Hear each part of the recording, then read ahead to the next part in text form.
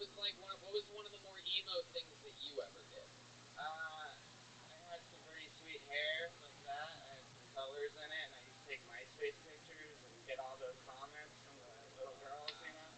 And when did you start dressing like a South Park character? Wow, there it is. It has begun. The Joelberg chant is rippling through the room. That is a fucking good one. You look like a South Park character. Fun fact, wow, there you go. South Park is also the name of his wife. Anyway, William, you don't get to be on panel very often. This is his first time. You have any advice for him? You were given some. Yeah, I recently was on a teacher of stand-up comedy, Silver White Pointer. Good question. You were in your emo phase. What was your Canada. How does that go? Can you remind me? What does that sound like? Yeah. I mean, sure. Fucking just remind me of it. I'm not expecting there's not gonna be like a lighting change or anything like that. It's gonna be a single spotlight that comes down, but like, what was their famous song? There's no penguins in Alaska. Yeah, I never got into any of that shit. Doesn't matter. How about one of the better first time sets I've ever seen? Drew Nelson, everybody, did it. Kill Tony, that's how you do it, buddy. That's how it works.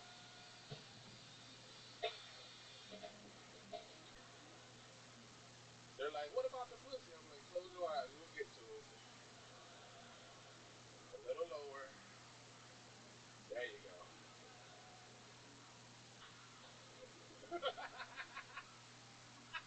That's what made me laugh. David Lucas, everybody. Fuck yeah. David, always a killer. Always straight material. I fucking love it, man. I love your style. How you doing? You been having fun up in here in San Francisco this weekend? Yeah, I'm ready to get out of this rain, though.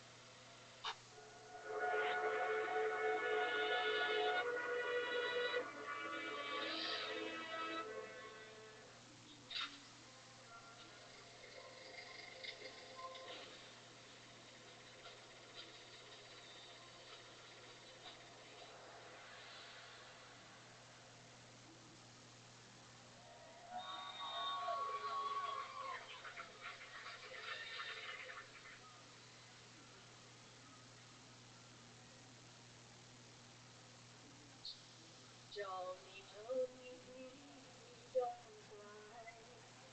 I grow up someday, saving all my kisses just for you.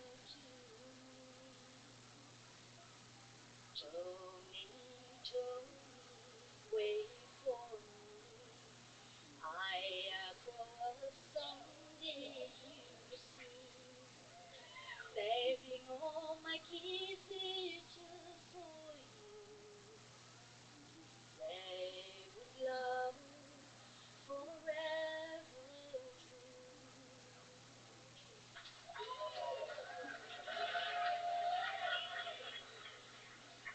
I beg my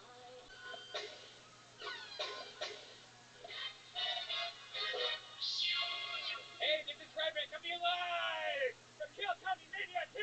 We're brand new episode of Kill Tony. Get up and Tony Head Switch. San Francisco, this is it. Let's fucking go.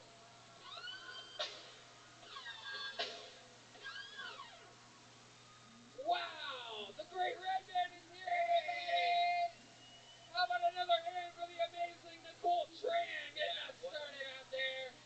And look at that, it's Nate Diaz coming up against Jorge Masvidal. You know, a fun fact, the first guy I ever bet on was Nate Diaz. The first time I ever bet on one of the fights that I've gotten lucky enough to go to.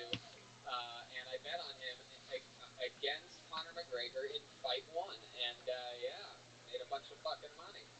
Anyway, join now and MyBookie will double your first deposit. That's an incredible deal. Use promo code Tony to activate the offer. That's promo code Tony. Visit mybookie.ag today. Again, that's mybookie.ag today. You play, you win, you get paid. You guys ready to start this puppy pie or what? This is it. It's exciting stuff. Kill Tony Mania is a very special event where we have special treats that maybe some people that you know from the show's history mixed in with your usual Kill Tony bucket pools. This is the actual bucket of destiny all the way from LA.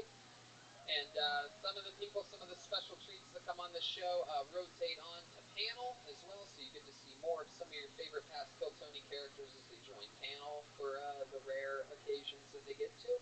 And let's fucking do it, shall we? There's a band on this show. Did you guys know that? Every single episode of the show, they commit to being different characters. Sometimes it's the return of some of their hit characters. Like this last episode, we had the emo characters earlier this evening.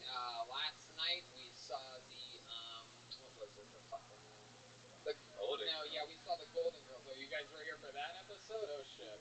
I don't even remember that episode. Deep apologies on the entire first ever apology episode. Deep apologies, but we're going to make up for it tonight. What do we name the first one, though? Cat Burglars, that's right. And sometimes it's a brand new character. This is the fourth show of Kill Tony Mania, and they are a pretty smart crew, so I'm really excited to see what characters they're going to be for this episode. They're some of my funniest friends on the planet, and they're also the best damn band in the land. Make some noise for the Kill Tony band. Jeremiah Watkins, Roman Chris, and Joel Jimenez. Gold Digger? Wait a second, what? What? Oh my god. Oh my god. What? Are you fucking kidding me? Gold diggers? This is the first time we've ever seen gold there, and I eat rough. Wait a second. Wait a second. Jimmy, Bob, wait a second. Jimmy, Bob, why do you eat raw? I'm hungry. Okie dokie. Oh, wow. Jimmy Some of us spend too long in the caves looking for gold. Is it safe to be down in caves wearing what appears to be complete women's overalls, Bartholomew Jenkins? Those are definitely, are those your wives, So you see, the clothing starts to shrink after a long time mining. Okay, okay. I'm so excited about this. Wait, that's how you always walk? My back is gone now. What are you doing? You don't need to come that far over. Stay over there. You're making it much harder. Oh my god, no! Oh! No! Oh my god, we already had a bucket spill this weekend. We don't need another one. Get over there, Bartholomew. Well, here we go. Alright, so we have 49ers, we got Red Band and the soundboard, which brings me to this bad boy. It's the Bucket of Destiny, everybody. The heart and soul of the show. You guys know how it works. We get J-Eval Kill Tony Mania posters. We'll sign them for you. We'll take pictures with you after the show. Here he is, Jay Yoder, everybody. Guys, it's your first comedian of the night. Not an easy spot. How about one more time for Jay, everyone? Hello, hello. I don't know if you can tell, but through my shirt I have a pair of man boobs, and they're about a B cup, I'd say. Interesting, because I date girls with small boobs, because I like to be dominant in a relationship. Funny thing. I've always wondered what Matt Damon would look like with serious brain trauma. I've always wondered what Matt Damon would look like with serious brain trauma. Glad that I finally get to find out. How long have you been doing stand-up comedy? First time. First time ever, everybody. How about that? First time. First time ever, everybody. How about that? That's the way to get the show, motherfucker. That's the way to get the show, motherfucking started. Pretty good for the first time. It's true, you do have man boobs. How'd you end up with those? I got it from my father. Your father has man boobs too? Did he breastfeed you? He wasn't around, Tony. Oh, he wasn't? So no. Wow, there's a lot of people with deep issues groaning over here. Why wasn't your dad around? They divorced. He had another family in other towns. Oh, in the other towns, multiple towns. Small towns. Oh, okay. We used to call that searching for gold in another city. Oh, wow. Yeah. My goodness. So, you're an only child then? No, older brother. You have an older brother. Okay, cool. And is this true? How long have you been with this girl that stuck her finger up your butt? About a year and 2 months. About a year and 2 months. That is so precise. My goodness. She's got you by the asshole and the balls, huh? Can't forget that anniversary. 10 more months, 2 weeks, and 3 days.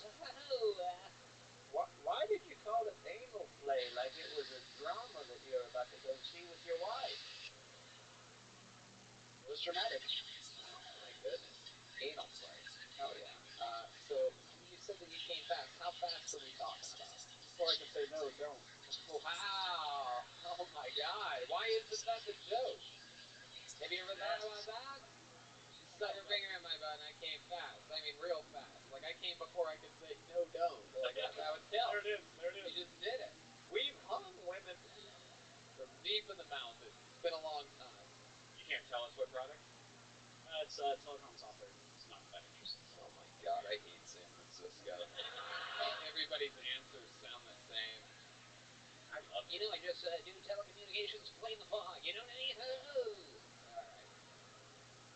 Jay, some fun fact about you? Any fun hobbies or something like that? You seem like you'd hold the record in something. You some type of like master at like Quake or something like that, or perhaps. Okay. This guy is the brand newest regular on Kill Tony. He's taken the show over by storm. He's had 3 killer minutes so far this weekend here. 5 if you count Sacramento. 6 new minutes this week if you count Monday at the Comedy Store.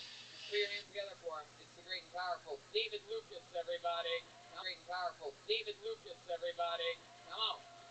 Come on. Come on. Come on. Yep. Yep. Yep.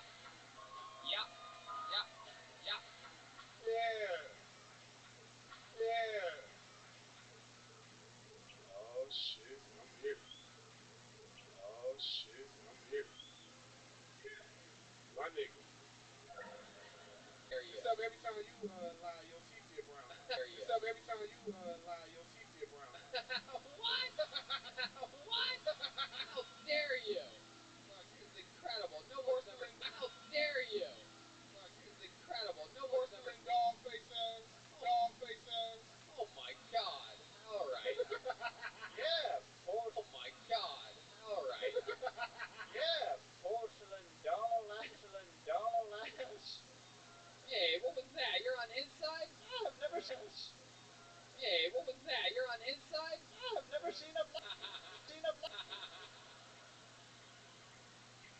I was chilling, man. Been spending a lot of time with this puppy. Training her. Training her. Yeah, do you hear me? Yeah, but you're Do you hear me? like really delayed. I'm really what? Delayed. Okay, hang on one sec. Okay, hang on one sec. Wait. I mean, or at least I'm delayed on your stream.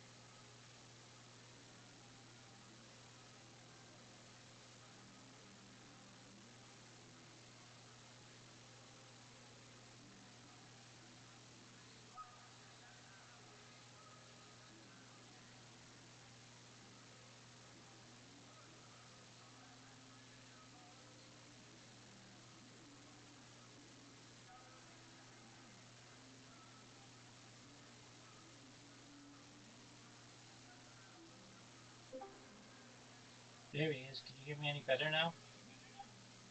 I hear you just fine now. Let's see. Do you hear me? Yes, I do. All right. We seem synced up pretty good. Absolutely, it's much better. How you doing? Doing all right, man. Just been spending a lot of time with this puppy, and actually got kind of sick earlier this week, so just kind of getting over that. What was wrong with you, if I may ask? I just started throwing up. I don't ever really know what if I get like a full sickness, but I'll get like a quick little bug that I'll get. Like I'll have like one symptom usually. So I was throwing up for a couple days, and I don't know. So I'm just taking it easy there, and having to take care of the pup, and training her a lot, trying to. It's not easy, but she's only so old. She only can learn so much right now. You know, Right. Has she been behaving? better and better every day. Yesterday was looked it up. I read about the breed, and they're known as land sharks. It doesn't matter what it is. Like this is what they do for a while. So you know, I give her a lot of toys to chew on, and she gets bored with butter. I'll stuff peanut butter down the hole for her, so she has to really work to get all the peanut butter out. You know what I mean? Work to get all the peanut butter out. You know what I mean? Yeah. From both sides. Yeah.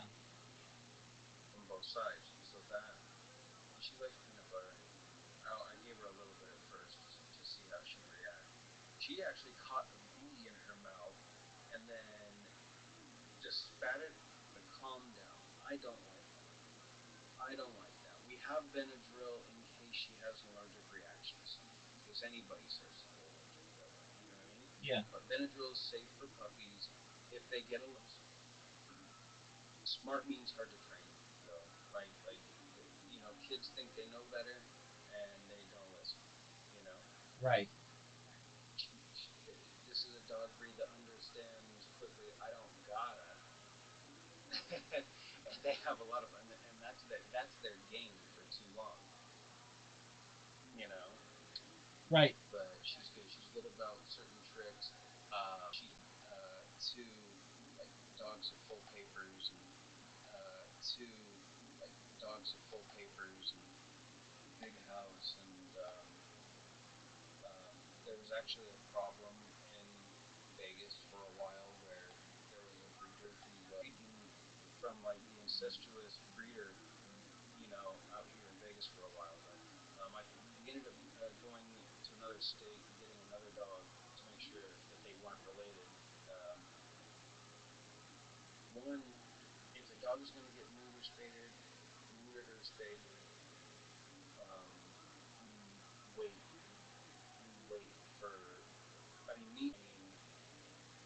If you just take care of a problem when it happens. But we were responsible. We only ever had puppies with the one dog. So, how Plus, many? then when we went to go have her spayed, and she never came home. She died in the doctors from No her way. routine spay.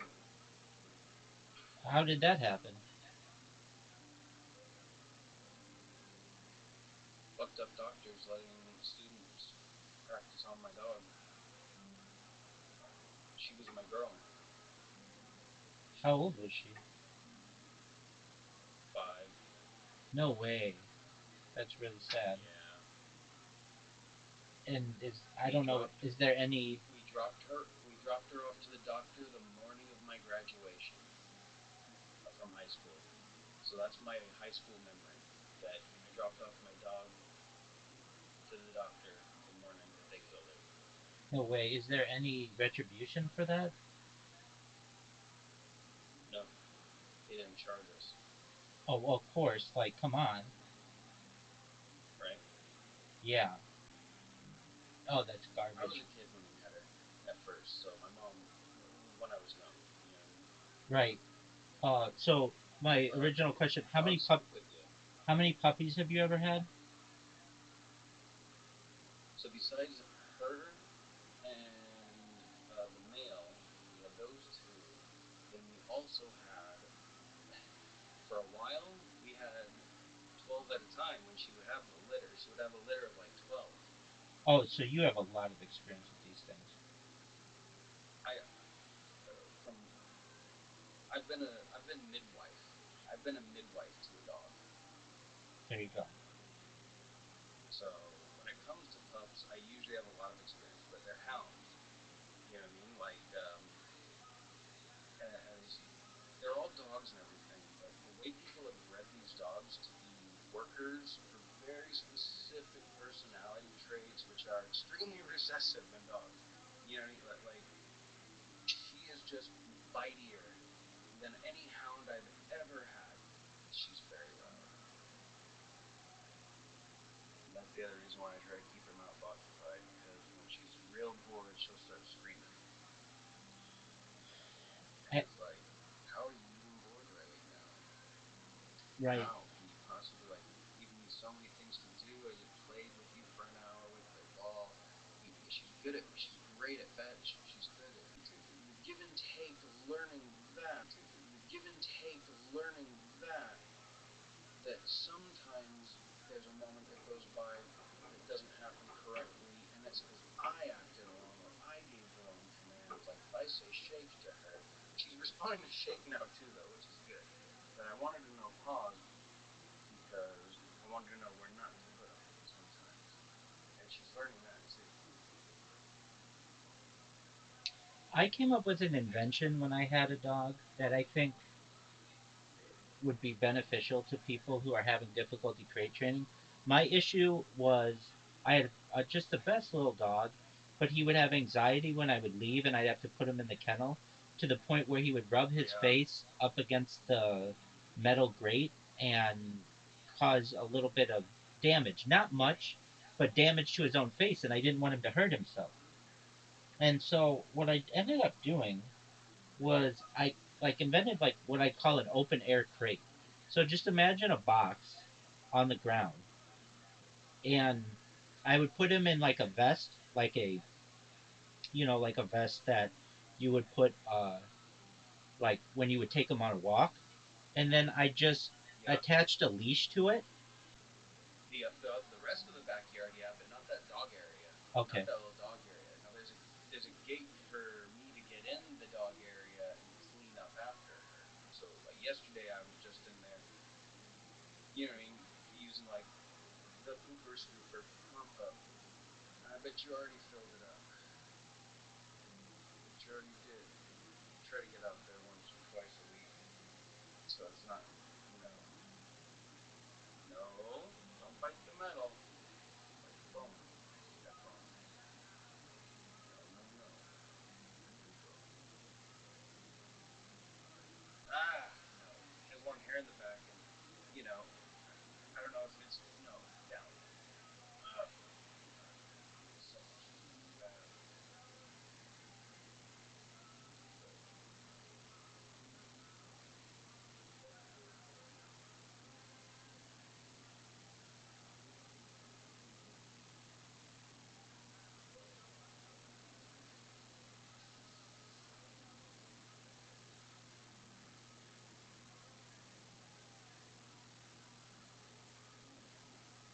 quit, you know. Wow, you're so quick now with that. That's it. Wait. I know. I asked right though. That's it. Wait. I know. I asked right though. That's it. I didn't ask yet. It's when they sit up on their back legs, like they sit up on their butt and they put their arms up. Okay. Like they go pretty boy, and like they sit up on their ooh. Like they go pretty boy, and like they sit up on their ooh. Ooh.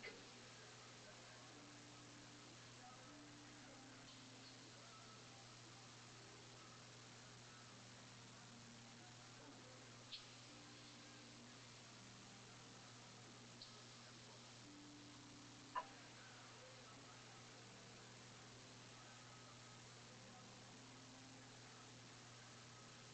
Try to get her interested in another toy.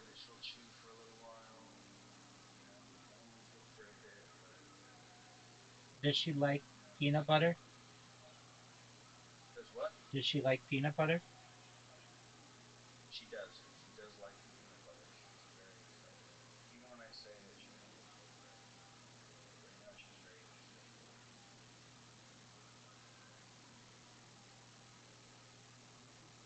They make It's a weird. they make a kind of dog dish that slows them down. Yeah, I think that might be the better way to go. I've been, feeding her a little bit smaller. I've been giving her 3 meals a day. She asks for food constantly anyway, and so the way I've found to slow that down is to give her smaller meals, but 3 times a day. Usually people feed their dog twice, but it's like breakfast, lunch, dinner. We've trained dogs to be on our schedule, and when I'm feeding her 2 big meals, I hear her stomach working hard. I've seen her throw up, so I adjusted it. Yeah. And she's been doing a lot better with that. And I know the food's fine, you know.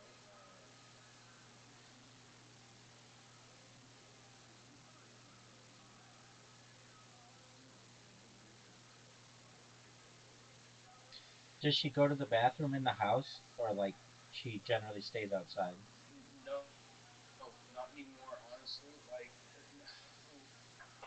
knock on wood, because the last couple of days she has not. I mean, so she has full access to the dog door.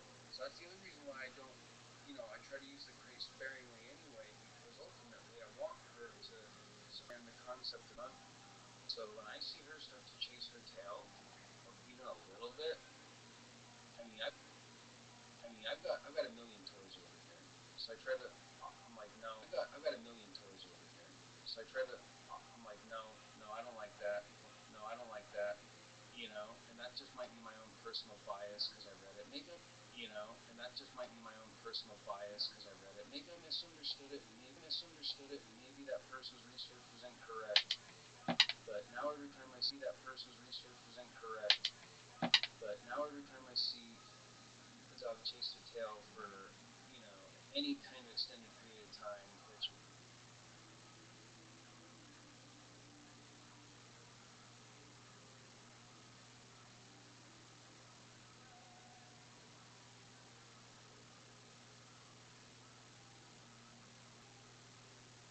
That isn't changing much, people. Alright, where'd that guy go? I love it. Okay, on to the isn't changing much, people. Alright, where'd that guy go? I love it. Okay, on to the next one we go. Put your hands together for John Gabb. How about John Gabb, huh? Next one we go. Put your hands together for John Gabb. How about John Gabb, huh? Whoa! Be very excited. Is this him? Oh, oh! Be very excited. Is this him? Oh no, that guy's just excited for somebody else. Wow, incredible. Wow. We know John Gabb. Come on. Spots that we want to do in the city now. Yeah, After only a year and a half. That stayed fairly busy. And it started here on Yes, sir. I wouldn't have started without you guys. And you're happy with your life. Yeah. I mean, It sucked before comedy. Still kind of sucks, but. I mean, you look like you have a sad life, but not right now. You know what I mean? Like right now, it's like when you're shining. Oh, yeah. Do you remember the thing, what I called you the first time we ever met? Snaction Bronson. Yeah. Yeah. Action Bronson. Still works a year later. I tried using it as an opener for a while. It wasn't hitting real hard. It's not the same. You look like if a stomach ache was a person. I literally do have Tums in my pocket. I have a pocket full of Tums right now. It is true. You look like the son that one of these 49ers would be the, you look like the son of that one of these 49ers would be disappointed in. Paul Daniels. I just don't understand why they pick up the family business. How old are you? You're about what, 39er? 28. 28. 28. What do you do to make money, John? I work with special needs adults. Wow. You just, Uh, what do? You just do all your work in front of a mirror? I love it. How long have you been working with the special needs? 6 years. 6 years. Wowzers, man. Yeah, it's a cool job. It's an easy job. What's the day like? Sound of Music. I met a chick through my drug dealer, and then spent 4 days immediately with her upon meeting, which is a bad idea. Like I've done it with her upon meeting, which is a bad idea. Like I've done it in small doses, but I'm not good for 4 days. Right, absolutely. Not good for 4 days. Right, absolutely. Yeah. So what you guys do? What you guys do? You just kept doing drugs. Drugs and dumping clips into this lady. Just kept doing drugs. Drugs and dumping clips into this lady. Dumping clips. Dumping clips. That's what comes out of you when you comp clips. Yeah. That's what comes out of you when you comp clips. Yeah. What are you talking about? So I figure she's really hungry. She's probably going to be growing for a while. I try not to feed her all at once because she's little. It says she eats like up to 3 cups a day right now of food. And I'm like, wow. But then in a couple months, it says to like lower that a little bit. So this must be a period of time where she's growing, but because she's still small, it needs space to get out more. Do you know what I mean? Yeah.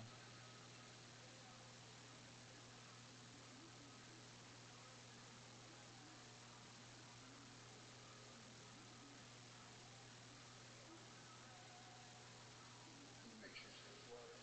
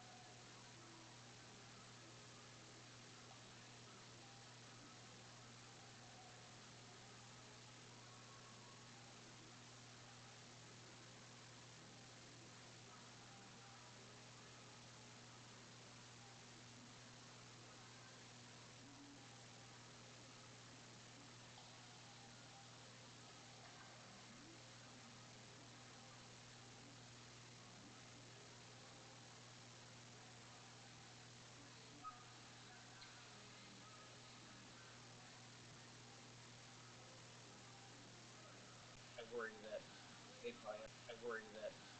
probably have the same kind of dander that bug me. Yeah, I'm definitely more of a dog person than a cat person. I Yeah, I jive with dogs. yeah, same. I don't think I've ever been around a dog that I didn't like. I'm sure that there are. Actually, no, I have been. But that's only if they're really aggressive. Generally, dogs are really sweet. Cats, I have been around cats that I like. Some, but there are some that I don't like that I've been around that I don't like, and they're just I don't know, they're easier. I know that. Um, I There's a lot less from you. Um, you've got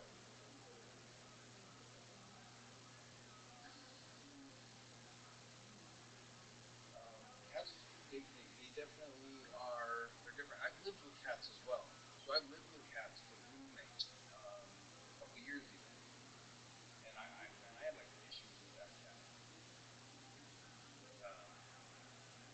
I used to call her Flea Queen. I don't think she ever had fleas, but I used to call her the Flea Queen.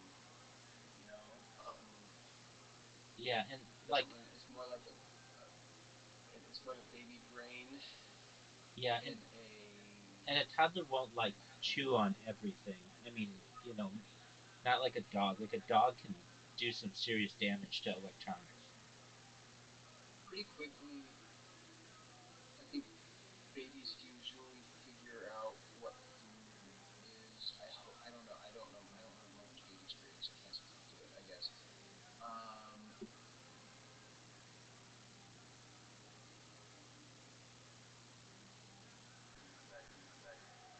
Then in the morning when she came, she tried to wake me up a little bit, but I didn't let it happen. First she just laid with me, and seemed like she. I didn't let it happen. First she just laid with me, and seemed like she went back to sleep for a little bit. She went back to sleep for a little bit, you know.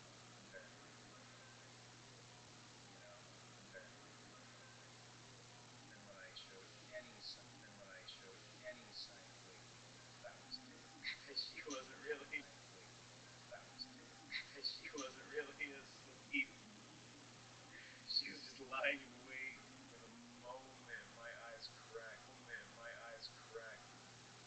And that was it. You know? And that was it. You know?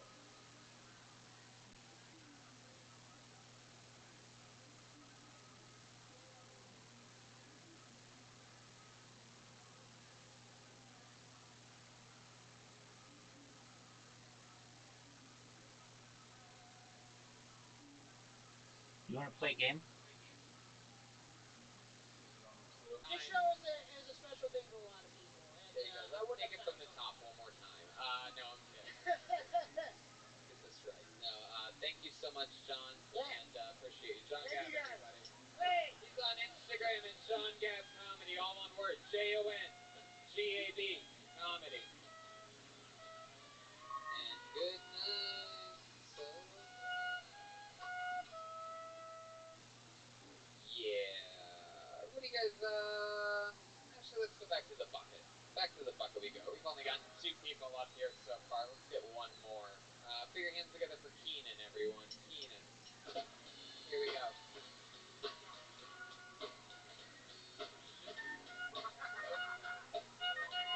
Heck yeah, here. Everybody's talking shit about China right now, but I think they got one thing right. One kid, free plasma TV. You have one kid, you get a free TV. You guys been to a public park recently? Who the fuck is having all these kids? Honestly, it's like, it's not the first time I've got that. It's impressive. Got me a lot of pussy in high school. Sorry. Wow. This guy's gonna be Batman. That's impressive. Hell yeah. Keenan, hell yeah. You are quite the guy. You're born and raised here in San Francisco? No, I was born in Boston, raised in Atlanta. Southern boy. What brings you here to Southern boy. What brings you here to tech? Tech. Tech. What do you do this Tech decking? Yeah, tech. What do you do this Tech decking? Yeah, tech decking. I do graphic design. Graphic design here in the city. Oh wow. Graphic design. Graphic design here in the city. Oh wow. You do that professionally. You got one of those jobs. Can you design me the book of Reuben? Yeah. I wish. You got a real black name. I do, yeah. It's from a book. Keenan McCown? Baby name. Oh, I thought Good Burger or some shit. Yeah. I get that quite a lot. I bet you never would have guessed Keenan from Atlanta looks like that. Never. Hey, you know, Trump's sweeting us in and out of wars like crazy.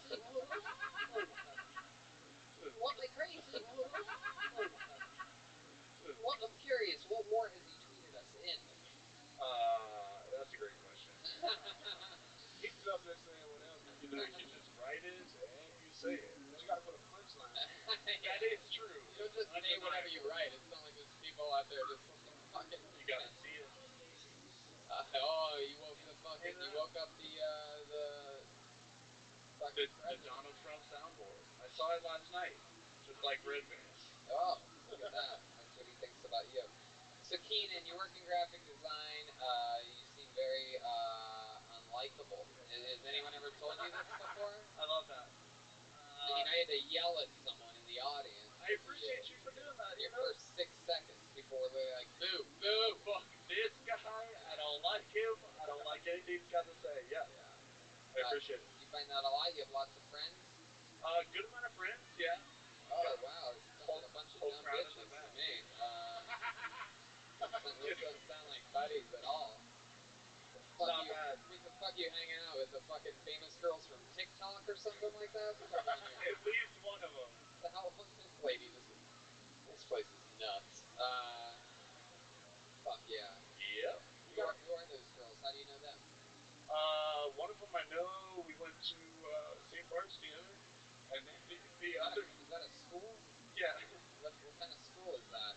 It's a church of the electric train. Okie dokie. Can you answer? Take her home and we're gonna have sex, latex, all up on my cock. You never find me riding bareback on the block.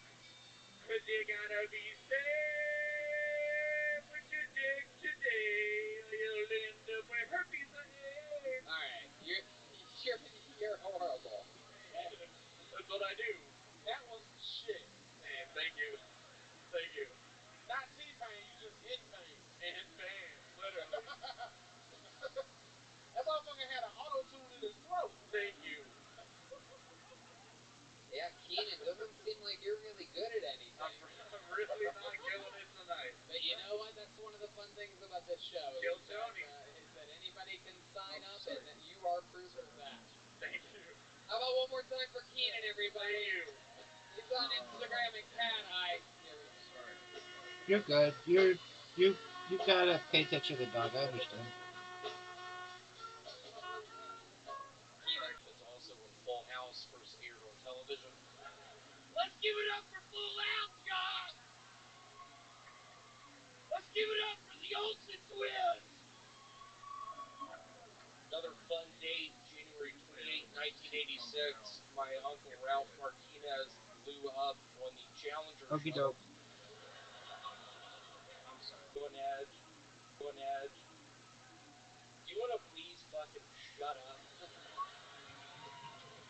I've got a lot riding on this! I've got a lot riding on this! I'm gonna be on Rescue 911! Be on Rescue 911!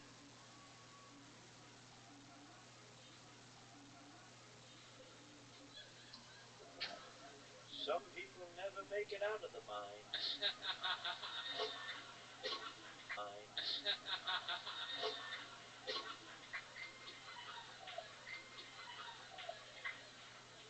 William, do you recognize these guys at all? It seems like, again, there's been 5 people on this stage tonight that look like 49ers. Jerry Rice. Let's give it up for Jerry Rice! Hell of a receiver!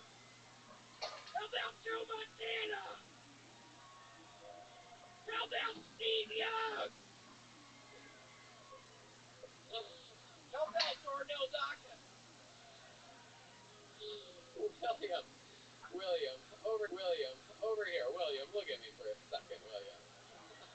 Oh, are you doing the winks again? We've seen this before. This is another way he's been connecting with the audiences lately. He tries to give each audience member their own individual wink. Really get you your tickets, get you your money's worth here tonight. Getting a wink from William Montgomery Sorry about that, guys. gets you luck for a long time if you get that wink. Hell yeah. William, you're going to lose an eye with doing this if you keep going. You're going to have one really strong right eyelid if this keeps happening all around the world. Hey, Oh my goodness. Sure. Okay. Did that guy get 2 winks? What was that? Hold on a second. William, over here. William, you been having fun this weekend? I've had a bunch of fun. What I realized, David Lucas, I got in the shower after David Lucas. Yeah, we're all staying at one big compound here in San Francisco. You got in the shower with Shout out to Daly City, by the way. Welcome, Frosty. How you living, Tim? Shout out to John I'm good. Daly! Interesting. Research has shown it to help with a variety of different ailments, including insomnia, anxiety, depression, and more. including insomnia, anxiety, depression, and more. Go to InfiniteCBD.com, and if you use the promo code Tony15, you get 15% off. That's InfiniteCBD.com and code Tony15 for 15% off. We have another sponsor on the show, Cash for Gold. Right number one on NBC's Today Show. We paid over $80 million in offers to date. Appraisers with over 50 years of experience. Free and insured medics shipping A+ rated by Better Business Bureau and thousands. Free and insured medics shipping A+ rated by Better Business Bureau and thousands of 5-star reviews. CashForGold.com. I pulled another name. CashForGold.com. I pulled another name out of the bucket. This is fun. We'll get a lovely young lady up here. Make some noise for Elizabeth Strickling. Elizabeth Strickling. Here we go. Here she comes. Elizabeth Strickling, ladies and gentlemen. Here we go.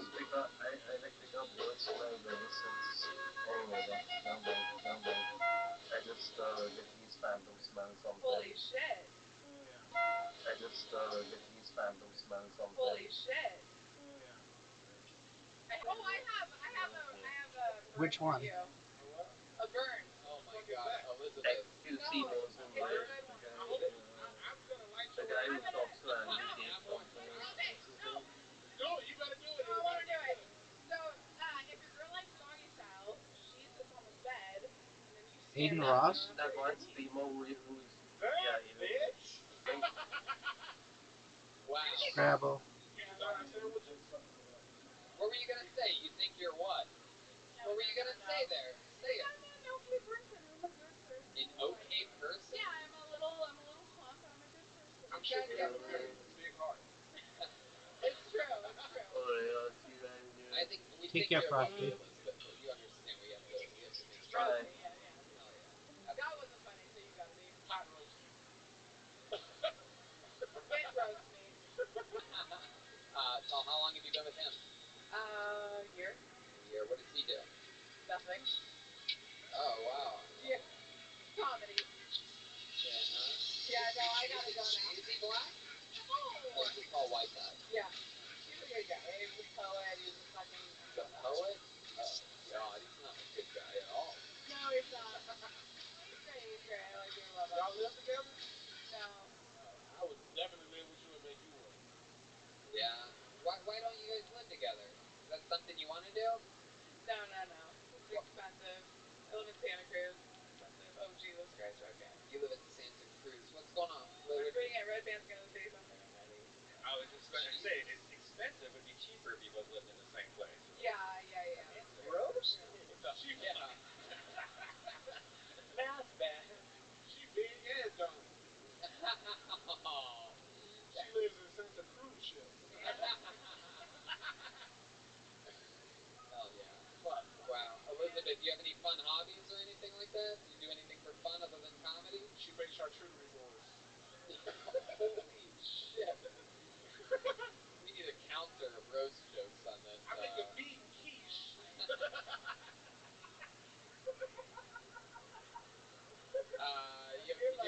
What do you do for fun, Elizabeth? I don't know.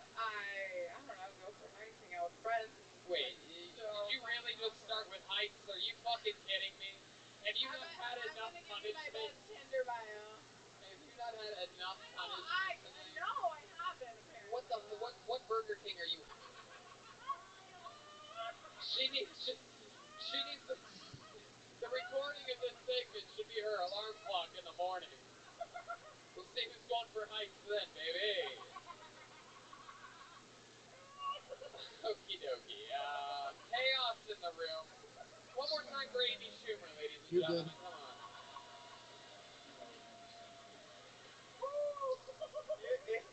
If you're wondering the farthest this show has ever gone, it was that moment right there.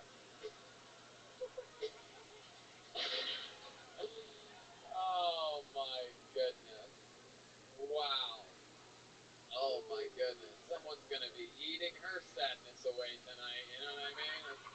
It's tears falling on a fucking whopper.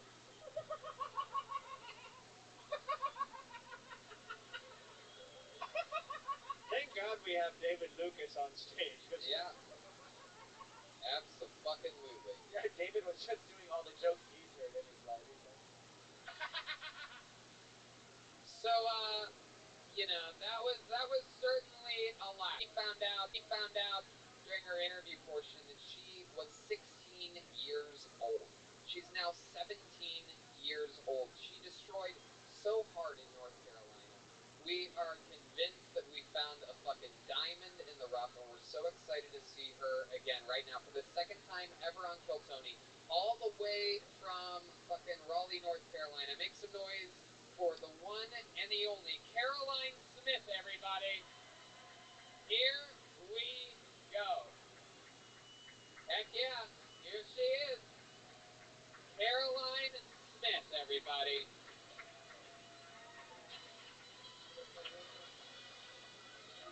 Hi guys. Hi. How are we? We doing good? I'm currently in high school. That's a thing. And I don't have a ton of friends where I currently go to school, so I always eat my lunch in the special ed classrooms. Before you get all satisfying, none of them can talk so they don't annoy me, and it's really peaceful. But there's this guy in the special ed classes, and he has Down syndrome. And I found out recently that he had been going through my bag without asking me. And at first I didn't really mind because I was like, oh, maybe he's just looking for like the missing chromosome or something.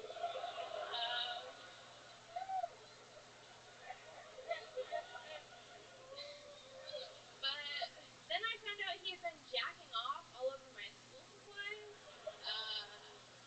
Yeah, and I was like, whoa, dude, you can't do that. You're a teacher. That's super inappropriate.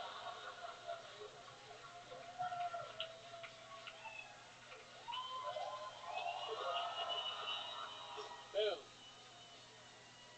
And that is how you kill Tony. 17 years old, ladies and gentlemen. You're looking at the fucking future right here, right now.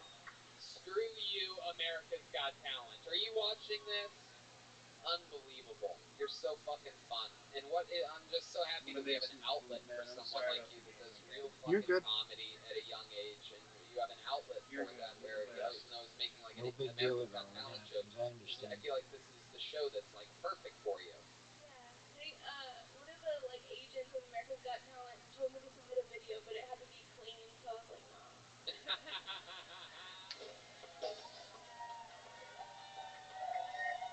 That is so goddamn cool. I think we finally struck gold with this one. Yeah, absolutely. Absolutely. So how's it been going? How's it been going, Caroline? We haven't seen you since it was Raleigh, North Carolina. Is that where you live? Yeah, I live in Durham, but I do all my stand-up in Raleigh. That's so cool. Heck yeah. And you've been going on stage a lot? Yeah, it's mostly been like bar shows and mics. I'm at Good Nights, which is the comedy club there, quite a bit. I love it. Heck yeah. And you're still in high school, right? Yeah, I'm a senior. I graduate in January. Oh, that's so cool. Holy moly. That's my favorite kind of girl.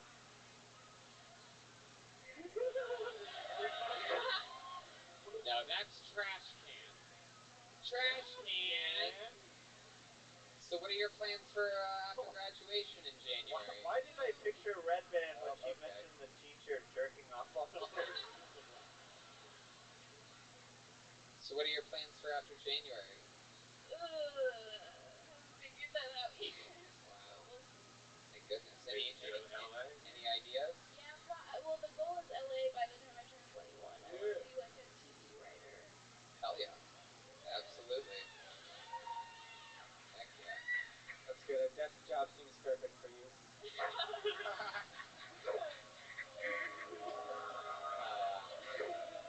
See, we make fun of all women on this show. That's why I did it. Soon you're gonna be in the real world. David. That's too old of a reference. I love it. Heck yeah. When your legs don't work like they used to. Oh, David. Sorry. Come on. How dare you? You're making Ed Sheeran handicap reference.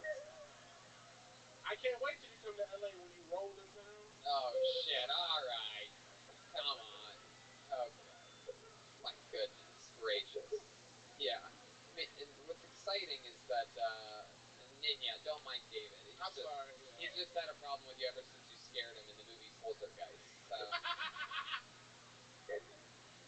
Heck yeah. What else do you do for fun? You're in high school. We don't even know what it's like being a kid anymore. We're all getting old and creepy. Some of us more than others. You know what I mean? So what's it like being a high schooler nowadays? I don't do much. I just Do people in high school know that you're a comedian? no. What? I told my well, I ran into my Latin teacher at a bar once. Whoa. Literally ran into him. What were you doing at the bar? A mic. Oh, I rolled right up to him. Did he watch you? Did you watch his set? Yeah, he's like a musician, and I had to just be like, he was like, good job, and I was like, see you Monday, I guess. And you were like, are you Willie here? Oh my goodness. Come on, David, just relax for a second. Just relax. Let's check in with, you're in high school. Oh, yes, come. Just share a microphone with William over there. If he touches you inappropriately, let me know. Even though you might not be able to feel it if he does. I'm not exactly sure. Not exactly sure what's going on over there. I'm just kidding. Everyone knows I'm kidding. Back to the bucket, guys? What do you say, huh? Fun episode of Kill Tony. Heck yeah. And if you want to say anything, you just grab that microphone right out of this fucking creepy fuck's hands. You know what I mean? Okay, this looks exciting. Put your hands together for your next comedian. Getting an uninterrupted 60 seconds. Gordon X. Gordon X. Here we go. Let's see what happens here. Gordon X. How about a hand for the band, huh? New songs every episode. Getting it done. Not really seeing any movement here. Is there Gordon X? No. Not seeing it. And on to the next one we go. Is that Gordon X? Yeah. That's Gordon X? Alright, here he comes. Gordon X. Come on, everybody. One more time for Gordon X. Here we go.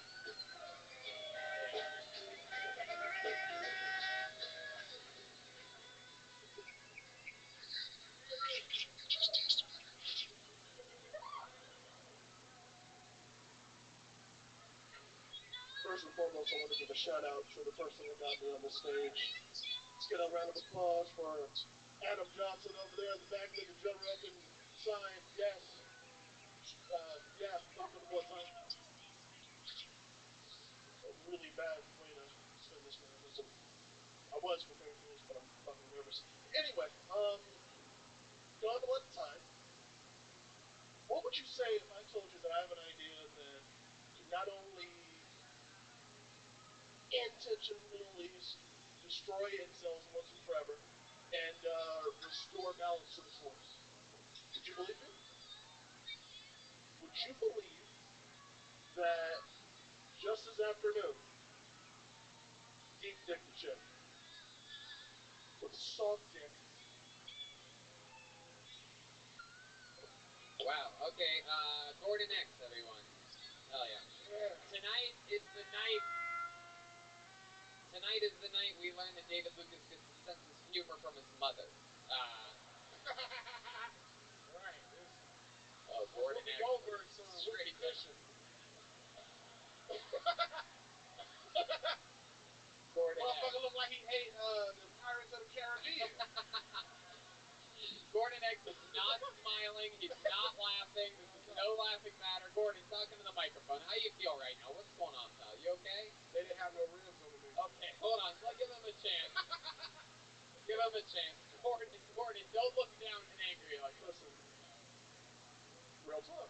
Yeah, we're gonna talk right now. Nobody interrupt Gordon first. Gotta take a shit right now. It's literally like I was You actually do? gonna go You do? upstairs and take a shit. You do? When you called, wasn't expecting it. Thought of the show was Guess gonna what, end. Gordon? Guess what, pal? I've had to take a shit since this episode started. You stay in the pocket, you stay professional, and you stay focused. Alright. I had a fucking blue cheese double cheeseburger literally 5 minutes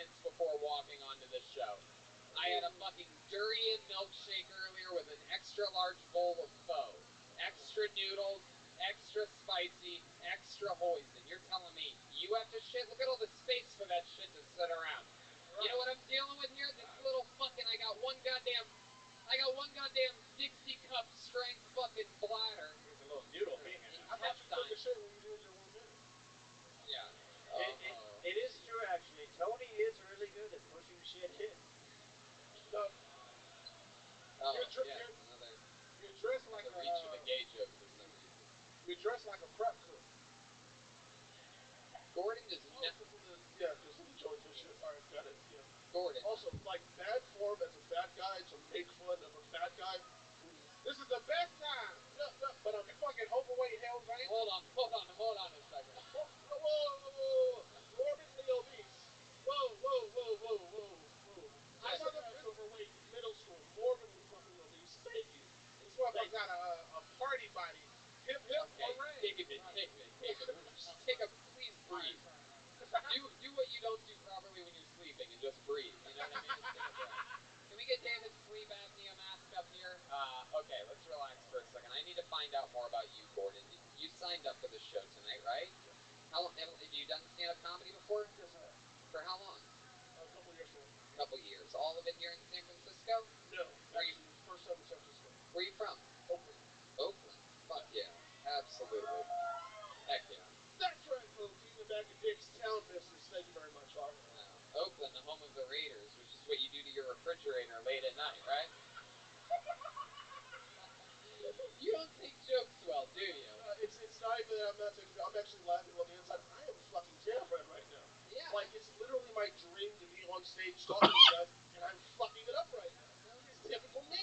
Typical me. That's okay. I'm gonna be back. No, listen. You're gonna fucking remember me. It's okay. I don't give a fuck. Relax. Oh my God, are you two actually related? Giving me a panic attack. Gordon, let me tell you something. You're doing just fine, pal. The set didn't go the way that you wanted it to, but we're still in the middle of the interview. We can turn this thing the fuck around. How many of you think, Gordon? We get it. We all have bad sets once in a while. It's just all we know of you, sure, but at this point. But, and like you said, you'll come back, you'll do it again, and we'll have more fun some other time. But don't look at this like a loss. You haven't lost anything, not a single pound. Anyway, so let's talk about your life a little bit, Gordon. What do you do for work? Work at a liquor store. You work at a liquor store? Yes. Hell yeah, man. How long have you been doing that for? 6-7 months now. 6 or 7 months ago. Feels like 6 or 7 months. Heck yeah. And do you ride a motorcycle? No. You just Want to? look like that. So I ride an electric scooter now. Oh, you ride an electric scooter? It's called an electric I'm actually in Oakland with an electric scooter with air conditioning. Matter of fact, with cool shit. Let me know. Wow, what's that doing? You guys break into this weird thing. Yeah, every once in a while you just box out this imaginary basketball player behind you. You tell the audience something. That's the nigga that I wanted to be on stage for the minute, but didn't have a dick in it. Wow. At the moment, I'm working on it. Like making the bell ring. You got great stage presence, though, for real. Yeah. Thank you. Yeah, you're not scared to get on stage. I appreciate that. You ever been on stage doing anything other than stand-up comedy? No. No? No. Stage crew, like in high school. Oh, okay. What else do you do? What are you into, like hobby-wise or for fun? Robot crossing, actually. What? Robot crossing. Robot crossing. Cyber cheeks. Cyber cheeks. What does that mean? Explain to me. Yeah, we could all do that. What does that mean to you? Does this guy build robots and have sex with them? No. Those are fuck bots. I'm into sex droids. Explain to us exactly. No. Actually, no. That's a sex droid. I'm into fuck bots. Sorry. Don't think you got fuck bots. I'm sorry. Jesus Making my Christ. heart, dude. Get the beat. Yes, we gotcha. Okay, so Gordon, what the fuck does that mean? A fuck bot is a device that you insert or allow to be inserted your genitals into that doesn't look like a human. Sex droid looks like a person. It's that weird, like, real doll shit that you have to get, like, the step ladder to fucking assemble and all that. So you put your dick in a machine? Yeah. And it makes you come? Multiple orgasms, as a matter of fact. Real talk. Oh my God. Do you wash this thing? Absolutely. Multiple times. Would you fuck a vending machine? What? Would you fuck a vending machine? Fuck no. A robot? That's like the delectable, infinite, like, you multiple fucking orgasm smack drive. them out. It's not. Like, what's the name of the machine that you fuck? Real touch. It's called Real Touch? Yeah. I'm gonna write this down. Just gonna Google this shit, see what it looks like. Hell yeah. And when's the last time you were with a human being? This afternoon. Are you? Oh, so you just fuck a machine sometimes? Yeah, on the side. On the side. Now, do you mix the real touch with virtual reality and stuff like Yep. that? Yeah. Yep. Oh my god. So it's pretty much for guys that want to know. It's like a flashlight, flashlight. It looks like that, but it's hooked up to a Dell. Yeah. It's Very it bizarre. looks goofy as fuck. It kind of looks like a portal gun from Portal. It will transport you into a different dimension. Real talk. Real talk. Different dimension. I've never come as hard as the fucking. Jesus, do you have the promo code? What the fuck are you plugging? No. I actually have an intact, unused model, and this is a company that went to fuck. You cannot actually go and buy it. I got some OG exclusive shit. Okay, Gordon. Gordon X, that's your stage name? It's literally the shit that I came up with. I've been cycling names, like this is not the name I'm gonna go forward with, but it's the name I chose today. Alright. You like cycling music. It needs to be Gordon Triple XL. Okay, Gordon. My advice to you, of course, but you already know it, is sign up again, come back, hopefully next year around here especially, and let's see you fucking catch your breath and focus it all into some fucking energy and get retribution. It's going to be a fun storyline because we'll remember how bad you did. And if you do good, it's going to be the coolest fucking shit ever because that was, this was one of the worst sets I've ever seen in my life. I appreciate that. Thank you. One more time for Gordon X, everybody. This is the beginning of an interesting storyline. If he survives until next year's Kill Tony Mania, he's going to sign up and we're going to see him again.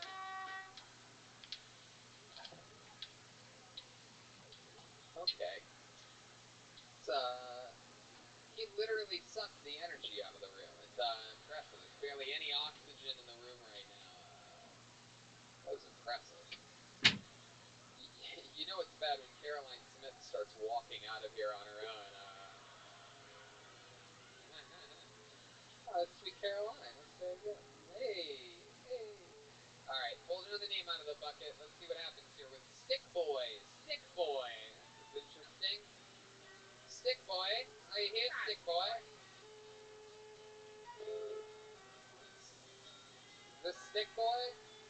Here he comes. That's not Stick Boy. This is Stick Boy. Here he is, everybody. One more time for Stick Boy.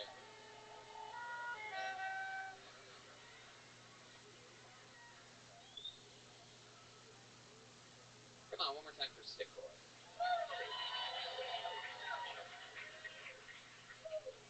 I like blowjobs.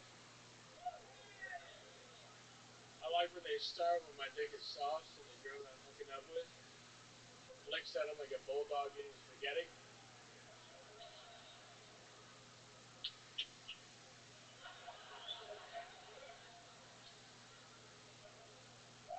I'm a multitasker.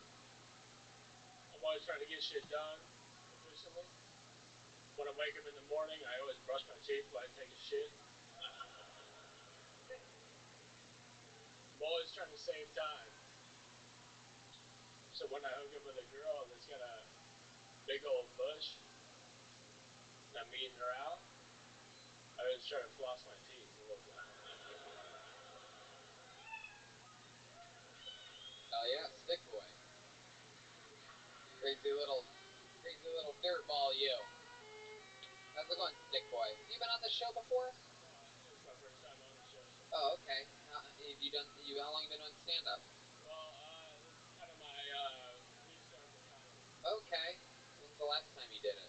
So I moved to Portland in March, and I did comedy. Oh, Alright. Jesus.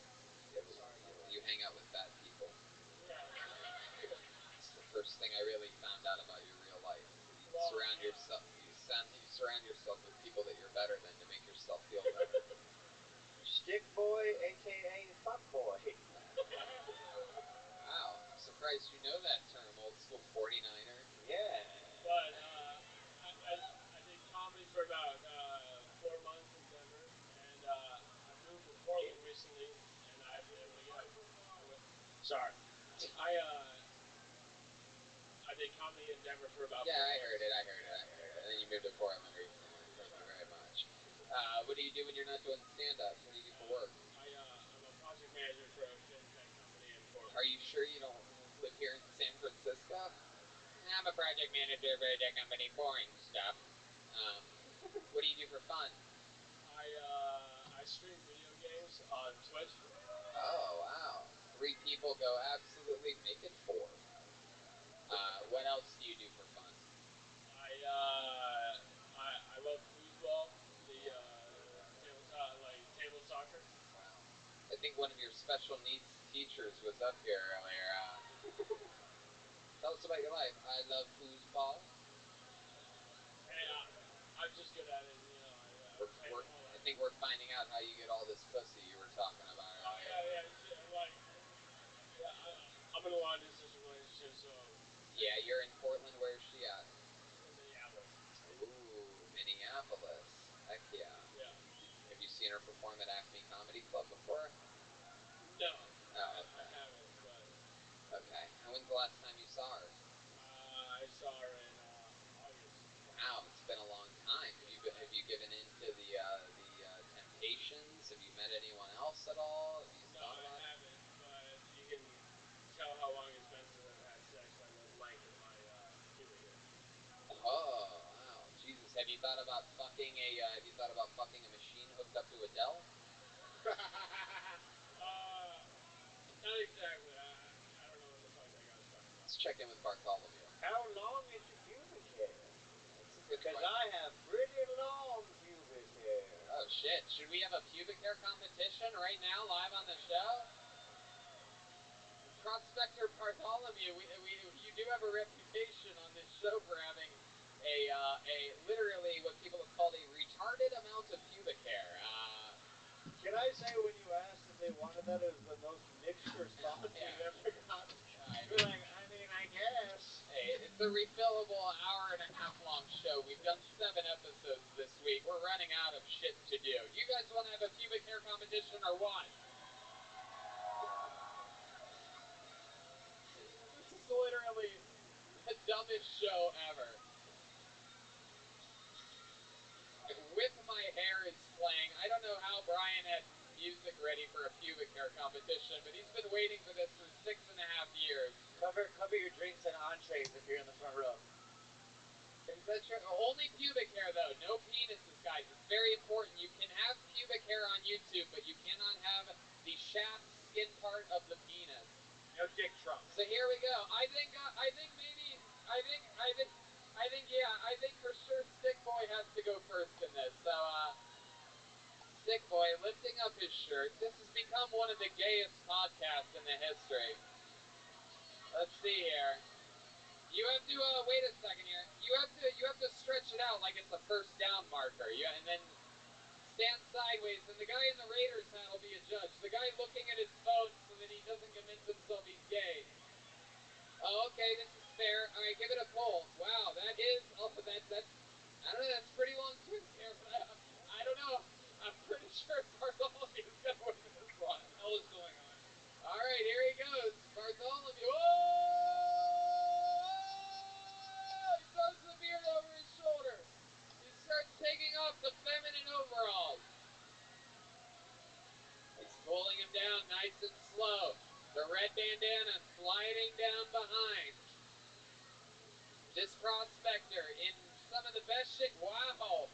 Oh my goodness. What are these underwear that he's wearing? Those are real tighty whities. I can't see over here. Take a step back, Stick Boy. Oh my god. Oh my god. That is disgusting.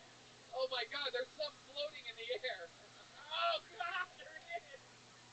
Oh, this is one of the most disgusting things we've ever done in the history of this show. By the way, just for you listeners, let it be known that this guy bragged about how long his pubic hair was, and Jeremiah is like, oh no, you don't. my house. Jeremiah keeps a frightening amount of pubic hair on him at all times. There's also a child on stage. There's another kind of miner on stage. There's a second kind of miner.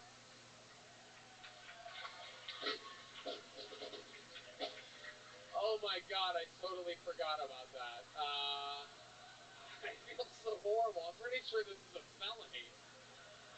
What if she got up and started walking again? Your mom's here. I have to check. Do I have a thumbs up from Caroline's mom on any of this? Oh, okay, cool. I'm gonna hammer Caroline's mom. Woo! Sheesh! Would have been something if the final show of Mania was the final show of Kill Tony. End of our freedom. And that is, by the way, let's give Chroma Chris credit for that. Incredible. There's more than our kind of minors on stage. That's good. Again, Chroma Chris, not a professional comedian, just hits grand slams, home run derbies. Well, Stick Boy, I mean, what can I say, dude? You fucking, the third most interesting thing about you is that you have medium-sized pubic hair. Okay, stop booing people, you fucking idiot. There's one real angry weirdo somewhere in this section. Stick Boy, we appreciate you signing up. Congrats on your first time ever on stage. Go give your friend a fucking back rub. He seems very stressed out. Thank you, guys. You're welcome. There you go, Stick Boy, everybody. Stick Boy.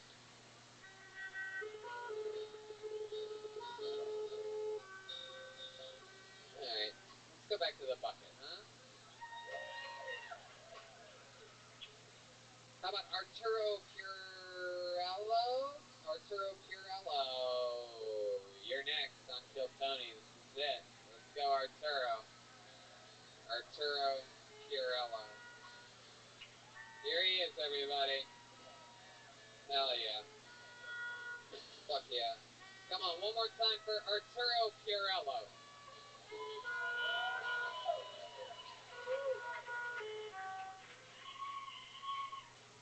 Hey, how's it going? Let's give it up for Frank Ford! Okay. All right. Hey. Who's shit themselves at Carl's Jr. before? Oh no? Me neither. All right, look. Okay, maybe. I was at a thrift shop with my mom and my grandma, and I had to go. So I told my mom, "Hey, mom, we're gonna go." She's like, "Oh, Kenny, give it a second. We'll leave in a minute." Cut to an hour later. We're still here. Right, like, oh, I realized at this moment, oh, this woman doesn't love me. Like, oh, I gotta do this on my own. So I leave the thrift store, and I look around. Never mind. Go ahead and finish it, Arturo. Are you close to the end, pal? It's really, why would you do it? I'm sorry. I thought it was shorter, but apparently not. Oh my god. Wow. Anyway, there you go. Arturo Purello, everybody. Coming out guns a-blazing. Clearly taking some of William Montgomery's advice from the top of the set, giving a shout out to Frank Gore, who I'm pretty sure no longer plays for the 49ers. Didn't really. True. I love to. I'm a big Frank Gore. Also a bartender. Can I get a PBR, please? I'm horribly on edge right now. Wow. These lights are getting hot. All right, very good, William. It's okay. How about you, David? What did you think about this guy? What did you think about Mexican Mario over here? I think it looks like Saddam Hussein. He does. I was thinking the Really exact same does. thing. Can you lower these gas prices, motherfucker? Like the death photo. What are you? You just pure Mexican? I'm Mexican, man. Oh my god. You seem so young to look like a Mexican grandfather. It's incredible. I know. Let's check in with Bartholomew over there. We've tried this a couple times on the show before. I think it'll work. If you say a joke and then you have that new catchphrase of yours, "I'm Mexican, man," I think it would really spruce up your set quite a bit. All right, you have any short jokes that you want to do? Like a very, very, very, very, very short joke? Like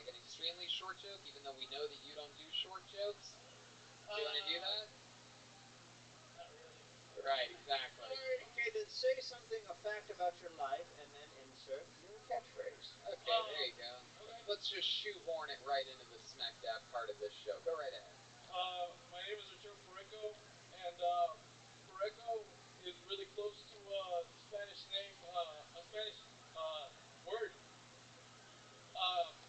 puerco, which means pig in Spanish. In English, sorry. He's Mexican, man. Okay, alright. There you go. You fucking nailed it, dude. Someone knows how to take direction well. Good God. Arturo, what do you do for a living? I work in a landfill. You work in a landfill? Hell yeah. He's Mexican, man. I'm Mexican, man. You look like you dress in one too. Yeah. Yeah. You look like a cholo that got really into Jesus. This is your first time attempting stand-up comedy? Yes, it is. Congratulations. There you go. Thank you. Absolutely. You from here, born and raised in San Francisco? I'm actually from 3 hours north of here. No, I believe He's it. Mexican, man. Mexican, man. Are there a lot of Mexicans 3 hours north of here? It's all white people and Mexicans. Right. What city exactly is 3 hours north of here? Corning, California.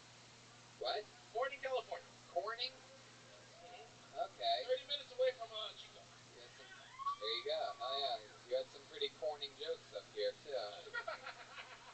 So Arturo, what do you like to do for fun when you're not digging in the trash and fucking There's a lot of digging in the trash. There's a lot of digging in trash? Yeah, Hell yeah. So you have a girlfriend too, huh? Alright. No. Yeah, go ahead. What do you do for fun? I play guitar, play video games, just look Oh yeah. look for money in the trash. You do? You look for money in the trash? I found about almost $1,000. Wow. You want to join our group? Hey man, damn, let's do it. You ever find a body or anything fucked up? The one thing the two things we found is a rattlesnake and a bear paw. A bear paw? Yeah, I don't know. Northern California, man. That's so interesting. What'd you do with those things? Did you goof around? Did you go up to your friend and be like, whoa, I'm a bear. I'm a bear with a Mexican accent. Hey. No, just since I run it's a conveyor belt, right? Uh-huh. I run it, and so run that thing faster. All right. Fuck yeah. I ain't messing with the rattlesnake, man. You know. Well, you know what, Arturo? You got your first time ever on stage up here. We're gonna fly through. We're gonna get one more person out of this bucket. How about that? Exactly. Is that okay with you guys? You want to go to the bucket one more time? All right. This is it. The bucket of destiny decides. There you go. Heck yeah. Yeah, he works at a landfill. What a happy guy. Heck yeah. Fuck yeah, the lady that's wasted and loves everything loved you. Put your hands together for your final comedian of the night, Sparks. Sparks.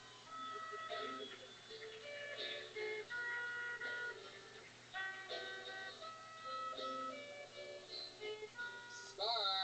Sparky! Sparks. Some movement? Oh, he's coming down the stairs, maybe? Uh-oh, Sparks coming down the stairs. Oh, there he is. Let's go. And no, don't run too fast. You're going to be out of breath. Classic Kill Tony mistake number 1. Here's Sparks, everybody.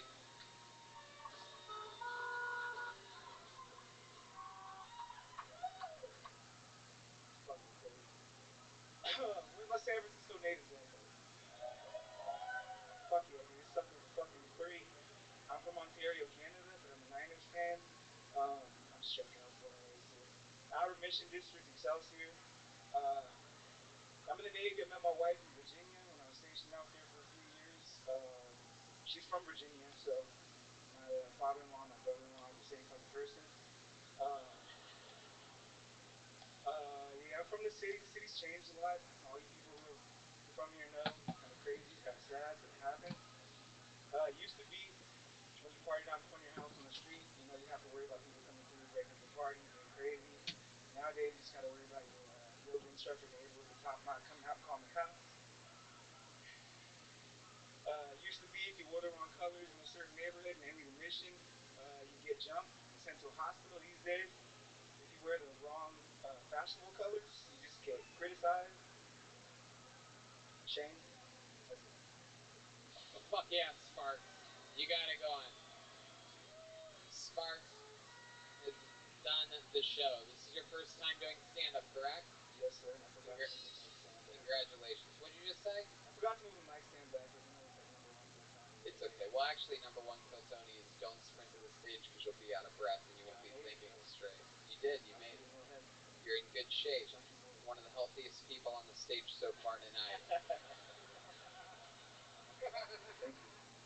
It's a very special crew we have where if you're not out of breath after a 20-second jog, you are considered an elite athlete on Kill Tony. Tell the Navy that. This is one of the few shows where walking at all is a huge advantage. That one was for you, Caroline. That was more really on you and a few of the morbidly obese people that made it out tonight. Shout out to them. Sparks, tell us about you. It's your first time on stage. Yes. You've seen this show before. I was just literally dreaming right now. This wasn't a dream because I was just at the Family Rock. Yeah, well, it's funny you mention that because you put a lot of people to sleep in the audience. They're actually, a lot of people are dreaming this young lady here actually took a nap during your set. I think she's fucking OD. No, She has heroin. No, she's awake again now that comedians are making jokes. She actually popped her head up. No, it's okay. It's his first time. Who gives a fuck? You took the advice of William Montgomery, obviously, and went out and bought a San Francisco 49ers vest before your set here. It's fun. Tell us about when you open up the next time. I think the audience will love it if you open up with I'm pretty sure I'm allergic to heroin. It makes my stomach hurt. There you go. He just gave you a joke for your first time ever. You got an actual joke from William Montgomery. Tell us about you, Sparks. What do you do? What's your story? I mean, like I said... You need any more of that cord up there? What's going on there? What are you going to do? I mean, Jesus Christ, bro. This guy's pulling it out of the fucking ground circuit. He just has dirt in his hands right now. I don't know what to do with my fucking hands. It's okay. Look up here. Tell us about you, Sparks. Like I said, I'm in the Navy. I was born and raised here in San Francisco next to my family. Grew up in the hood. It was kind of funky, but, you know, I mean... You grew up in the hood? Yeah. Outer Mission, Excelsior, anybody? What? Excelsior District. I got that here in San Francisco? Yes, sir. Oh, yeah, that's the real hood, I'm sure. It was in the 90s, not now, man. Calabasas. Now it's so hung up. Alright. I got pictures of my white-ass mom throwing up the E for Excelsior back in the day. It's kind of funny to show. Is that true? No, she's just like goofing around. No. Yeah. I don't know if you know this, but Caroline here is one of the Crips. Oh, right on. Let's see that Crip walk. No, she's fucking great. She gets it. She's laughing. Which reminds me, Elizabeth Strickling, look at Comedy Fed Caroline laughing at jokes that are about her and the way that she, the life that she lives. She makes jokes about it, and you can joke with her about it, and she laughs. She got the fucking golden ticket, and you just have a coupon for McDonald's. Alright. I'm sorry how we're still making fun of this poor lady. I have no idea. She left an hour ago. And to be fair, she just couldn't walk away. Come on. Trauma. What are you doing? Absolutely. We fucking love Caroline. She's underage. I repeat, she's underage. Not in North Carolina, dude. Look it up. I just did. Whoa. Red Band's gonna go home with Caroline. Heck yeah.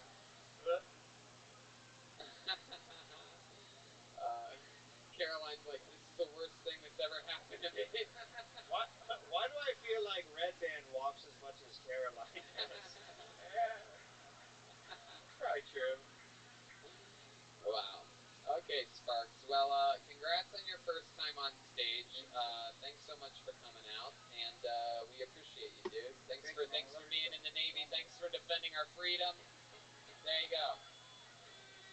But I don't know. I just don't feel like that's the way to end the show. I feel like it's not even. I feel like it's just not a way to end the bucket full. Do you guys think we should go one more time, huh? They love it. There's the energy. There's some fucking energy from this. You guys get more energy as the show goes on. It's incredible. So let's go.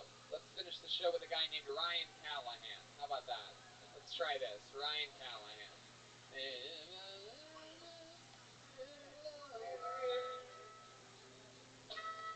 Here he is, Ryan Callahan, everybody. Here we go.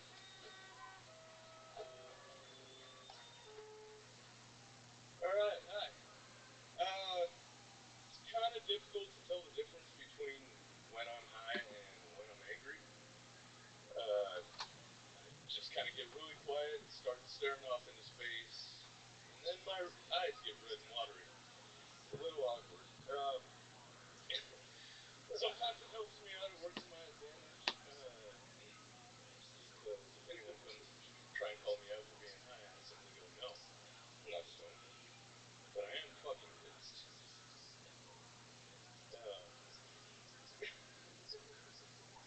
I'm at mouth level of broke right now. For instance, I can afford a AAA membership, but I hit them up the other day for some gas. That's really all I got. No Okay. no more jokes. Ryan Callahan, everybody. Let's get right into it. Keep that mic in your hand. Yes, sir. Tell us about your life. Tell us something interesting about you that makes you different than other human beings. What's your story? Anything fun about you? You have 11 fingers. You have a fucking. What's your story? Used to be a soccer player. That's it? Nothing professional. Got a dog recently. I'm an electrician. Put the mic back in the mic stand. Yeah. There he goes. Ryan Callahan, everybody. Ryan Callahan.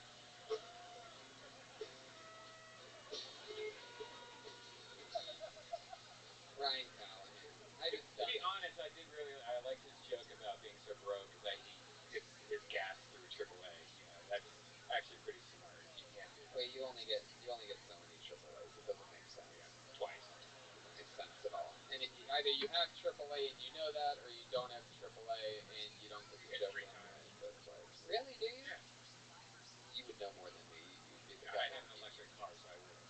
Oh, you just got that electric car 4 months ago. We all know because you post about it every day of your life. So it's your new identity. So anyway, I just don't feel like that's the way to end this show. I mean, maybe I'm losing my mind here, but maybe we should do something special. And maybe I just have one more special treat up my sleeve for tonight, huh? Why not? It's the last show of Kill Tony Mania. This is it. So, I present you here to do a new minute and hang out with us for a bit. This gentleman is one of the few ever also golden ticket recipients from around the world. We met this young man in Portland, Oregon, and he literally, had one of the greatest sets and greatest interviews in the show's absolute history. During that show, I do believe he hit a massive wrestling maneuver on band leader Jeremiah Watkins.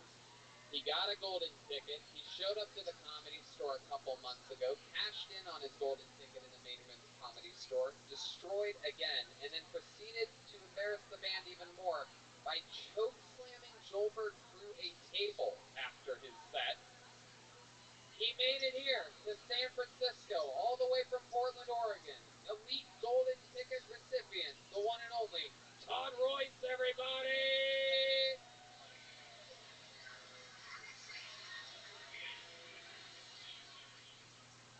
Guys, this is it. You better make some fucking noise for Todd Royce right now.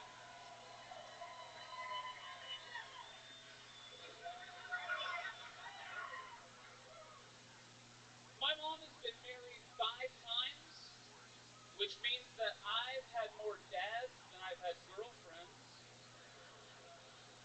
I've been married for 12 years, which means I've had more arguments than I've had blowjobs. And you might be thinking, oh wow, they must fight a lot. No.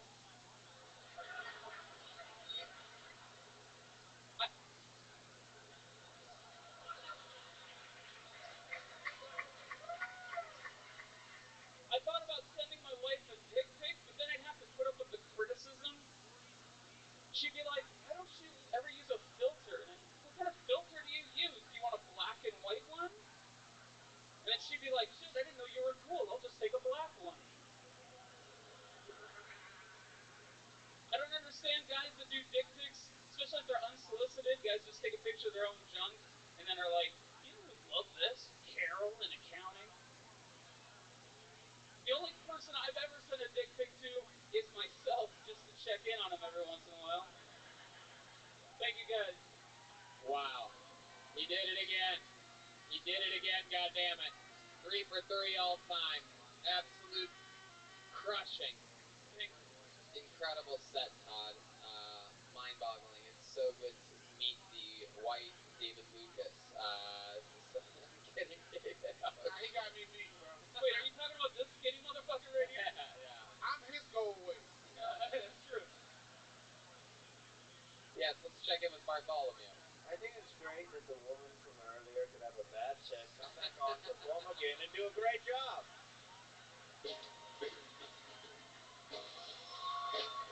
That poor woman. I mean, she hit some open mics, came back.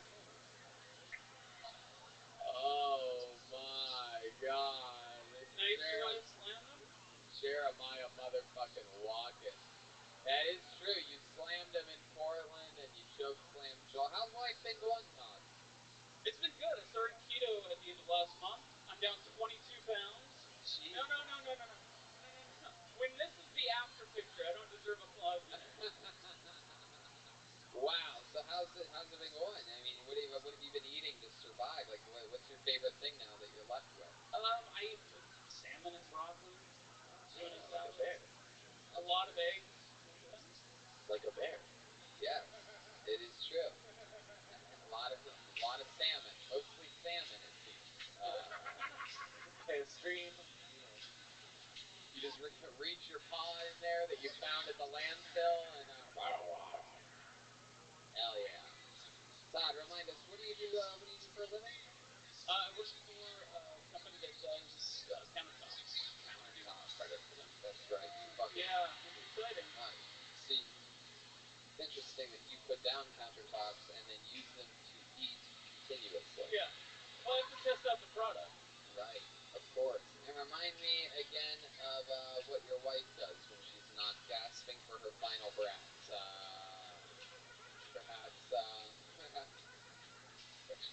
Perhaps if you get a chance, you could tell. Oh, what is her occupation when she's not begging for her life? When she's not changing your sleep apnea filter. Perhaps. You mean when she's not wondering what it would be like to be with a man with smaller tits than her? Yeah. What does she do for work? Well, she works for. Because sometimes I forget when I'm looking at you what she does for work, because I just picture her continuously going through the bed, picking out pieces of potato chips that you left in there. She's not dildoing herself with the empty Pringles can that you leave next to the bed. hashtag dildo party. Hey, the Pringles guy's like a 49er or something, right? I don't know. He looks like one. I bet. Yeah. So remind me again, what does your wife do again when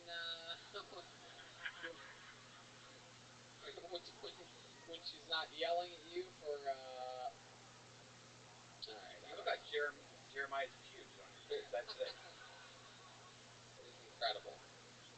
My goodness. Well, I have to get on the stage somehow. Yeah. So what does your wife do? I always forget. She works at a architectural hardware store. Oh, hell yeah. Wow. It's probably easier for her to find her wood than it is for her to find yours. Hardware store. Does Caroline have any questions for Todd? That's a good question. Really putting Caroline on the spot here, but she can handle it. She's a cold-blooded assassin. You have any questions for Todd Royce? You ever seen anything like this before? Do you also park in handicap spots?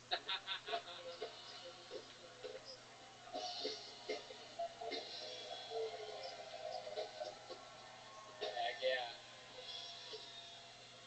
Boom. Caroline Smith. 2 golden ticket winners going head to head right now, and heck yeah. It's a fucking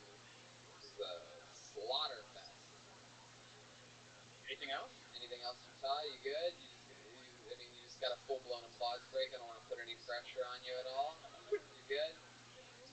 I love it. You're damn right. Hell yeah. You know you don't know how, but you know when to walk away.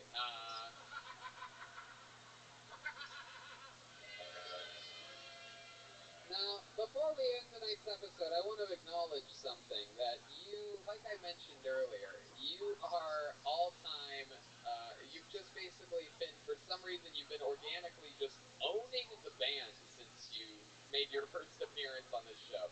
Normally, the band comes out on top in everything. Mexican drum-offs, pubic hair competitions, really everything they ever do. But meanwhile, your first time on stage... I saw 3 dicks last night for no reason.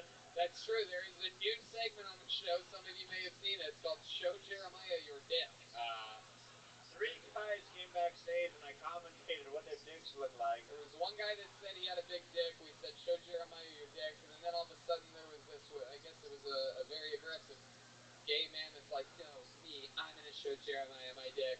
And then he went back and started showing Jeremiah's dick. And then just a midget crawled up out of nowhere and decided to just go. He just ran over. Oh, wait, there he is. Hell yeah, look at this guy. Stand up on your seat, take a bow.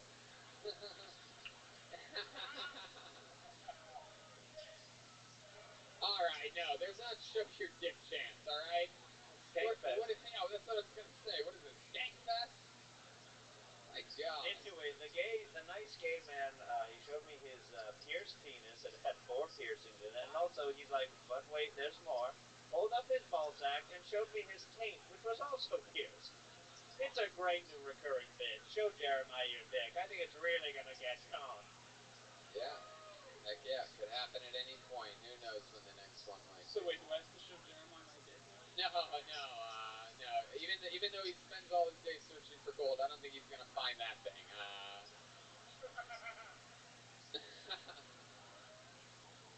Heck yeah.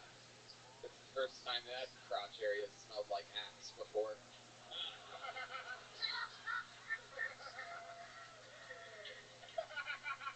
So like I was saying, the band normally comes out on top of everything, and you have Potty Slam Jeremiah on the hardwood. Now, let me remind everyone, Todd is a side gig for the last 18 years, a professional wrestler, believe that or not.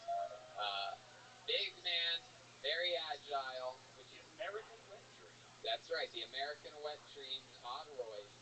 And you have Body Slam Jeremiah on the hard floors of the Aladdin Theater in Portland. You have put Joel is the only person to ever be put through a table in the history of the main room of the Comedy Store. Even I was very concerned and scared for that. And I guess tonight maybe we should do something else. You guys think to close the episode? Should we close it with a bang?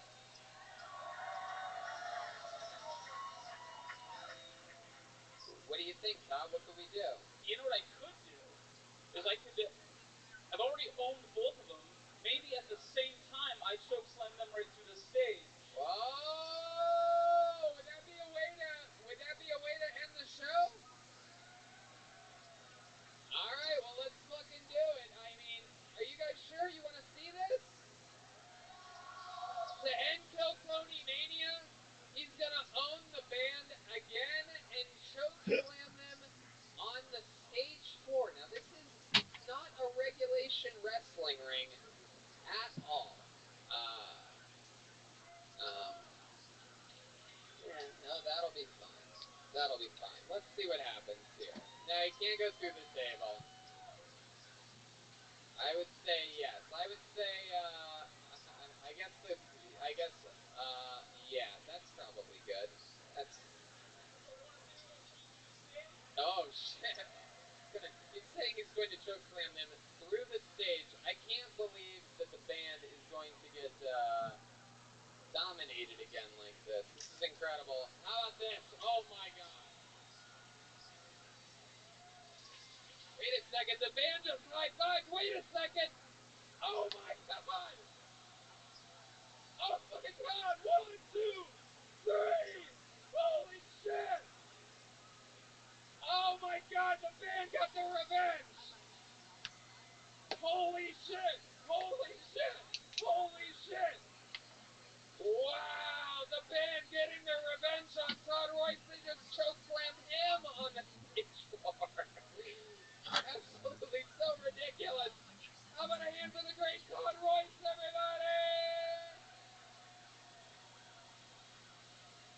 got the golden ticket, and he's a hell of a showman, everyone. Unbelievable performance for Todd Royce. He came all the way from Portland, Oregon for this. How about another one for Todd, huh? Hey, look at the drawing from Ryan Shaibot that he did while you all sat there doing nothing. Hey, look at that guy over there, Prospector Bartholomew. Spoiler alert, it was Jeremiah Watkins the entire time, everyone. The leader of the band. Headlining Huntington Beach, November 16th, St. Louis the 29th and 30th, San Diego the 6th, and December 19th and 21st in Kansas City. JeremiahWatkins.com for tickets and listen to Jeremiah Wonders. January 2nd and 3rd in Chicago added as well. How about one more time? Silent but deadly, always batting 1,000. The great and powerful Chroma Chris, everyone. Chroma. Wait. Real quick, I want to remind everybody, there's a big gay calendar out there of the Kill Tony Band. That's right, and no one knows more about big gay calendars than the Kill Tony Band. How about one more time for Todd Royce? Chroma Chris, what do you think about tonight's episode? I think you struck gold, Tony. All right. And how loud can this place get for the one and only Joelberg Joel Jimenez, huh? One of the favorites here. Caroline Smith, is there anything you'd like to plug or promote? Can you give us like a social media or anything you really want to do? Shout out to Caroline Smith's family for coming out all the way from Durham, North Carolina, for having the incredible sense of humor and fucking, I mean, it just takes such a cool family, I think, to support your, dirty little evil 17-year-old daughter in an art form like this. And it just goes to show how cool you are, and that's how you make cool people like Caroline. Caroline, anything else you want to promote or plug or really anything? I've got Instagram. Yeah, what are you on Instagram? It's at Caroline Smith, and the E in Caroline is a 3. And Heck yeah. So it's Carolin 3SMITH. yeah. You could be one of the first people to follow the goddamn future of stand-up comedy. And we'll tag you in the photo for this show if anybody wants to find her. Say that again? We'll tag her in the photo we take after, so if you want to find her, it'll be on the Kill Tony. Absolutely, that's a good point. How about one more time for William Montgomery? One more time for David Lucas. Thank you so much to Nicole Tran for singing a song on the pre-show. Tristan was with us all weekend. Shout out to, in the audience tonight, some special guests. John Gallagher, one of the other few golden ticket winners in the history of this show. Shout out to Bridget Bennett for killing it all week with us. And thank you so much to everybody that had any part of any of the shows. Sacramento and San Francisco absolutely stole our hearts this week, and even though it was a lot of work, we had so much fucking fun with you. And that's right, Brisbane, Melbourne, Sydney, DC, Columbus, Pittsburgh, Cleveland, and Calgary. More dates coming up. I think that might be announced as early as Monday. Brian Redband? Thanks a lot, guys. We love you, San Francisco. Thank you so much. Good night!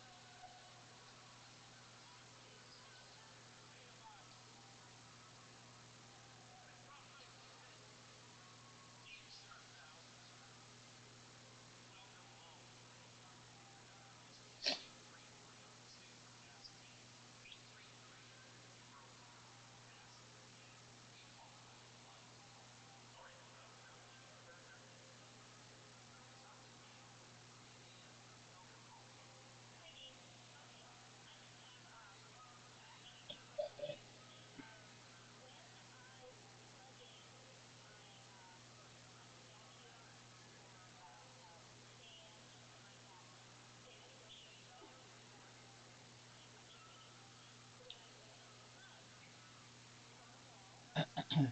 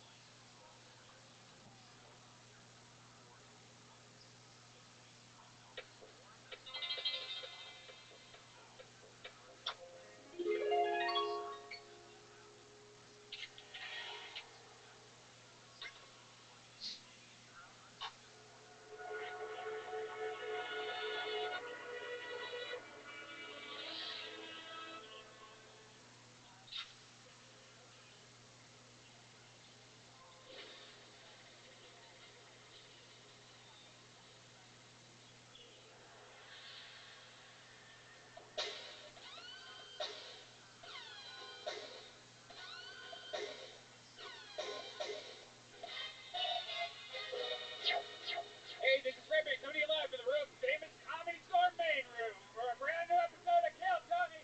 Get up for Tony Hinchcliffe.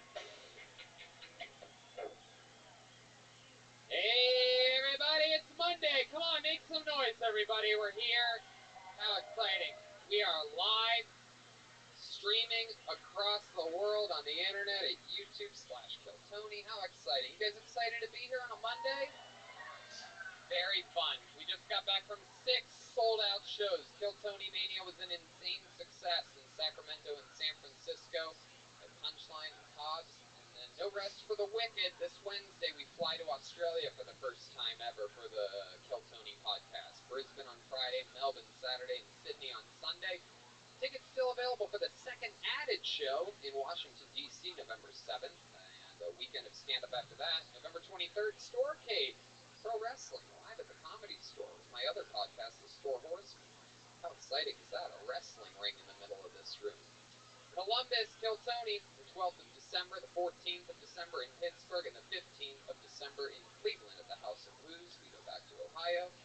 How exciting. The road, the road, the road. And that's going to do it for 2020. Hey, look, it's Ryan G. Ebel right there, everybody, the house artist. Drew 6 successful shows in San Francisco this weekend, and he has extra posters from Kill Tony Mania that if you buy one, we'll all sign it, take a picture with you, whatever. Jeremiah Watkins still has the classic Big Gay calendar featuring the band, the 2020 calendar. Many are still available. Who would guess that paper calendars aren't selling off the shelves like hotcakes? Yeah. Jeremiah headlines Huntington Beach, the 16th of November, St. Louis Helium, November 29th and 30th, Kansas City, the 19th and 21st of December, and Chicago, Zanies, Rosemont, January 2nd and 4th, in the San Diego, December 6th. How about a hand for Jeremiah getting out there, turning into a real fucking headliner? My feature on the Monster Energy Outbreak Tour. He's all grown up now. How exciting. The brand new Kill Tony shirts are available for sale, shopsquad.tv, and it's very exciting stuff, and let's just get right into it, shall we? You guys want to fucking jump right into it? I book a lot of guests for this show. It's not easy. Hiring can be a slow process. Finding the right candidate to be a guest or be an employee in any way is not easy. Like Cafe Altura's COO Dylan Miskowitz needed to hire a director of coffee for his organic coffee company, but he was having trouble finding qualified applicants. So he switched to ZipRecruiter. ZipRecruiter doesn't depend on candidates finding you, it finds them for you. Its technology identifies people with the right experience and invites them to apply to your job, so you get a qualified candidate fast. Dylan posted his job on ZipRecruiter, and he said he was impressed by how quickly he had great candidates apply. He also used ZipRecruiter's candidate rating feature to filter his applications so he could focus on the most relevant ones. And that's how Dylan found his new director of copy in just a few days. With results like that, it's no wonder 4 out of 5 employees who post on ZipRecruiter get a quality candidate within the first day. See why ZipRecruiter is effective for businesses of all sizes. Try ZipRecruiter for free at our web address, ZipRecruiter.com/Keltony. That's ZipRecruiter.com/KILLTONY. ZipRecruiter.com/Keltony. ZipRecruiter, the smartest way to hire. You guys ready to find out who tonight's guests are, huh? You may already know, if you have the internet at all, social media of any kind. It's 2 of our favorite guests in the history of the show. Ladies and gentlemen, I present to you the great and powerful Dom Irera and Josh Wolf, everybody. Wow. Wow. On a Monday night. Hell yeah. The great Dom Irera. The legend killer, Josh Wolf. Monsters of comedy. Joining us again to meet a bunch of people that signed up for the show. Welcome back, gentlemen. Good to have you. Thank you for having us. Hell yeah. There you go. Nope. Josh is the host of the very fun podcast, Control Chaos. I'm still rocking my Pumas that I got from that very fun show. You just hit this guy just hit 1 million subscribers on YouTube, everybody. Just this week. He also has a podcast, Prince and the Wolf. He's at Cobb's all this weekend, where we just were. We left you. Maybe you'll probably find a lot of pot and scattered around that green room still. Also in my pockets. Heck yeah. There's probably plates of falafel still sitting there too. We ordered Mediterranean all weekend, and nobody ate the falafel. Dom Irera is in Vegas this weekend at the Tropicana. Next weekend. Oh, next weekend, and then. Love of God, get that fucking thing right. My best up here, Tony. It's going to be in Long Island at Governor's Comedy Club after that, and Thanksgiving weekend he's in Philly at Helium, going back home. Seeing the people, the little people who stung me, the brother that didn't make it, but I did. I'm so excited you guys are here. I'm all jacked up on delicious caveman coffee. This is my favorite stuff in the world. The nitro cold brew coffee. I'm telling you. I used to go to the store, spend a bunch of dumb money on fancy, stupid LA coffee, and now I have these bad boys that get shipped right to my door. Use the promo code KELTONY, save 20%. How beautiful is that? What are the odds that it's an advertisement of something I actually drink? Watch. Oh, delicious. We have a band on this show. How many of you know this show at all? How many of you know about the band, huh? The band is the secret weapon of the show. Absolutely hilarious. Some of my funniest friends. I mean, when I tell you that they are coming off of pure momentum from this week in San Francisco and Sacramento, I mean it. They absolutely destroyed, including the undeniably greatest Mexican drum-off of all time this weekend happened in San Francisco. You guys there? Okie dokie. I present to you the best damn band in the land. Every single episode they commit to being different characters. We never know what they're going to be. They have a separate green room than us, so maybe it's characters that we've seen before, the return of some legendary characters, or maybe it's brand new characters debuting for the first time. They were the Golden Girls for the second show Friday night for the first time ever, and they actually looked like the Golden Girls. Sort of a zombie version of the Golden Girls, but still. I'm not saying I'm old, but I was on 2 versions of it. You were on 2 episodes of the Golden Girls? Yeah. Wow. How sad is that?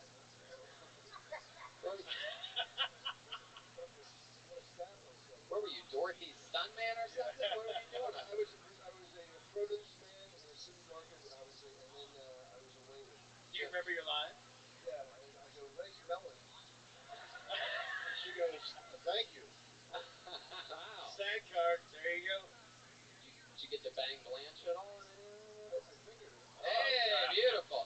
Let's find out what the band is tonight. Some of the funniest people that I know. It's the best damn band in the land, the Kill Tony Band. Jeremiah Watkins, Chroma Chris, and Joel Jimenez.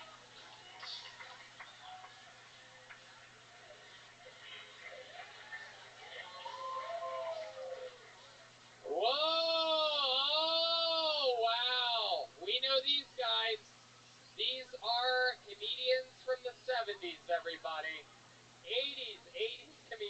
got corrected very quickly there. Not 70s, definitely 80s. We've seen these guys before.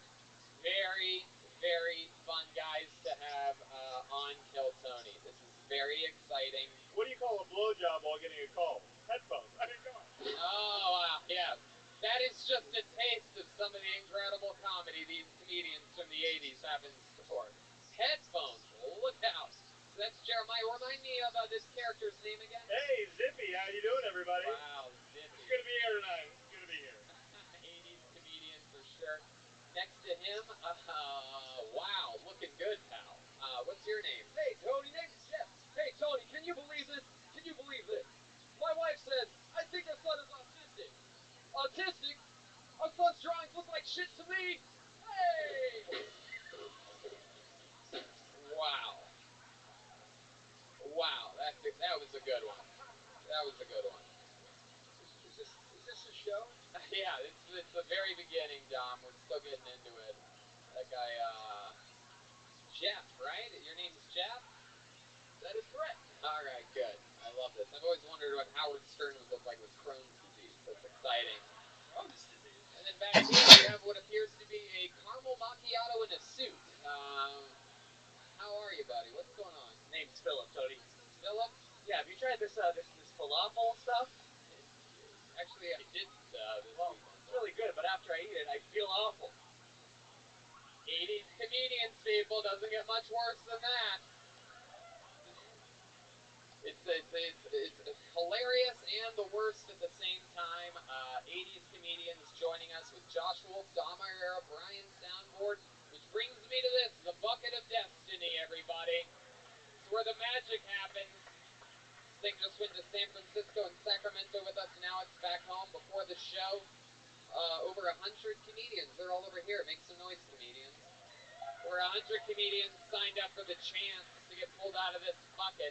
Sometimes it's audience members that sign up. Anybody has a chance to before the show starts. Now the names are in the bucket. If I pull your name out, that means you get to do 60 seconds of uninterrupted stand-up comedy and then get interviewed by me and my illustrious panel. We find out more about you, what's interesting about you, make fun of you if there's something bad about you or ugly about you, and then we fly through it. You know, your 60 seconds uninterrupted is up and you hear the sound of a kitten. That means wrap it up then or else you're going to bring out the Angry West Hollywood Bear. There you go. There you go. Isn't that funny? It's funnier every time because the bear's louder than the cat. You guys ready to start this show or what? Okay, I guess we won't then. That's just not enough energy to start the show, so I guess maybe we'll go do it in the belly room in front of a different audience. You guys ready to start this show here live in the main room? Then here we go. It's Kill Tony, live, Comedy Store main room. Episode 404. We just hit episode 400 in Sacramento. 403? Yeah, 404, sure. Anyway, here we go. Put your hands together for your first comedian tonight. He goes by the name of Robert Scott. Robert Scott will start the show. Not an easy position. Could be this guy's first time. Maybe he's been doing it for 5 years. Maybe he's been doing it for 30 years. You never know. Maybe he was once an 80s comedian. All right, here comes Robert Scott. Band's rocking. Everything's moving. Here we go. One more time for your first comedian of the night, Robert Scott. Hi. I'm the guy you swept left on. I love dating in LA. It's quite different from where I grew up. I'm originally from the country where the only black guy we saw was on a housewife. But LA's great. Everyone here is so exotic. You know, whatever you're into, LA's got it. If you like gays, there's WeHo. If you're into Asians, go to K-Town. If you like bums, you should go back to WeHo. If you like minorities, tell Twitter. I'm just saying, it's so easy to get laid in LA if you just don't care. Last Tuesday, I hooked up with a dirty talking school teacher who wanted me to role play as one of her students. No problems. I like learning. It wasn't until later I found out she taught special ed. I don't know what that says about my performance, so I called her up. And when she answered, I asked, "Did I do okay?"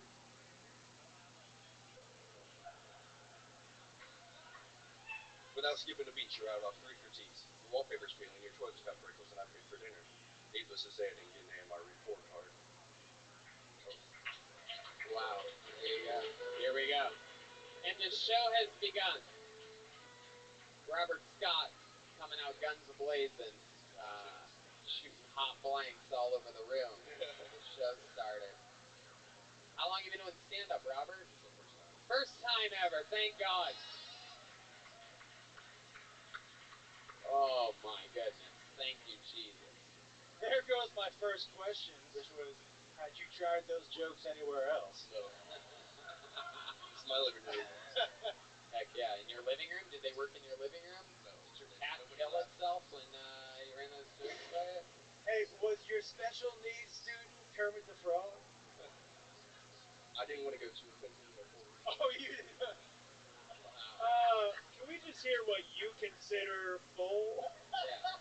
What would that sound like if you were going to do it? Sure, why not? We're on the internet. We can't get canceled. I don't know. Probably something a little more depth, I guess. Yeah, like what? Like what? I don't know. I haven't. You don't know? I'm gonna make me something like this. Oh my God, is this an old black man? What the hell? No clue. Wow. So is that what you do? No, I'm a marketing manager for a finance company. Oh, okay. Everything else, everybody does it in LA. But There's a line that you basically opened up with. Black guy on a housewife. What did you mean by that? domestic violence. Not a lot of ethnicities where I'm from, I guess. When you explain it, it's even worse. 80s comedian. My goodness.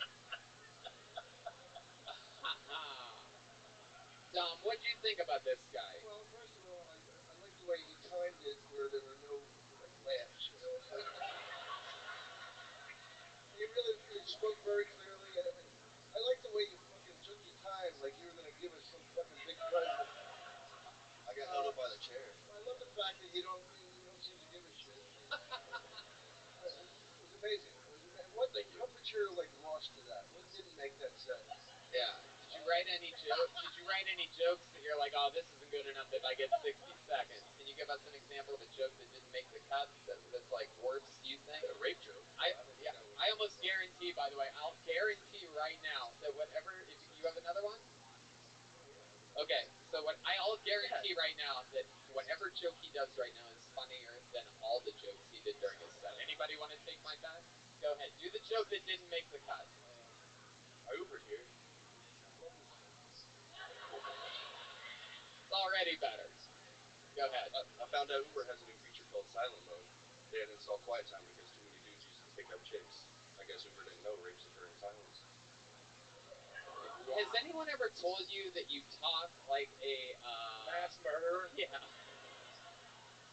You sound a lot like the guy, like a bad version of the guy that says the things at the end of like a pharmaceutical commercial. You set up the joke perfectly, and then you just ramble through everything else. So, hi everybody, how you guys doing tonight? Good. Oh, all right. Well, I took an Uber here, and then the next thing you know, there's one. Thank you very much. Nobody can understand what the fuck you're saying. I'm a little nervous. Are you a little nervous?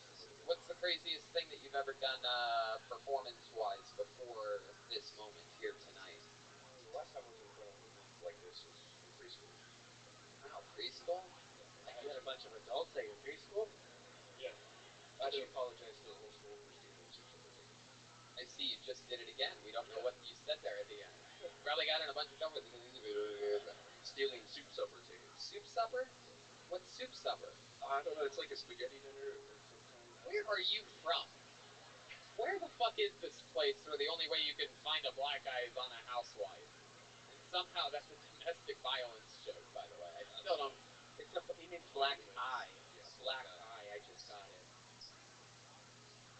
Oh! It's a creeper. It took an 80s comedian to figure out how bad that joke was. Well, I get it, Tony. Hey, could I have that? So what do you do for fun, Robert? You just had your first time doing stand-up comedy. What are hobbies like for you? You seem like the kind of guy that likes to fucking chug water and eat white bread, like just like very like right down the middle, like My prison diet. Yeah. No. I don't know what I like to do for fun. Come on, you play marbles or something? What are we No, talking? I like to make up my own captions for Instagram photos. Like you make memes. No. Well, internal memes in my head. Internal memes. Internal memes. That's one of my favorite songs from Lady Gaga. So you write memes in your head. Yeah. Do your memes sound like you? Like, is the top line like a good setup, and then the bottom's just like, yeah, but I try to sound like the person that would sound in the photo. Oh, you do impersonations? No, not at all. Do you have any other special skills or talents or anything like that? Or like Not. good at anything? You ever win a trophy at anything? I've won probably at least 50 McTrivia contests. McTrivia? Yeah, it's where they give you a free what are those called? McGriddles. Where are you from? I still haven't gotten an answer. What Willy Wonka fucking playland you grew up in? Indiana is where I'm from. Indiana. What part? Near Fort Wayne, am I Yes. correct? Yeah, middle of fucking nowhere. I knew it. God, that is a godforsaken I heard place. you had a good time there. What? You had a good time at No, Fort we Wayne. didn't. We've been miserable every time we've gone to Fort Wayne. The Every worst. other city other Where'd you than. guys go? Like, what was the place? What are we doing? What are we having a fucking conversation Oh, right word? now? We went and played some McTrivia. That's where we performed at. Good. Billy took a big McShit. What's your love life like, Robert? Are the ladies in your life as silent as the audience is? Not exactly. I don't know. Girls here are so crazy every time I go. Tell me about it. What's so crazy about the girls, Robert? So the last girl I dated, she went to urgent care with a sore throat and came out with a miscarriage.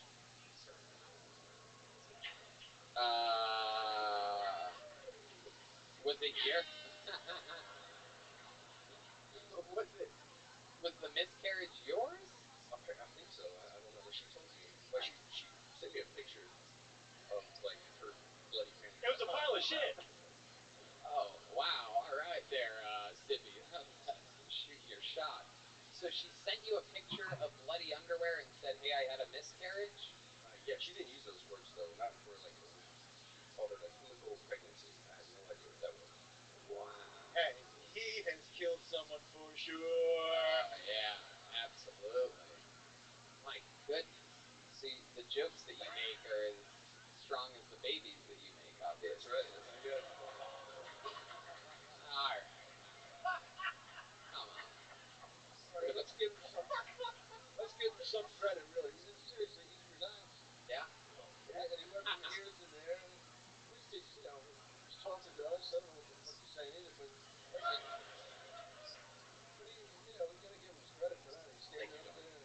I agree, and you know what? Dom's the fucking senior. I was on Golden Girls.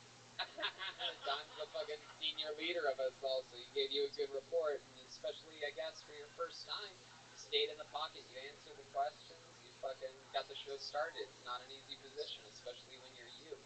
Put your hands together for Robert Scott, everybody. There he goes. He's on social media at Whitespace, all one word. He just had his first time doing stand-up here live on Kill Tony. Yeah. So there you go.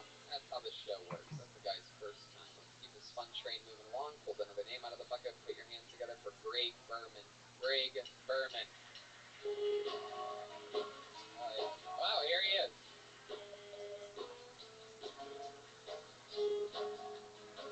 One more time for Greg Berman. Hi, hello. I should say this right off the bat because I can tell you're all looking at me and judging me. I am a refugee in this country seeking religious freedom. I can just see all you white people going like, who's this fucking foreigner? Um, you're silent because you didn't know that refugees can be white. They can. I am. I moved to America from Ukraine. You're welcome for the impeachment thing. I'm sorry about Chernobyl. Although, you know what, if you're still upset about Chernobyl, imagine how Japanese people would feel about you. But, it's nice. It's nice. I'm like an incognito, refugee. You wouldn't even know, like I sound like a Midwestern news anchor and look like a rookie cop on vacation. But on the inside of my head, my inner voice in here is just like, "Hello, everyone. You have nice face. You look like sexy Russian bear." That's what's in my head all the time. I could walk right by Donald Trump and be like, "Grab yourself a pussy, young man." And I'd be like, "Oh, is that what you get into? That's fun. Okay, that's cool." All right, there you go. Greg Berman, everyone. Fuck yeah. Absolutely. Wow, you're so wacky, Greg. I'm doing my best. How's it going, man? I've never seen a nerd on steroids before. I know, right? I'm tired of breaking pencils during math assignments. So let's get this right. You came out guns a-blazing playing the refugee card. Now, we know it's hard for white males to get work nowadays, but what you're doing is pretty pathetic. Right?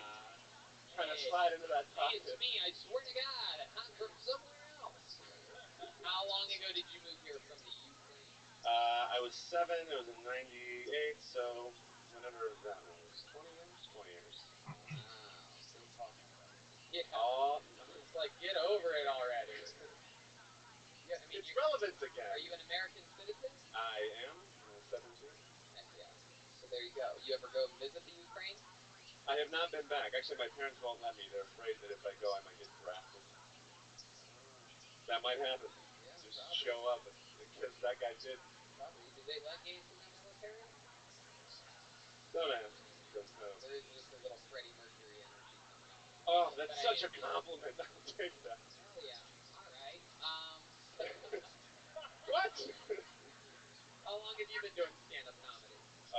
Like 10 years. 10 years. Wow, Dom, I saw you grab your microphone immediately. Think about this guy, 10 years in the game. I was thinking about a month. You know what, though? You look like a pro. Yeah, yeah. The movement and the whole thing, and I think that, obviously you need stronger material. But in conversation, it must be nice to just relax into it. He did. He looked like a pro. Like if by chance the audio went out on the stream, but the video kept rolling, these people probably think this guy destroyed. You know what I mean? He just looks like a rock star. Who influenced you to try it? Sorry? What influenced you to try it, or who? Oh, I was a magician for a long time before I started doing stand-up. Well, stop hiding your jokes.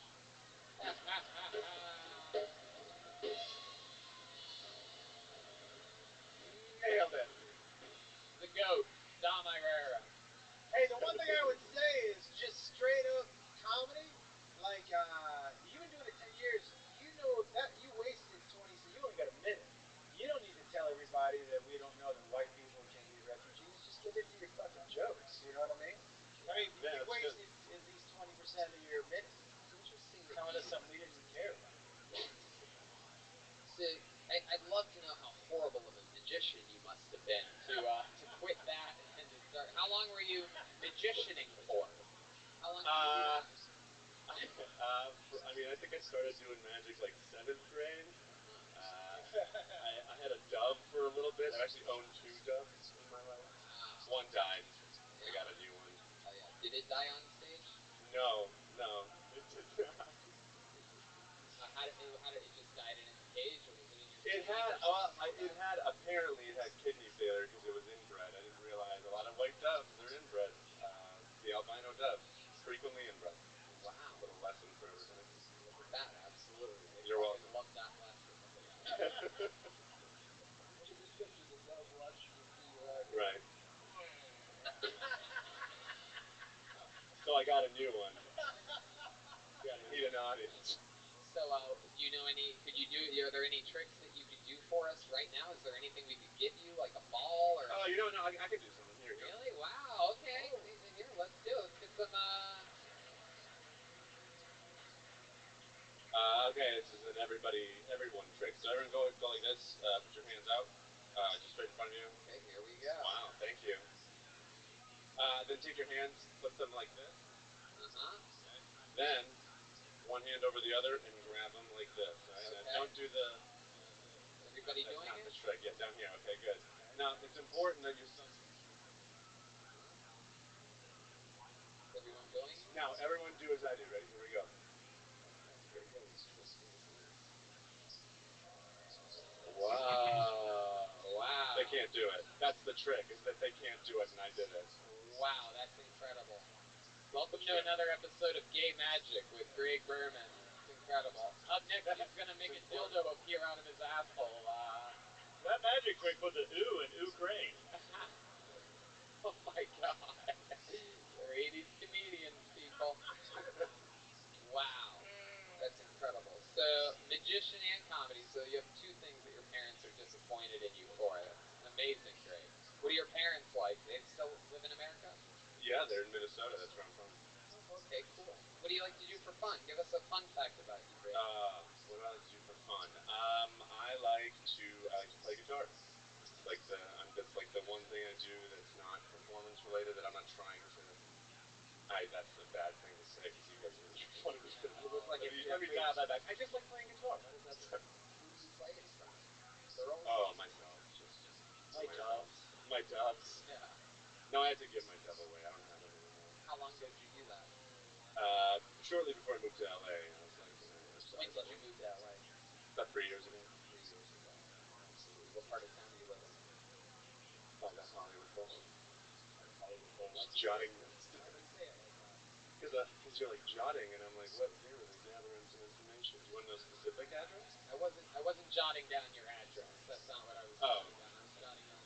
Just other notes related to. Yeah, see, I do a little math problem in my fucking head. I write down how long a person's been here, what they fucking talked about. You got a problem with my fucking notes, dude? No one's ever questioned me on that. He did get very Russian there. He said, "You want to know specific address?" Yeah. I can Turned tell into you. a Ukrainian Uber driver real quick. He looked like if Jeffrey Dahmer did CrossFit. That's true. That's true. That's absolutely true. He looks like if Jeffrey Dahmer, instead of eating corpses, ate creatine. Has anyone ever told you that before? Yeah, a couple times. Well, great. Reoccurring theme. Fun times, man. You got through it. We'd love to probably hear other jokes. Anything else, Dom? What do you got for this guy? I live close to the Hollywood Bowl. Push you my way. You said you'd like to have a chat. I'm down. Heck yeah. Absolutely. Dom plays very well with, you don't have your dad. Serial killers, yeah. That's right. How about one more time for Greg Berman, everybody? He's on social media at Berman Comedy. Tonight, everybody has fun tonight.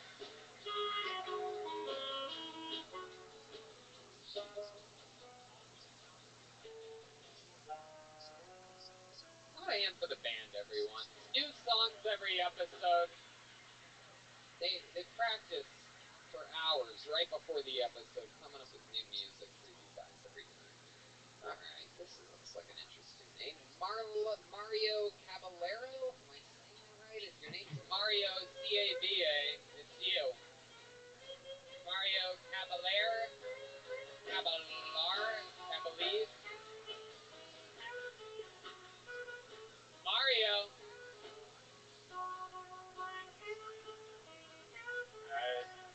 Hey, shine that light out there one more time. Shine that light out there. Keep going, keep going, keep going, keep going, keep going, keep going. Alright, that's good. No. Hey!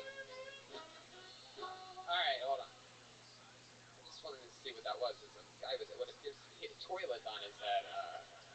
It's just very. There it is, right there. My God. Sometimes I wish I didn't have to pull names out of a bucket. You know what I mean? Sometimes I wish I could just be like, alright, yeah. Pull the name out of the bucket, put your hands together for Bando, everyone. Bando. Alright. Here we go. You spin me right round, baby, right round. Here he is.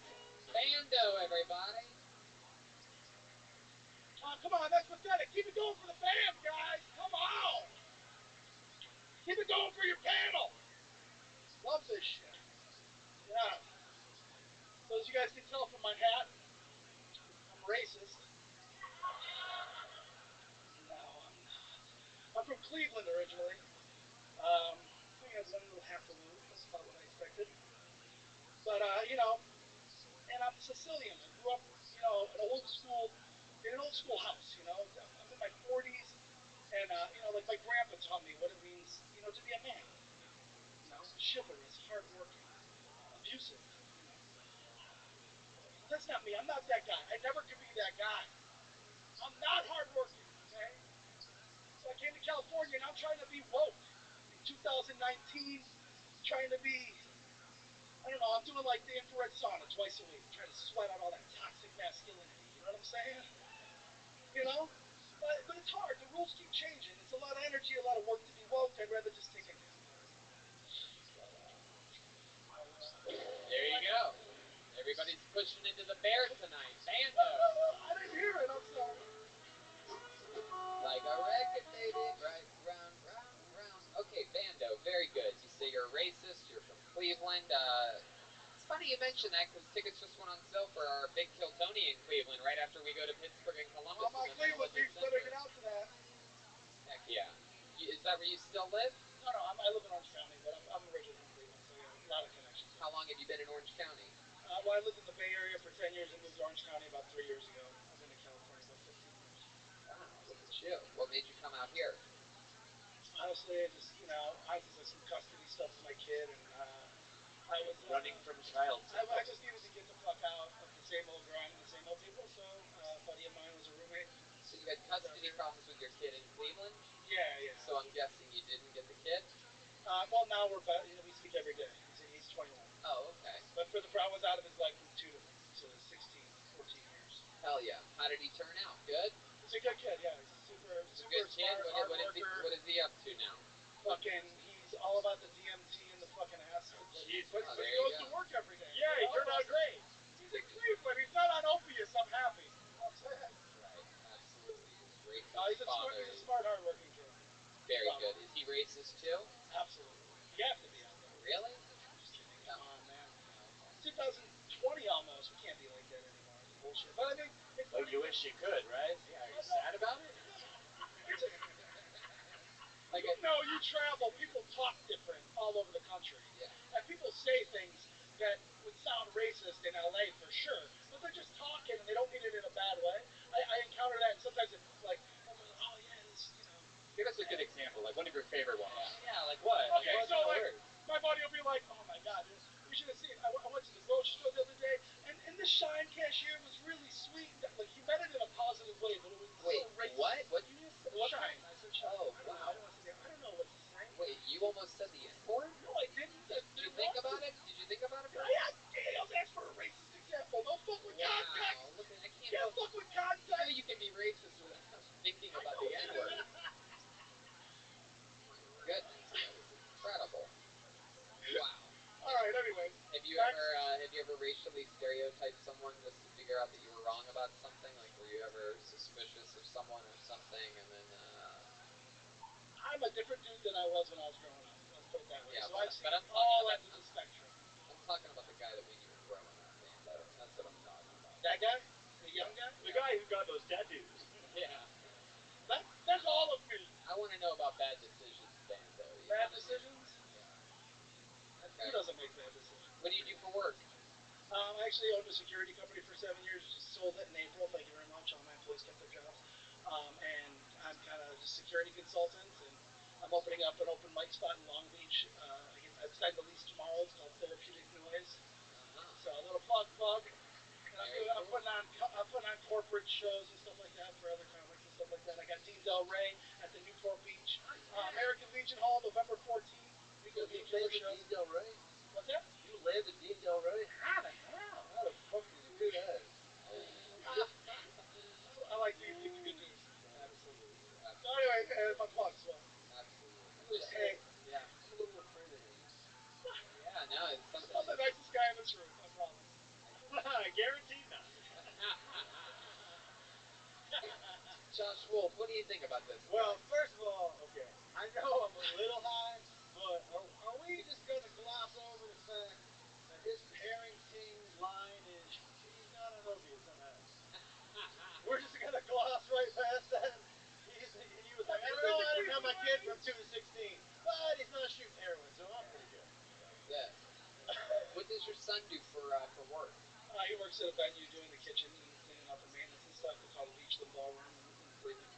Yeah, one of those good old fatherless jobs. You know what I mean? It's as good as you can do for not having a father. Fair enough. Hey, he works in a kitchen. I didn't know your son was a girl.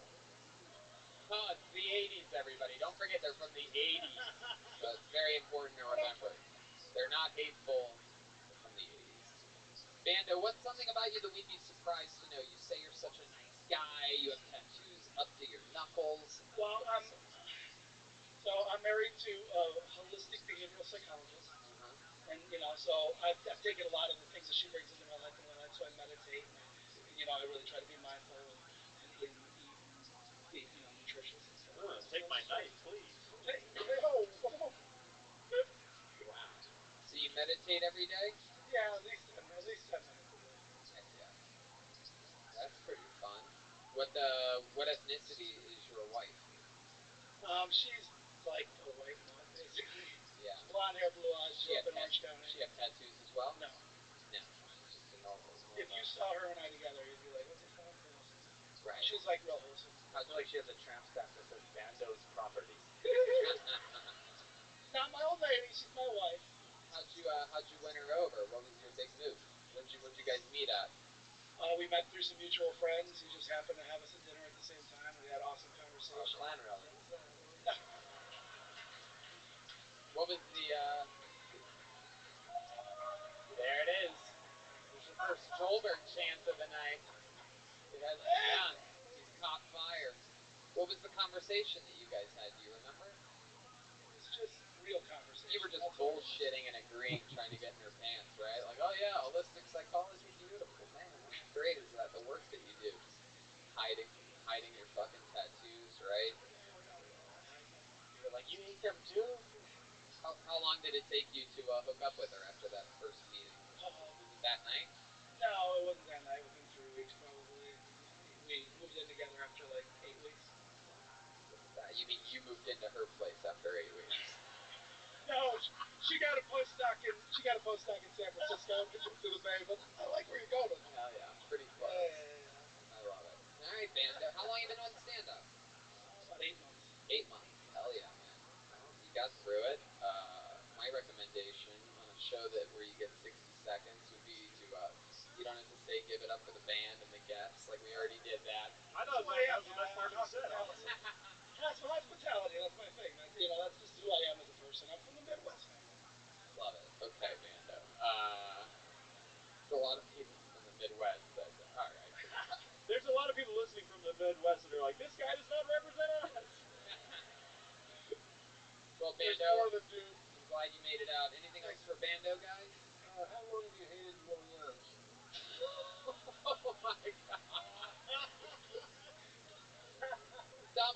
He's an 80s comedian, guys. He's an 80s comedian. For those of you... Listen, I haven't eaten an eggplant in a long time. What? Okay, okie dokie. Let's just keep moving along. Bando, everybody. There goes Bando on Instagram. Bando talks. I'd like to give a special apology to the Apollo 13, Aphrodite, so many people, the guy with the toilet on his head, all the cool black people in the room. We'd like to apologize. You could just edit that out of, alright, back to the bucket we go. You guys having fun out there? Clearly anything can happen. You've already heard 2 words that you can't hear on cable or network TV here tonight. No one has more fun on Mondays than us. Hold another name out. Make some noise for Maria Brugere. Maria Brugere. Maria. Should I stay or should I go now? Hey, hey, hey. If I go, there might be trouble. If I stay, there might be trouble. Maria Brugere. Thank you, thank you. You guys, I was at a football tailgate over the weekend, and a couple of my girlfriends were talking about trying each other's breast milk. Because that's what you do at a football tailgate, right? Talk about breast milk. And my one girlfriend says, yeah, I'd totally try your breast milk. How bad can it be? I heard it tastes like Captain Crunch, right? So I think maybe we go to hospitals now, and with the new mothers, we just ask for a sample, right? And then the other girlfriend goes, oh, no, no, no, I can't try your breast milk. I'm dairy-free. And I'm like, she doesn't know the definition of dairy, but she's definitely calling her friend a cow. All right, guys, thank you so much. yeah, 48 seconds. Maria Berger. Set of the night so far. Fuck yeah. Absolutely, you did it. Jokes. Did it. That's it. Everybody see that? Setups, punchlines, rock and roll, Maria. Welcome to the show. This is your first time on, right? First time on, yep. How long you been on stand-up? I'm in my third year. Third year, absolutely. All here in Los Angeles? I started in Portland. In Portland? Oh, we love Portland. Great scene up there. You were at the Helium? Yep. I started at Helium, yeah. And there's that little clown room, whatever? Yeah, I forget what it's called, but yeah, the clown house. That's so Scary fun. place. How long have you been in Los Angeles, or are you just visiting? I lived here for 5 years and then moved back to Portland for a couple years for work and then came back a year ago. Oh, cool. What do you do for work? I work in social media. Oh, wow. What do you do for social media? I've worked with big brands for about 10 years. I worked at Nike for 5 years. Great. Will you teach us stuff about how to help our social media? Anything you want to know. Okay, great. Good to know. Welcome. You're the new social media intern here on Show Tony. Congratulations. First ever person to win that position. Hell yeah. That's so cool that you're willing to work for free for us. That's so awesome and giving of you. That's awesome. So what else, Maria? You work here now, social media. You've done stand-up for 3 years.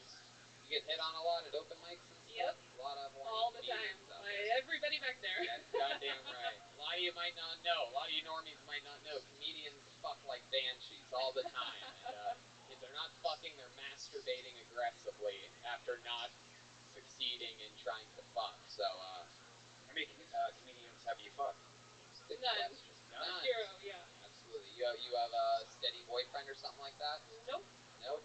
Just work and comedy. What do you got? I mean, okay. Well, Yep. I got it. Hell yeah. All right.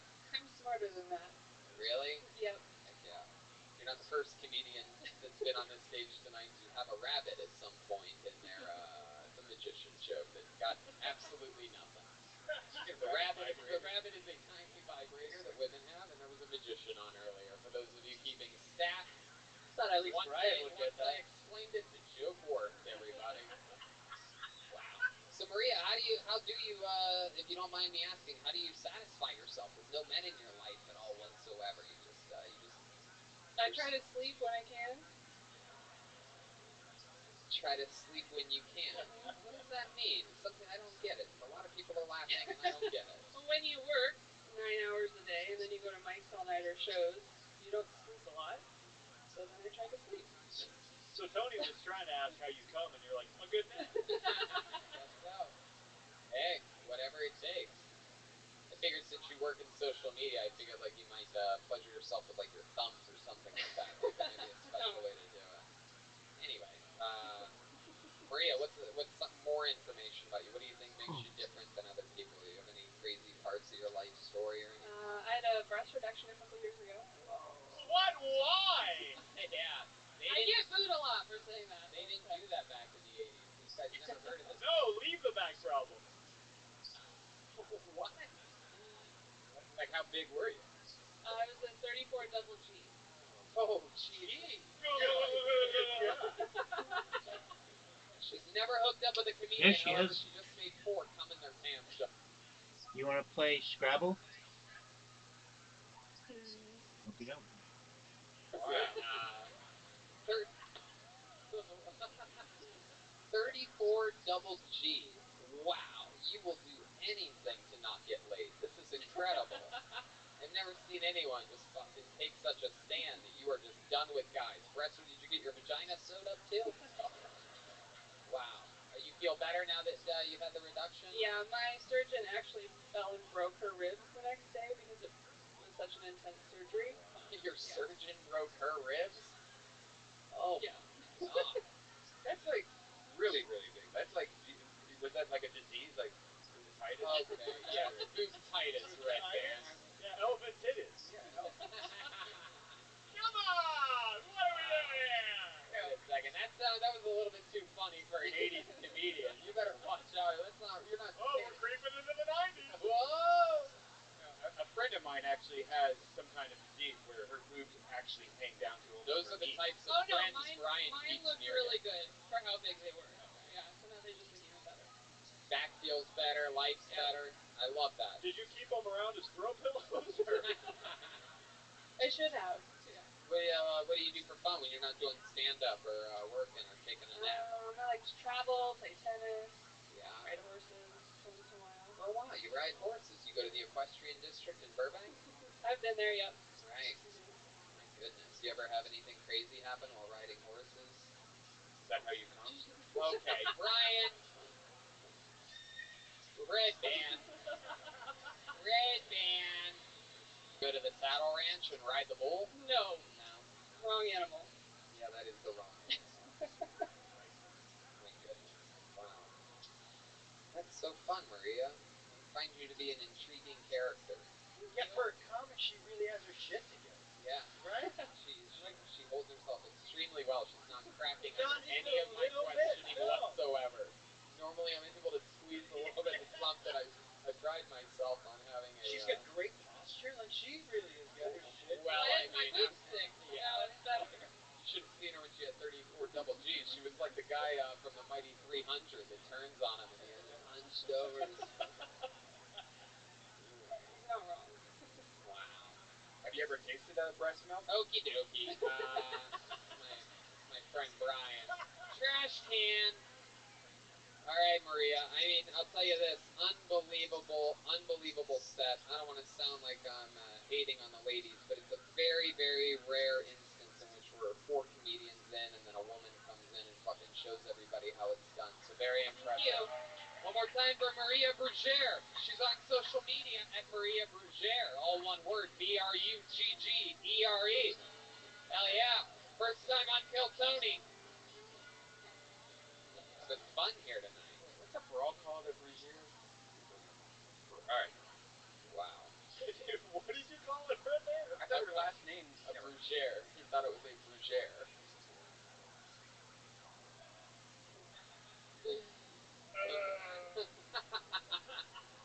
I was thinking when she said double G, I was thinking on your period. No, double G. Wow. Big difference, you know. Wow. Yeah, she said double G's. I mean, wow. Talk about the old Gennady Golovkins over there. The old... Marianne's gonna be your next comedian. Jocelyn Power. And get paid. Oh my fucking tits. This is exactly what I was fucking worried about. I thought about confronting her. You know what? I would show up, book an appointment with some goo goo gagas, hoping that she. Okay. Well, instead, I would leave a Yelp review. 1 star for the finger that she stuck in my inner child. Wow. And Jocelyn Power.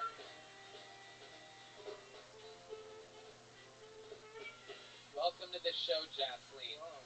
This is your first time on, correct? yeah, Welcome. How long have you been doing stand-up? this is probably my 7th time. 7th time ever doing stand-up. Congratulations. That was Yeah. the first time I ever heard stand up and what made you burst into tears. Fucking sad, wasn't it? Is she still practicing in like a theater? Yeah, she is currently still practicing as an RMT. I looked her up today and saw a photo of her, and she said that she likes to assist people with her energy. And I was like, yeah, I don't fucking know. So what exactly did she do to you? She molested me. Yeah, see, I totally practiced and wrote this fucking bit, and then Let's just talk about what really happened here. So you went in, and then what happened? I went in. Oh, no. I didn't actually go to see her. Oh. What I was trying to say is that I looked her up today. I've been wanting to confront her. Confront My abuser your... that I know, that I remember, because I was a child. See, I missed a real big chunk of this story. We still don't have it, though. You still Okay. haven't explained it. Okay, so when I was... Let's just go through the story. Let's not Okay, talk thank about you. the bit. Let's not talk about what you were gonna do. Let's not talk about what went wrong. Let's just try to figure out what the fuck you're talking about. This is the I feel you. This is the saddest Nancy Drew novel I've ever read. So, Jocelyn, tell us again what happened. Okay, well, fuck. I was a child, and my neighbor girl, she came in as a friendly face and tricked my entire family and would touch my pussy. Wait a second. This is your babysitter, or... We didn't really have babysitters as an Indian family. It's just usually friends and family come in. If I need help, you need to take care of the kids, that happens. she's like an older teenager girl. Used to come kick it with my siblings, and then we would have tea parties in my bedroom, and she'd tell me to wear the bathing suit. I She's hilarious. And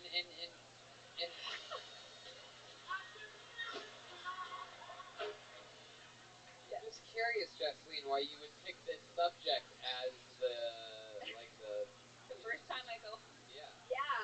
You know what? It was really good in my mind. I was laughing so much yesterday This and was, Go today. this cry. was during the molestation, or No, I actually no. When I was writing this stuff, I was laughing and I was having. At which part? yeah, I can't quite put my Okay. finger in it. You did it again. Jeez Louise. Yeah, I should have went with the other bit that I was more confident on. But I've been recently trying to find ways to heal from this trauma. So, Oh, so you're going okay. and so, no, but I actually think some Have you of ever this thought shit about was. seeing a therapist about it, or you're just gonna talk with strangers? I know. Oh my god. Have you ever been with a woman as an adult? Yeah. And I don't know if it's my thing. It's been a question since like really opening up and talking about my abuse, but I was like, am I gay? Am I not gay? Am I bi? And I've hooked up with a few women, and the last woman I gagged a lot while eating the pussy. Why do you hold on a second here? Why That's a normal response. I hate that. So weird. So Jasleen, why do you think you were gagging this time? Was it the taste? Was it? I don't know if it was.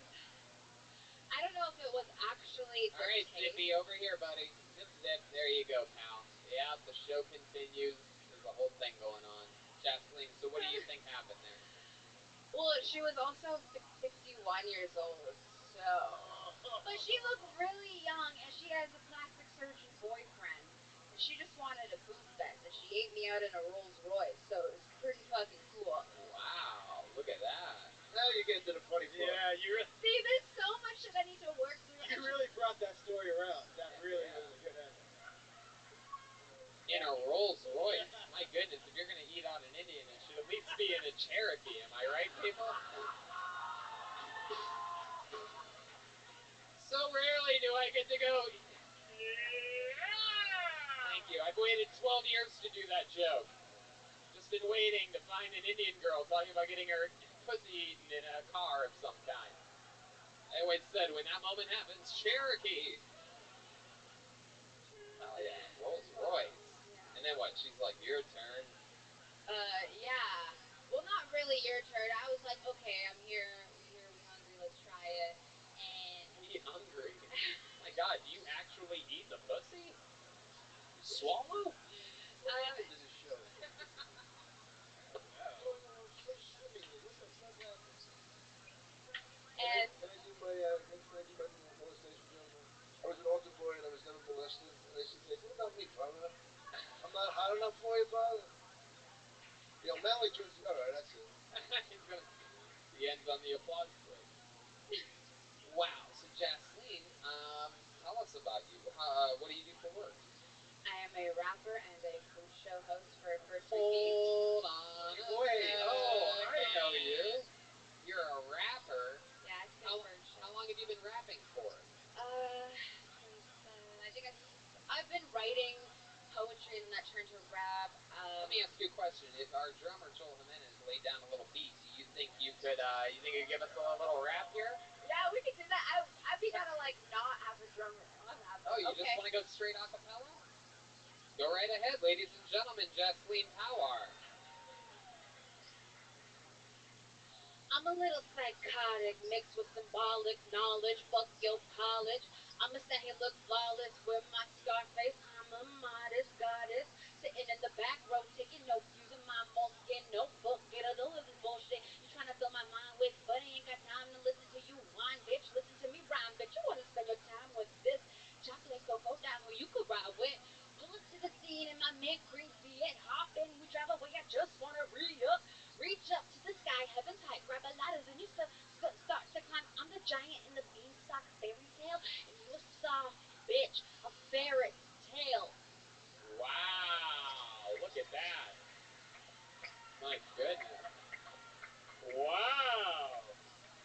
sleeping to rapping. That was incredible. Wow. Hell yeah.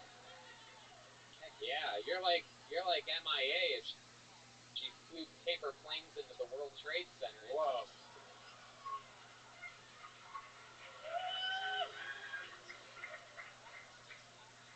You host the Curry Shop, right? Yeah, I host the It's a Curry great Shop. show. First thing you can stream it. Yeah. Oh wow. So you're sort of like a YouTube star. It's not on my channel, so I'm on their channel. Oh, okay. So my YouTube's not really. It's like my music shit on my stuff, but yeah, I like to eat. We here, we hungry. That's for real. Absolutely. You're like Slumdoggy Dog. Oh my god, I can't believe I just fucked that one up so bad. Ah, even sometimes I blow my own mind. I mean, that is just so good. Anyway. Anything else we should know about you, Jocelyn? Yeah, there's a lot. I really like chopping up garlic really fine. My favorite word is ginkgo biloba. And yesterday was the 13th year of my brother's death. Whoa. Wait a R.I.P. second. We just Wait a killed the second. club. Everybody clap for that. What Wait the a second. fuck? How long ago was 9/11 again? Hold on a second here. Not doing the math right. 13, 19.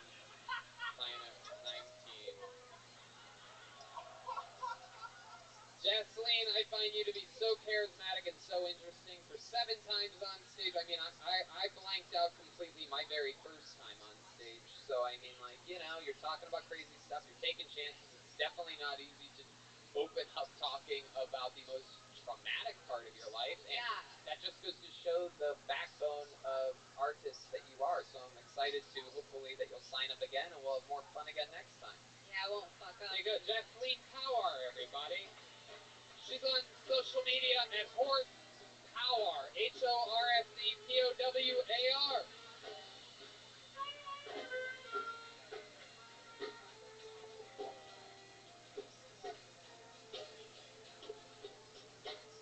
Oh yeah. Before we get back to the bucket, let's take a moment to plug our favorite sponsor, Infinite CBD. And we're back. Welcome back to Kill Tony. It's incredible. A beautiful, magical thing. You guys ready to get back to the show, huh? Back to the bucket we go. Where it stops, nobody knows. Look at this guy texting his friend. Oh, Doesn't give a God. shit. No fucking respect, huh? He's got a good blazer on, though. Is anybody else depressed right at those two? No. I mean, semi. Honestly, people's sad stories of their lives gives me very refreshing energy. Pull another name out of the bucket. Make some noise for John Daniel Luna, everybody. John Daniel Luna. Lucky corner. Boulevard, tree lights, searching in the night. Hey guys. Ba-na-na-na. Table,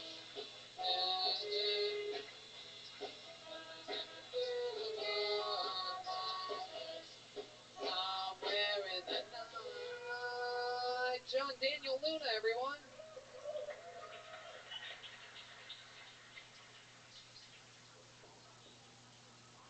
First, I want to talk about I have a skin disease. It's called psoriasis. A lot of people think I have the Michael Jackson disease, but I have to tell them, like, no, I don't fuck kids.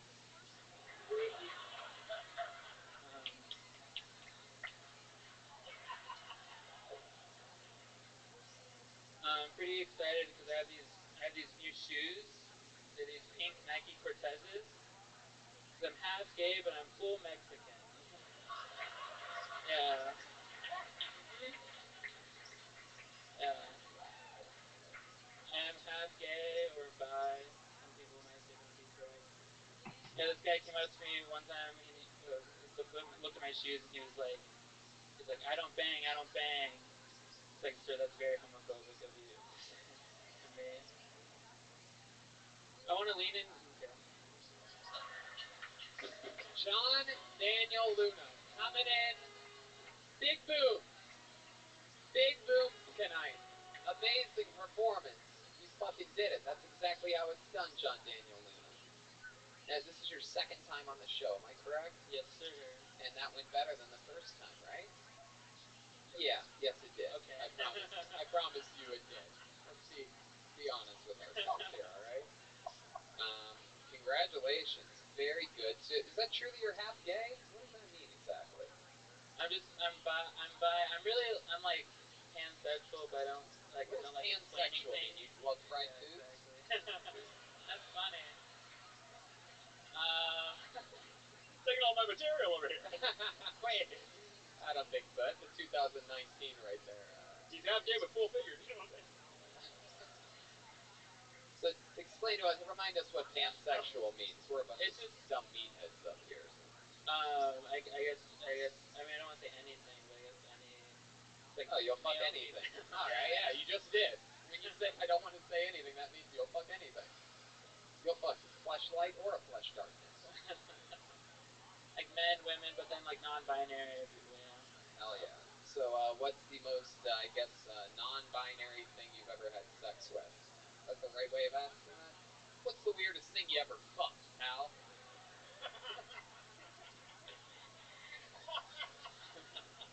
I just got word we did just get canceled. Just then.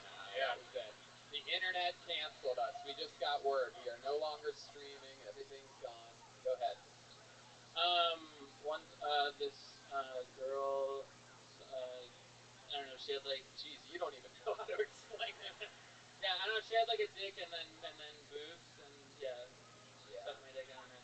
Oh my god. What do you want me to say? How big were the boobs? Double G? I don't know. Normal size. Normal size boobs and a dick. What was their voice like? More feminine? Feminine, yeah. Yeah. How big was the penis? Normal size. I don't know, You dude. don't know? Jeez, your memory's as patchy as your skin, right? I remember. There we go. Okay.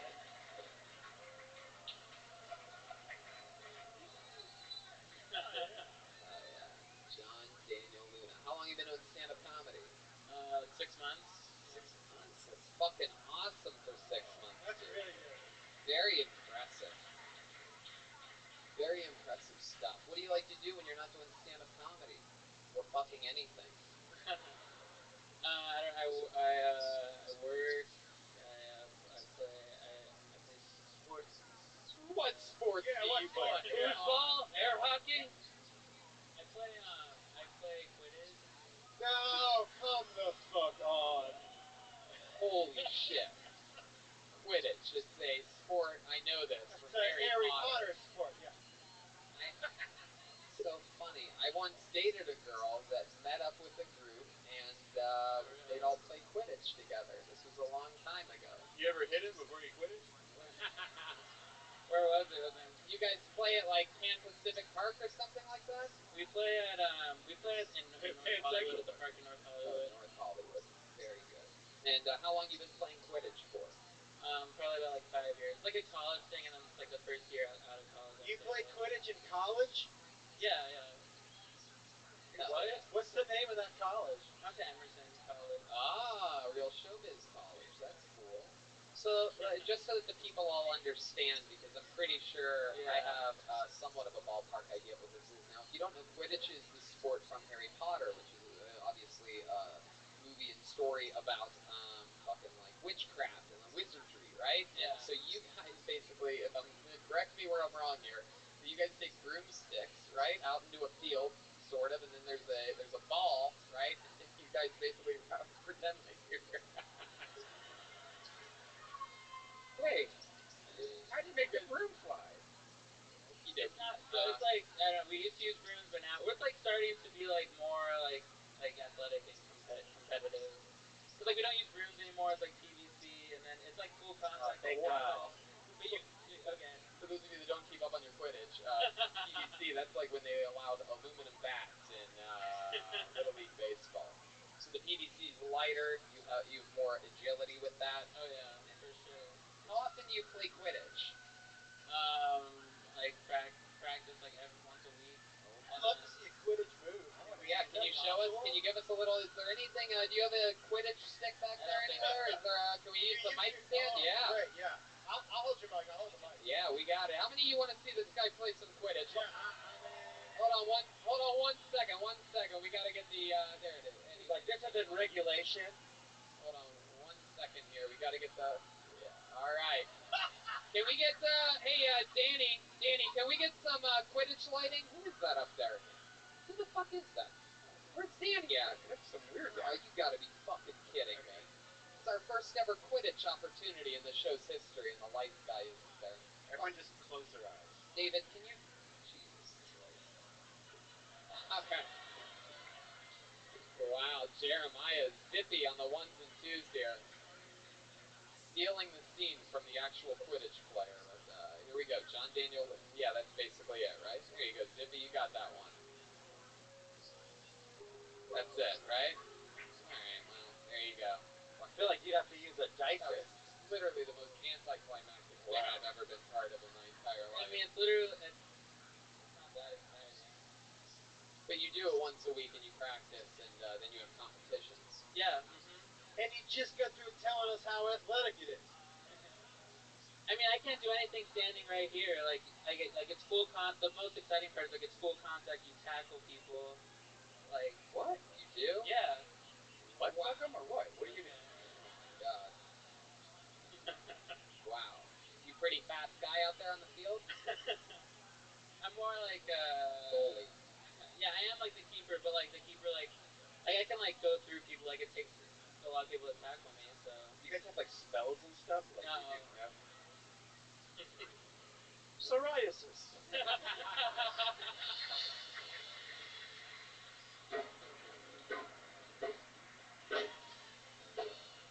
I'll tell you what, John, no doubt about it. Set of the night so far, a huge improvement from the last time you were on. You guys have anything for John Daniel Luna? Be all good?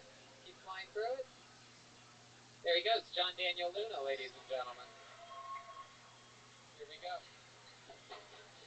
John Daniel Luna, one of the best parts of this show, you see somebody, they'll have a rough set or a decent set, comes back a couple months later and absolutely destroys. How about one more time for John Daniel Luna? That's his handle on social media, all one word, John Daniel Luna.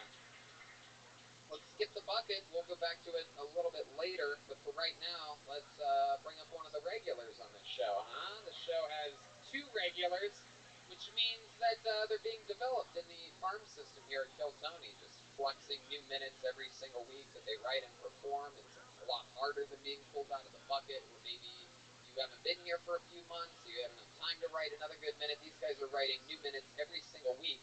And especially this week where we've done 8 episodes total in the past 7 days.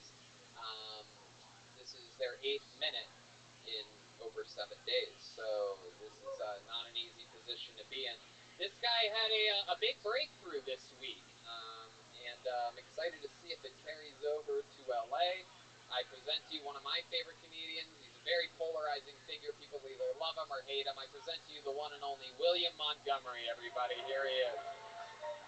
Here he is. Live in the flesh, the big red machine, the one and only William Montgomery. Let's give it up for Kobe Bryant, Los Angeles. You ever heard of Magic Johnson? So I try to avoid the TSA agents who are also magicians. Pardon me, what'd you say? Because last time.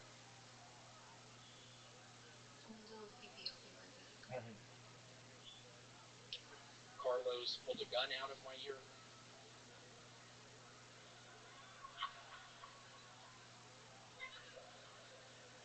I was driving down the road the other day and saw a license plate that said PBTI on it. And I drove up to the guy and I was like, what are you, a private eye? And he was like, what are you talking about?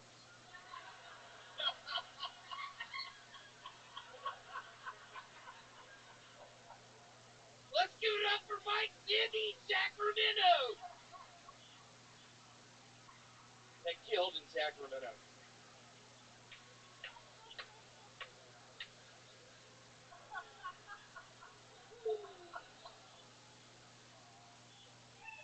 There you go.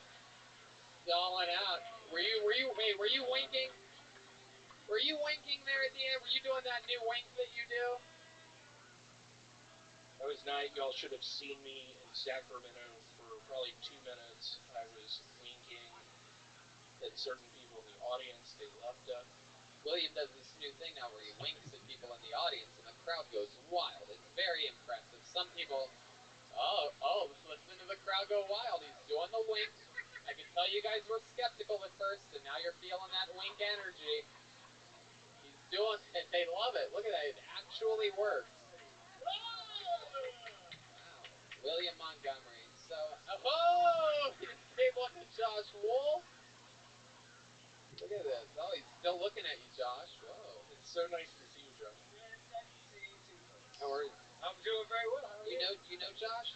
Yeah, we've done a couple of. He's come on Control Chaos a couple times. Oh, very cool. Heck yeah, you'd be fun on that. Yeah, Huh? yeah. Very the guy that just keeps on improvising right till. Right till One of my other characters I think I created. I tell people I'm a stand-up comic coach, just giving them pointers. I talk about diseases that you have, like Lyme's disease. You talk about maybe a funny little. William, you just went to Sacramento and San Francisco with us. Did any of that? You were on the road with us the entire time. We all slept in the same big house together. All this stuff. You are a heavy breather. You have snoring issues for sure. Able to be heard floors away and down hallways very far. I have something called sleep apnea. I'm a heavy smoker. I'm a heavy drinker. I have dreams every now and again. Heavy person. I've actually lost a bunch of weight. I'm down to 230 right now. Yeah, how'd you lose the weight? P90X. Really? Would you mind giving us a little example of the P90X that you know how to do? Oh, you just put the microphone on the ground. Just ignore that mic stand. Just put that anywhere. Oh, what's he doing here? Here you go. Count it out! It's screaming for it to be counted out. Let's see if they go along with it. Whoa! 2, 3, 4, 5, 6, 7, 8, 9, 10, 11, 12, 13, 14, 17, 18, 19, 20, 21, 22, 23, 24, 25, 26. He fell down. He fell down. It appeared to be 28 or so. That's impressive. He's obviously more of a writer. Oh, what happened? What happened? Oh, he split his pants, everybody. Oh my goodness. William, I have a pair for you backstage that you can have if you need them. Where's the mic? You put it on the ground, William. No, I'm kidding. I'm horribly out of breath. Wow, that was very impressive. Clearly the P90X is working. How many more did he do than you thought he was going to do? Well, he did. Who the fuck said that? Oh, these guys in the audience, so you don't want to turn on William. He will get you.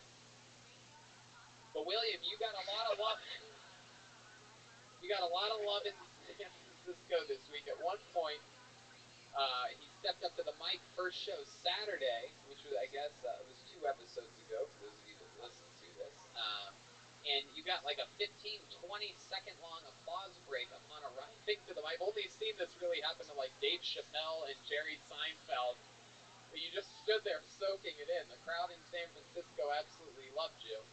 And then you gave them what they wanted. You pandered right down the middle. You said, At one point he said, if I ever jump off a bridge, it's going to be the Golden Gate Bridge.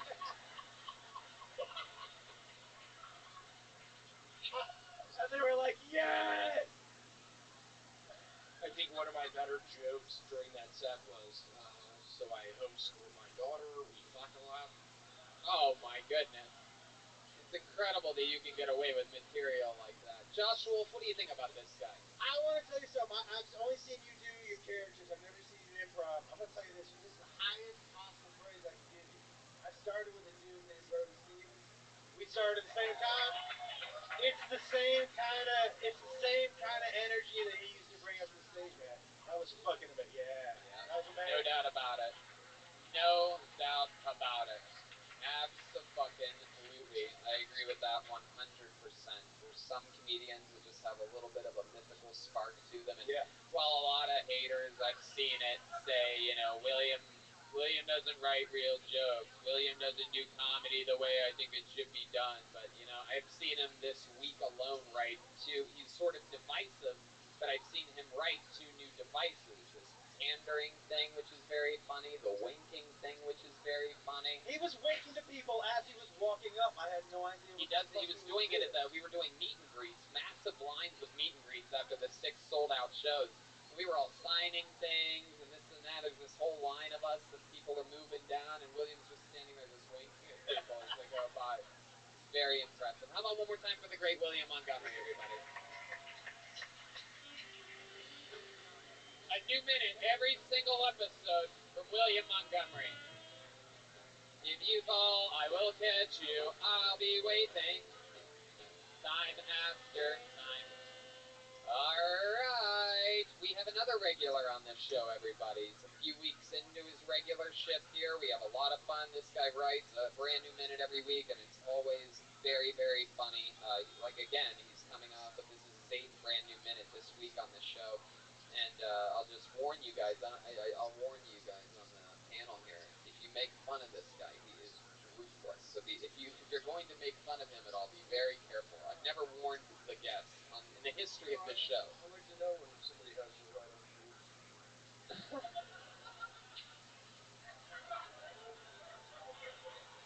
Just know that I put that warning out there. All right. So, ladies and gentlemen, I present to you a brand new minute from one of my favorite roasters, one of my favorite comedians, and the new regular on Kiltony. It's David Lucas, everybody. Here he is. Powerful. David Lucas. Come on, guys. Make some fucking noise for David Lucas.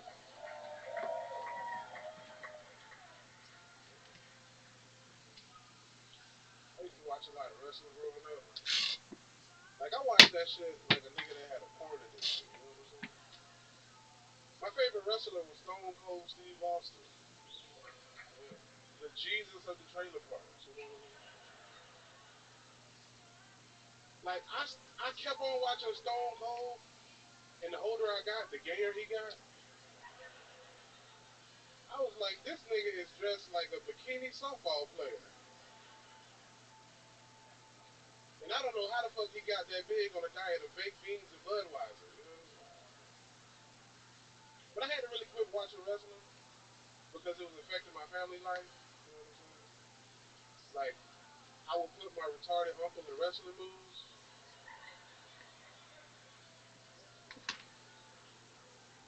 Like, my mom walked in one day and I had that nigga in the crippling crossface. She was like, turn him loose right now. I was like, well, tell that nigga to tap out. All he gotta do is tap out and I'll turn him loose. Oh, yeah. David Lucas, another new minute. Fuck yeah, man. Absolutely. Another fun one. That's all true? You were a wrestling fan? Yeah, bruh, I almost got kicked out of the private school I was going to over wrestling. Because I would fucking put kids in wrestling moves during PE. Yeah. One kid's mom wanted to, like, press charges on me and shit. No, same, man. We used to do that in music class. It was, we had a music teacher that, like... What, you play the flute?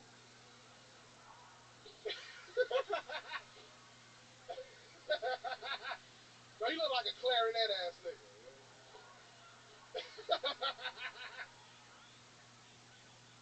First of all, how dare you? Second of all, I will not take these insults from clearly a tuba player, alright? Get the fuck out of here. Hey, ain't Tony dressed like a public defender? Alright. If he your shit, you going to prison. Yeah, I look like I'm public defending you. Look at you. What are you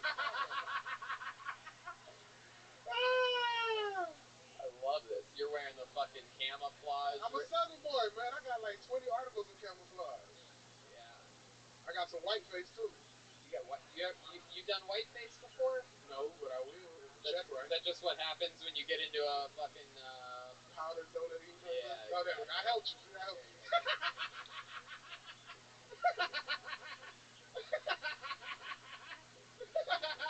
to another episode of Finish That Show. Fuck yeah. I noticed lately that you wear a lot of camouflage. Why? What is that exactly? Why do you think that is? I grew up hunting and shit, man. I'm just being me, a fucking black weirdo. You know what I'm saying? I like your style, man. You know, like, fuck these niggas. I wear what I want to wear. Hell yeah, that's what I always say. When I'm at home by myself, looking in the mirror, that's exactly what I tell myself. After you eat your fucking curry chickpea wrap, you'll be like, the hell are you talking about? I don't know, man. That sounds like some shit you'll get at Air One. I thought you were camouflage because you're an over-the-limit soldier. It's almost there.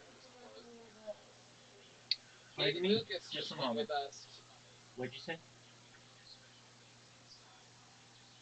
I'll be back in a little bit. All right. I need to take a nap, but I do I too. can listen to you a little bit. Okay, very well.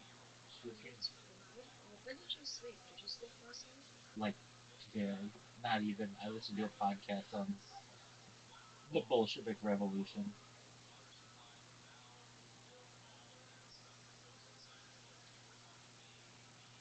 Okay, To I'll be back in like Sacramento and San Francisco. We shot Swaggermento. Unbelievable. We had Yeah. so much fun. Yeah. Were any highlights for you or anything like that? What was that like, hanging out with everybody? Fun fact, I'll just say it, both of the regulars on this show are extreme snorers. It's a little fun fact. Oh, that shit was fun, man. We was in a Sprinter van, going up the 5 to the whatever we went to. Fortunate days, huh? Yeah. Well, you probably didn't have Sprinter vans in your days, but Wait a second. Whoa. Be careful, David. I'm sorry. I don't even know what that means, but nothing, Dom. Nah, I ain't say shit. If this starts, it'll never end. Let me tell you something. I was in A. Arnold. I can tell. You were in Married with Children, too. Yeah. You know, And Seinfeld. why do you have to use the N-word? And Golden Girls. I mean, I use the N word because I can. Right. No. But I'm trying to cut down on cursing, so I haven't been saying as many bitches, fucks, and motherfuckers. Why are you trying to cut down on cursing? Why do you think? Just to be, just to have easier sense for like TV. You know what I'm saying? So it's like the one word that I have left is the N word. That's right. I mean, Might not be able to say retarded either. Yeah, that's especially retarded faggot. True, that's true, yeah. That's like, I don't use the F word. Wait, we're getting word right now. Dom Irera has been deleted. His scenes have been deleted from Golden Girls, everybody. They went back. Hilarious. They canceled your scenes. Wow. So, Alright, I'm gonna work on the N word just for you, buddy. Heck yeah. I'm gonna say Negro. Yeah. That's better? Those colored kids were nice. Oh, okay. If you need a list for other words I'd rather be called a nigga instead of a color.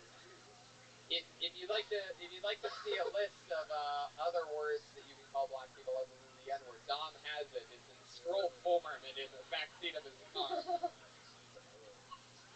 So you got the You ever call anybody the N word? What? You ever call anybody the N word? Besides football shit. Jesus Christ, man, I feel like I'm. No, it's a good question. That's interesting. My guess is the answer is yes, and he's pretending like he can't hear you. Right. What? What'd you say? Nothing. Can you really not hear? He can't hear, or what? Is he fucking with us? He's a master comedian fucking with us, absolutely. He's asking him like I can't fucking hear him. Cause I was like, do I need to speak sign language? Shit. Now, do you do stand up also? Oh no! No! Oh no! Oh no! I enjoyed your speech. I'm just wondering. You dress like you coach bowling. Oh shit! Now I can't use that as a closer. Okay, I'm gonna stop this all right here No, because I love both of you too much to watch this. No, I ain't even gonna do it. No, good, absolutely, very good, David. I'm only gonna roast young comedians. Oh God, no! Stop it right now! Stop it!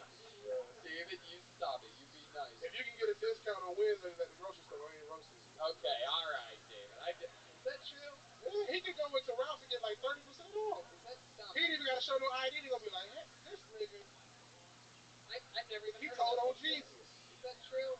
Wait, all right. I'm gonna stop this right here. First of all, I don't have to go to stores. They bring it to my house. Right, in the nursing home. That's what they do at nursing homes. They bring your food to you. All right, I'm stopping. You probably got a driver too, don't you? Woo! You got a driver too. You got a fucking van that's okay. Drop you off at your shows and shit. Okay, that's enough, David. All access pass. Oh my God! All right. You get to park close to the concerts. Jesus. Oh my God. Ooh, he's roasting me. Ooh, that hurt. How do you think of shit like that? You're a Okay, I'm gonna put an end to this right now. How about a hand for David Lucas, everybody? The great David Lucas. He's relentless. Fuck yeah. Step back from that ledge, my friend. Back from that ledge. First of all, look at me. Look at me. Look, do I look like I even give a fuck? And I wasn't hearing him. I heard him, but him. Maybe someday he'll have 1/3 of the fucking credits I have. I'll never forget. And the credit, the actual credit.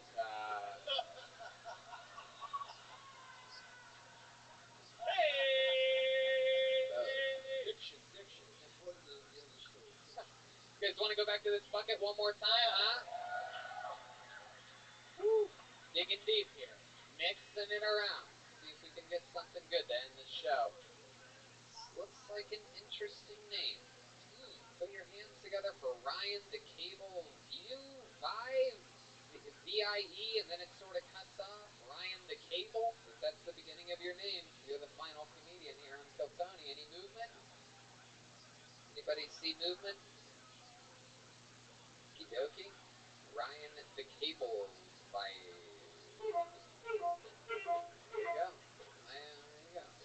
Okay, how about Kenny Weber? Kenny Weber. See here? Here we go. Kenny Weber, ladies and gentlemen. Here we go.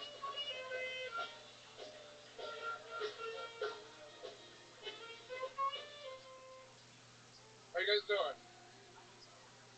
Yeah. 2019's scary, huh?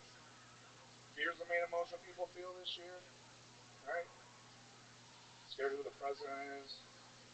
Scared for our economy, our environment. Scared World War III is going to break out at any time. Scared for women's bodies. I'm scared a bird's going to shit in my hair and I'm not going to feel it.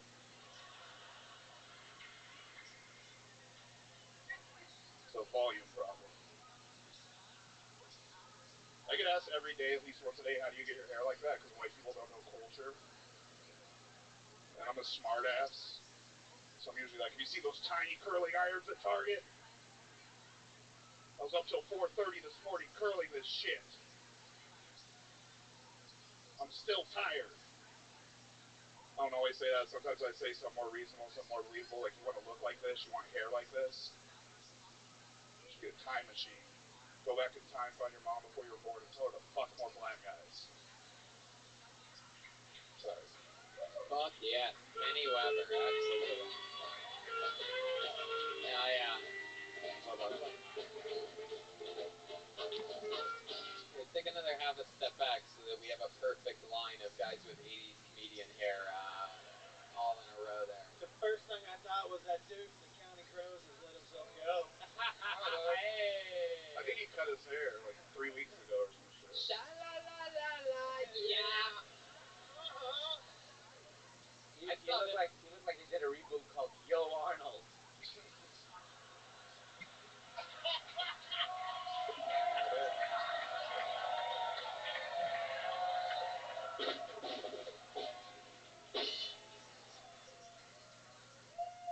Kenny Weber, wow. How long have you been doing stand-up comedy? Like 2.5 years. 2.5 years. Next question. How do you get your hair like that? You ever seen those tiny curling irons at Target?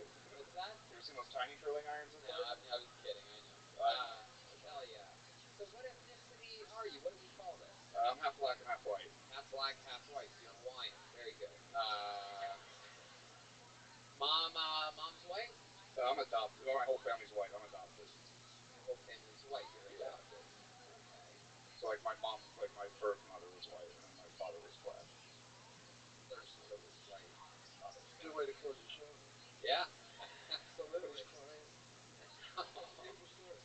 Thank you, I appreciate it. You ever contact your actual parents? I took like an ancestry test this year, and I found some people I'm related to through that. Troy Polamalu? Nah. Just only on the black side, which is surprising. I didn't find any white people. Just some black people in Oregon. Hilarious. Not too hard to find the black people in Oregon. Did you say Oregon? Yeah, that's where they're from. And where are you from? I was born in Texas, but I've lived here since I was like 10. I live in Orange County. Oh, cool. Oh, yeah. What do you do for work? I bartend, and then I recently started working as like a PA and like a non-sex character actor in porn. Whoa, that's cool. So, like, what type of roles have you done in non-sexual porn? The first one I did, it just like came out like this week. I would play like I was You like the guy that eats the pizza when it gets delivered? Basically, yeah. Yeah, try getting cum out of that hair. Yeah. No, I had to put Let me guess, you're the fluffer? Nah, I had to put fake cream pie inside of a girl like 3 weeks ago. Wait, when you say fake cream pie, you mean the stuff, huh? Yeah, there's like a little like gel. lube when they're doing like cream pies, and you have to pump it in this thing that looks like almost like some type of tranquilizer. Right. It's like syringe, and it's like a little baster or something, right? Yeah, you got to stick it in and. So, like, what was that like for you? Was that enjoyable at all? Nah, because like the dude that it's a guy like I used to train jiu-jitsu a long time. I met this guy, and he's like a popular porn star, and he's super cool and just let me do this shit and pays me a good amount of money to do it. And so he was fucking with me when he made me do that. Like how much? I'm just curious. How much did you get paid for shooting, basting fake cream pie into a girl's vagina? I don't want to for the sake of my job, I don't want to throw his money out there, but I'll tell you after if you want. Okay, yeah, I do. So, but when I might be looking to pick up some side gigs. You know what I mean? So it's like the fucked up part was when I put that in. It was when she was like straddling him, and so he took his dick out, and I put it in, and my pinky like grazed his dick. Like Yeah. that was like the first dick I ever touched. Yeah. You've never touched your own dick before? You know what I meant. How about any other roles in the porns? Anything like that other than shooting cream pie in one? Oh, that's not like a role. That's just like a job. It's like PA and that, so I do both. So that's not Any movie titles that we can see? Yeah. It's if you just go to toughlovex.com.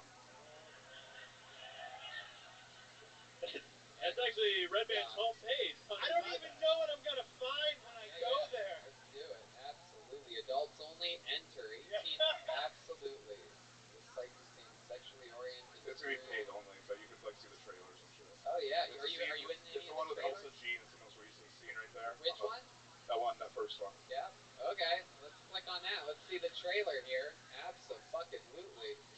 This is fun. Can we turn that around? Maybe the audience can see too. All right. Let's see what happens here. There's a guy in. Whoa! There you are. Wow. That is incredible. Oh my goodness. This is incredible.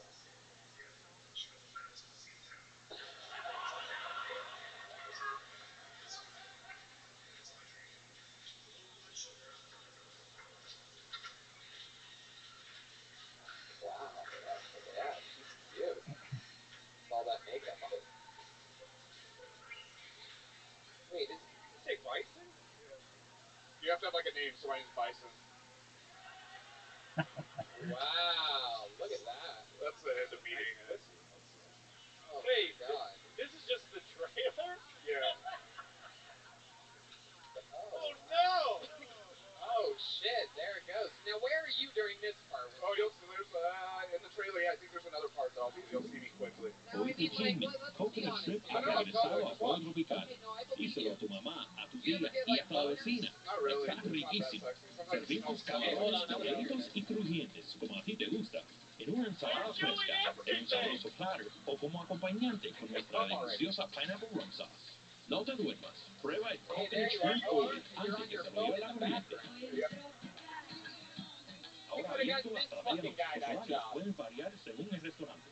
At Cleo Foundations, we help you navigate audit season with expert application support and streamline your audit and compliance requirements while you find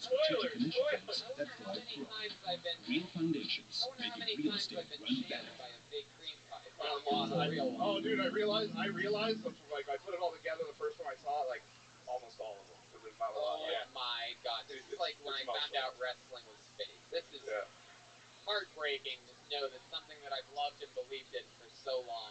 Like I've abandoned watching Creed Pie since I started. I can't do it anymore. Oh my god. Wow, we've learned a lot here today. Do you ever take your work home with you and use the big green pie like when you have sex with a girl? Nah, I don't. That's a good idea. Yeah. What was that question, Brian? I just understand why you would like cream pie. Oh, I'll tell you exactly why with no hesitation whatsoever. There's something about the thought of these porn stars being such filthy human beings, such bottom of the barrel, just absolute broken human beings, that the thought of one of them coming inside of the other is so mind-bogglingly wrong to me that that's what I think is hot. God damn. Like I wouldn't do that in my normal life. Like I wouldn't just come inside of a girl, right? Unless you know what I mean. Unless it makes sense to do that.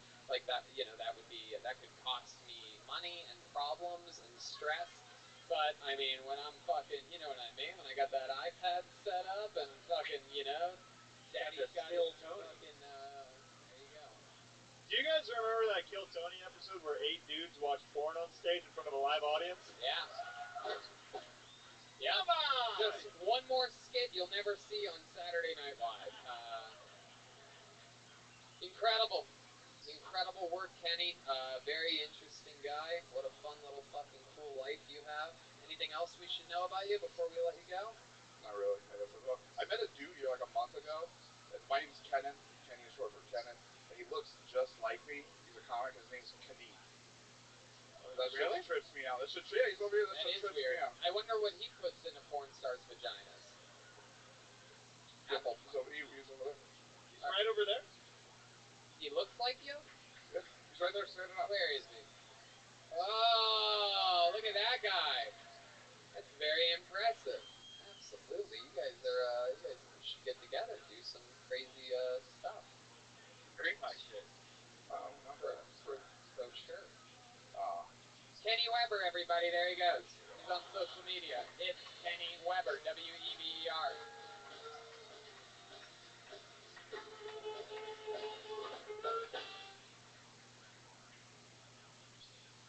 Okay, well, we could end it there, but we have a little special treat. Kill Tony icon from the past, someone who got pulled out of the bucket for his first time in Plano, Texas. Turns out, we found out in that interview that he is a world-class kung fu master. A couple months later, in Dallas, Texas, he would, of course, make an attempt to kick a water bottle off of Jeremiah Watkins' head while wearing skinny jeans, and ended up not getting his foot high enough, ended up kicking Jeremiah in the head. 2 days later, we did another episode of Kill Tony in which Jeremiah got his revenge and kicked him in the head. And this past weekend in San Francisco, he actually showed up to Kill Tony Mania, broke a bunch of blocks of wood, showing off his incredible kung fu styles. And also Jeremiah Watkins took advantage of the situation and also broke a block of wood. And he's here for us here tonight because he's got something special up his sleeve to do for us. Make some noise for Kill Tony legend Colt, everybody. Yes. This young man started stand-up on Kill Tony. He's already famous. Now, a fun fact about Colt is that he is a world-class yo-yo artist as well. Would you guys like to see him yo-yo to close out tonight's show? Here he is. There's a little bit of yo-yoing from Colt, everybody.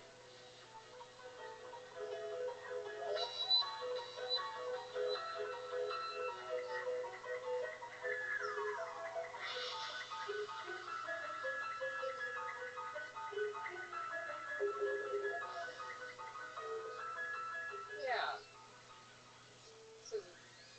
That's very impressive. How about that?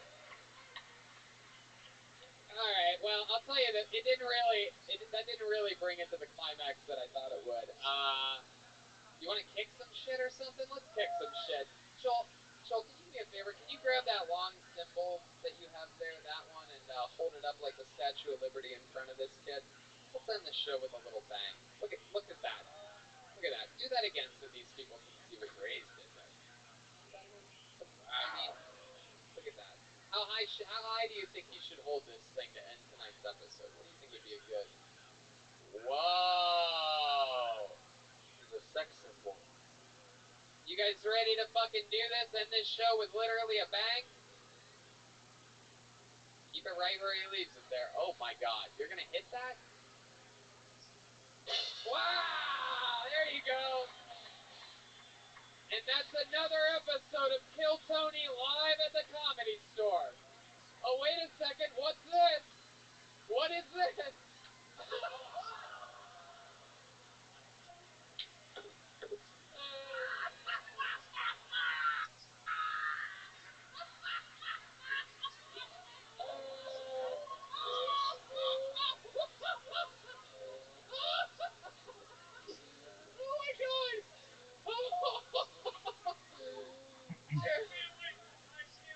Oh my god! Oh my god. Oh my god. Well, you gotta hold it higher, dude. Come on, make him get this shit. Come on, Jeremiah. Higher. That is another episode.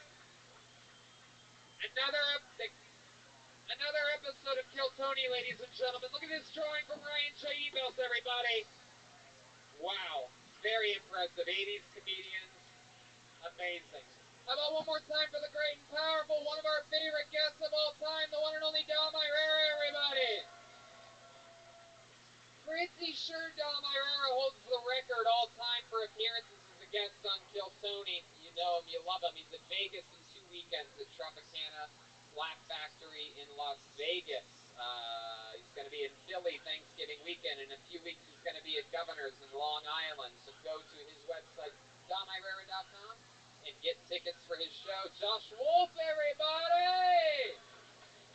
He hosts one of my favorite podcasts, Controlled Chaos. I mean, it really is so much fun. Such a silly, fun show. I absolutely love doing it.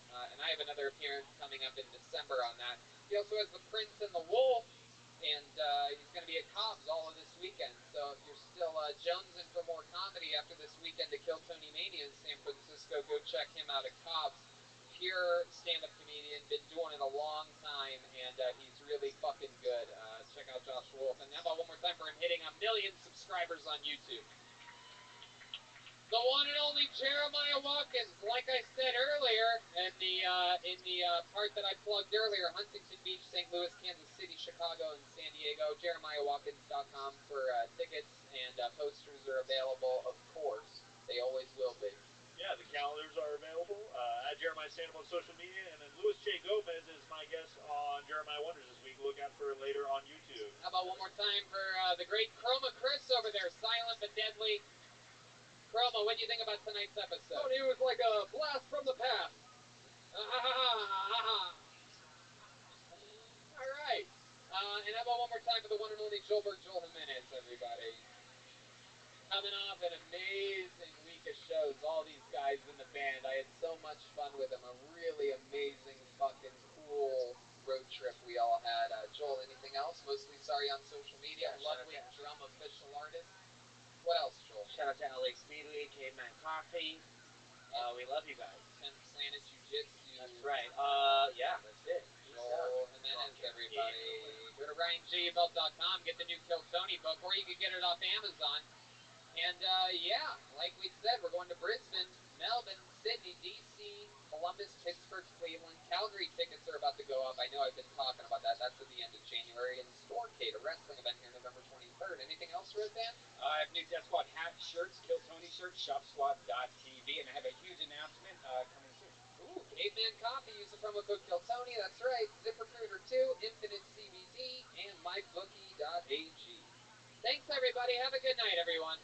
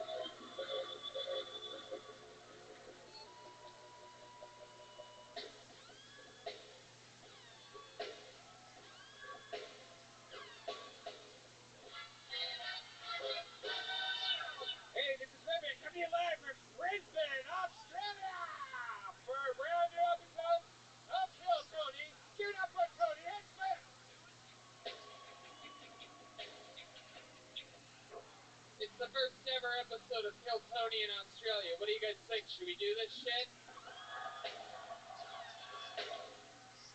Wow, the great Brian Redband is here, everybody. Come on. This is it. This is where the magic happens. We are live in Brisbane, Australia for the first time ever. We just flew in from the United States of America today. You guys excited about this or what? We're live here at the beautiful Eaton's Hill Hotel out here on the outskirts of Brisbane. This is very exciting. Tomorrow's sold-out show in Melbourne, in Sydney, or as we call them, actual cities. And then for those of you listening, of course, we're in D.C. the first weekend in November.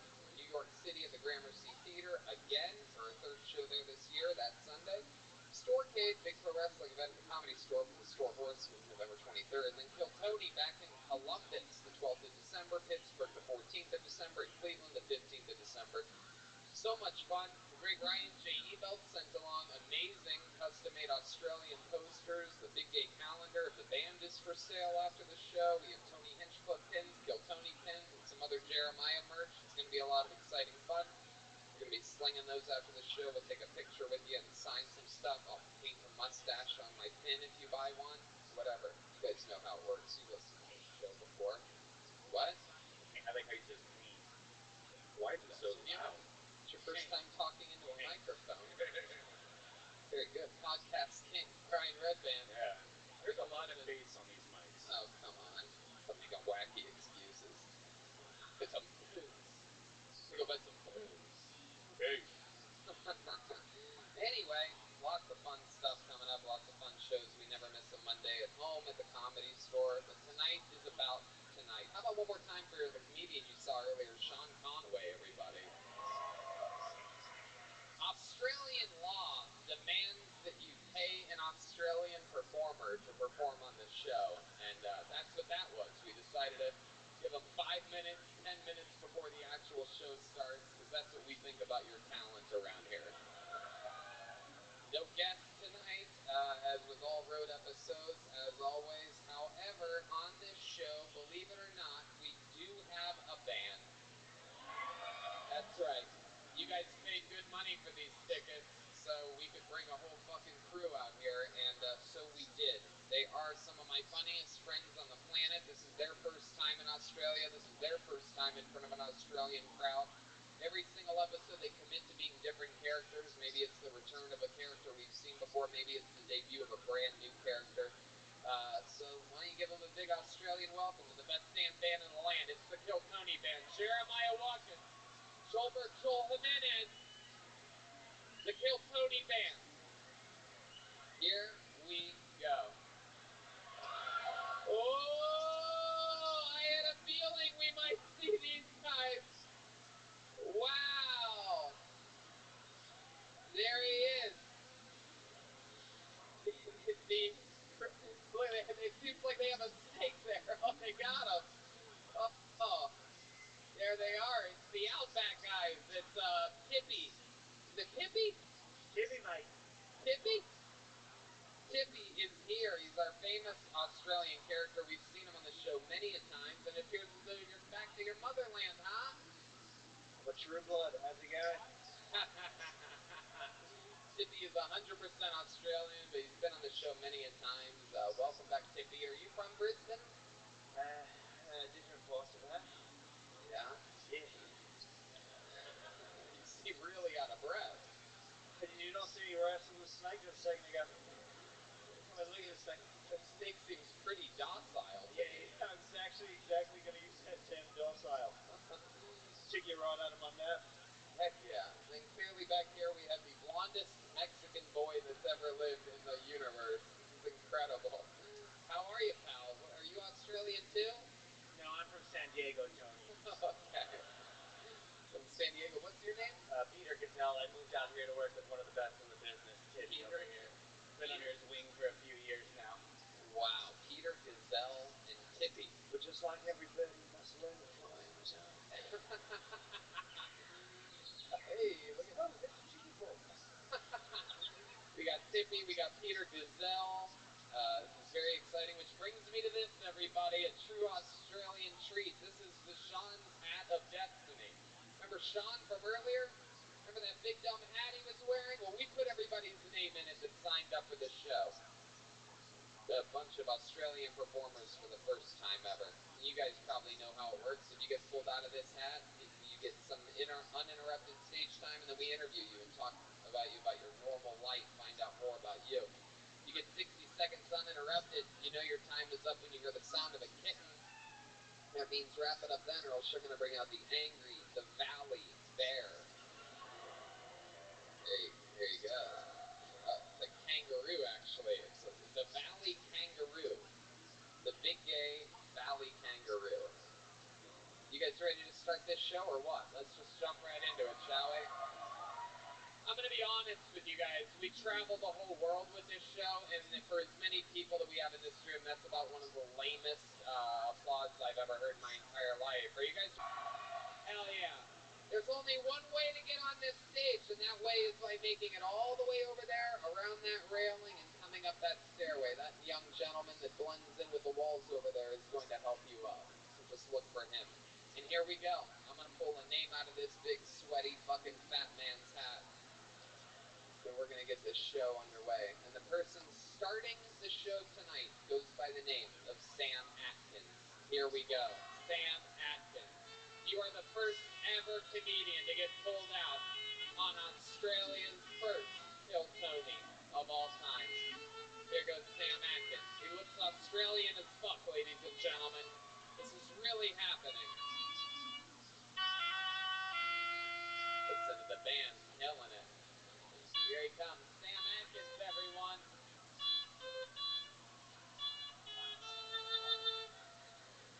There you go. So I work as a tattoo artist, and the first thing everyone asks you is, have you tattooed a dick before? It's the first question. And yeah, I have. That's a tattoo artist. That's what I do. And the second question is, does it have to be hard? Does the guy have to be barred up? He doesn't have to be barred up to get a fucking tattoo on his dick. You know, it would be really inappropriate and super awkward if we both had erections.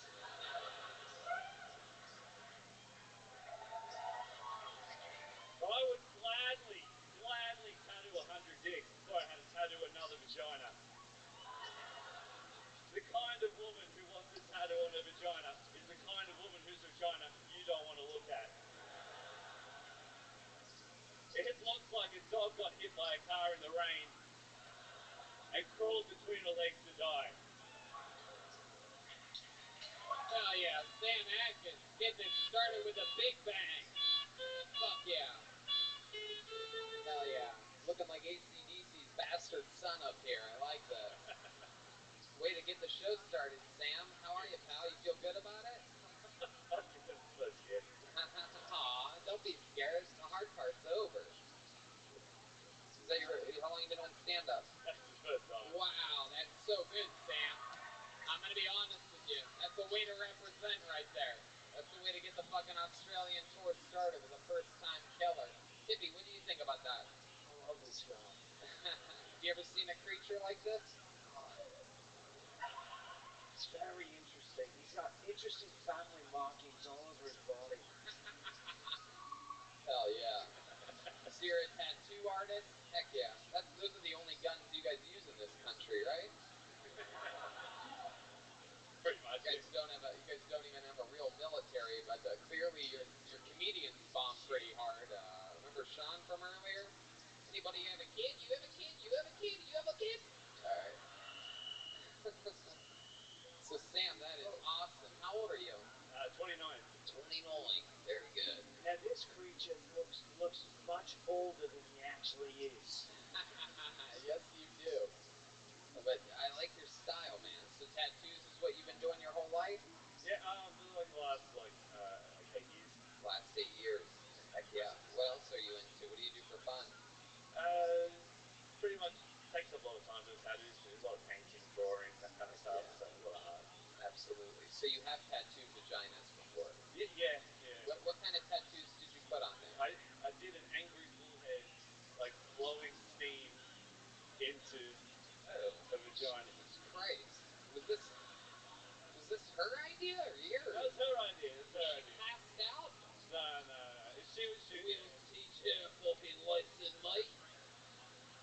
You any good butthole ones? Not buttholes, not Yeah, buttholes. one in the ink, two in the stink. My boss did. my boss tattooed a girl's butthole, and then she complained that it wasn't close enough in her butthole. Wow. Jesus. So what'd you do? You shoved your needle up there? That is a mating call between two creatures. What's your love life like?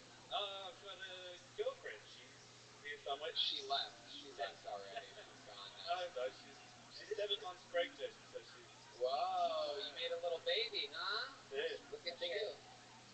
Yeah, wait, what? I think I started drinking earlier. She was at the water hole earlier. I did see that. I'm glad I did good. Otherwise, I'm pretty sure she would have got rid of it. So. Absolutely. Wait. Now, this creature does not care if he ever has sex again.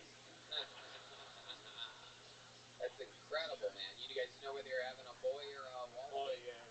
Little boy. You know if it's white or black yet? Good question. I don't think they have black people in Brisbane, so my guess is white. Wow. So, 2 months away. What do you think about this? Are you prepared psychologically? You ready for late night? You seem like... I was more nervous about this, to be honest. So. Wow. Jeez Louise. Can't wait for your little boy to see this one day and be like, wow, my dad never cared about me. What would you say if your kid wanted a face tattoo? Good. Yeah, that's a good question. As long as I don't have to tattoo his dick, it's alright. Wow. Jesus. Now, what's the youngest dick you've ever tattooed? You have a limit for that, or are you just like, come on down, any little kid you want? It's measured by handful. Wow. So you measure by size of penis. Very good. So I didn't quite understand. It's like a bad roller coaster ride. You must be this long to get your tattooed dick. So, do they have to be hard? I missed that part. No, they don't have to be hard. No. How many dicks have you tattooed? Not many. What was the tattoo on the penis? Was it a tattoo of what? A bigger penis. You know, you can say no to these dick tattoos. You can be like, no. Yeah. It's good money, huh? Yeah, he likes it. Dick tattoos are much more expensive than regular tattoos. The handler's fee. And that's very scary when Brian Redband is your voice of reason. Yeah. You don't have tattoo gear on you, do you? No. But it's in Brisbane. You want to come get a tattoo? Too bad we'll leave tomorrow. Yeah. Well, what happens if you tattoo like a vein? I don't know. Yeah, people tattoo veins all the time, Brian. It's not my dick. That's interesting. Hell yeah. Anybody ever get sick or anything crazy ever happen in your tattoo chair? No, yeah, I had the other week. I was tattooing a girl, and her friend was there for support. She was holding her hand, and while I was working, her friend she kept getting closer while I was tattooing. I was like, back the fuck up, and then she just went face first into the tattoo. She passed out. Not the girl getting the tattoo, but her friend just, and then just collapsed on the floor. Oh wow. Did you tattoo her pussy while she passed out? Sam, unbelievable way to start the show, man. For a first time, one of the all-time greats. Congratulations. Thank you very much. Sam Atkins, everybody. He's on Instagram. sam.the.tattoo.man. Very interesting Instagram handle. Hey. Okay, let's keep it moving along. One word, spelled Australian. Jared. Jarryd. Jared. The lion sleeps tonight. Hey, in the jungle, the mighty jungle. The lion sleeps tonight. A weebalak. Jared, everybody.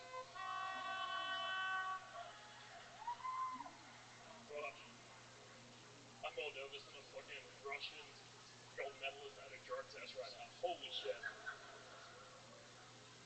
I've been living with my roommate for about 3 years, so it's a bit of a clean freak. Please everything wet smells when he eats fucking burgers and shit. Real clean freak. That's what dude the downright most disgusting thing I've ever seen him do. I'm sorry him eat a fucking sandwich on the toilet. Fucking disgusting. But my god, does it save time. Definitely. Thank you. Fuck yeah, 35 seconds. The lion sleeps tonight. Hey, I didn't understand a word you said. You didn't talk into the microphone. I was trying to signal to you almost the entire time. You really let the fear eat you alive on that one. Fuck yeah. I don't know what's happening. You seem very soft-spoken. Do we have to feed you eucalyptus leaves for you to get more energy? What's going on over here, Jared? Tibby, what do you think about that? I just thought the jokes were going to get better when the mic was raised to his mouth, but no, they didn't. It's a very interesting method. You almost didn't give yourself a chance. First time doing stand-up? Yeah, definitely. Heck yeah. Congratulations. It's also, fun fact, it's also his last time doing stand-up. Definitely, 100%. It's a retirement party for you, Jared. Get that mic right up to your mouth during this interview part. Let's get some redemption going here. Yep. Let's figure out what the fuck's going on. What do you do for work, Jared? Working in the hospital as an administrator. Administrator. Strudel? Wow. Sorry, Boston Dub. I'm sorry. No, it's okay. You signed up for this. What did you think was going to happen? Good. Yeah, absolutely. It feels good. You got the adrenaline running through you right now. You got one finger in your pocket. What was that move, dude? That's the most Australian shit I've ever seen in my life. No need to put the whole hand in there. Just get my point across. Gotta do something with my hand. I'm nervous as fuck, mate. Put your finger in your pocket. Now, it's not a didgeridoo. Yeah, absolutely. That's what we call that. The old one finger in the pocket, the didgeridoo. One finger in the pocket in the animal kingdom. This is referred to as a fail-sail. Heck yeah. What part of town are you from? From Tenerife. Tel Aviv? Tenerife. You look like you could be from Tel Aviv. I like that. Tenerife? Yeah. Absolutely. Fucking next to the valley, Is actually. there an airport there? No. No, that's a different place. Crazy. Hell yeah. What else are you into, man? What do you do for fun when you're not doing administrative? Yeah, you ever tattoo a kid's dick before? Not yet. That is young.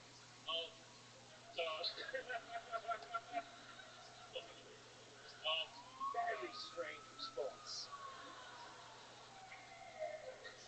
Oh, fuck. If you don't ever answer the question, we're just gonna keep making fun of you. So what do you do when you're not doing administrative work? Skateboard. I'm trying to learn how to surf at the moment. I suck completely at it. No, I bet. Hell yeah. So you skateboard though? You good at it? No, hell no. I had a Is there anything you're good at? Not really. Not at all? One told me. Sure. I mean, it's your first time and you suck, but skateboarding, surfing, you're not good at any of these things. They're the first two things you named. You good at making love? That's my lovely girlfriend. That's your girlfriend? Is he good at making love? Wow. A 6 or 7 out of 10 is what she just screamed throughout the audience. And this in the animal kingdom is what we refer to as a cunt.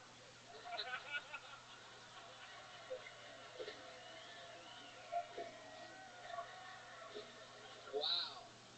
Let me ask you this, since this is the most interesting thing about Jared, what do you think? You gave him a 6 or 7, which, let's face it, that's a hard 4. Because you are in public. So what's something, if you could give him a piece of advice right now, what's something in the bedroom that he could do better or work better at? Just don't overthink it. Just go ahead and blurt it right out.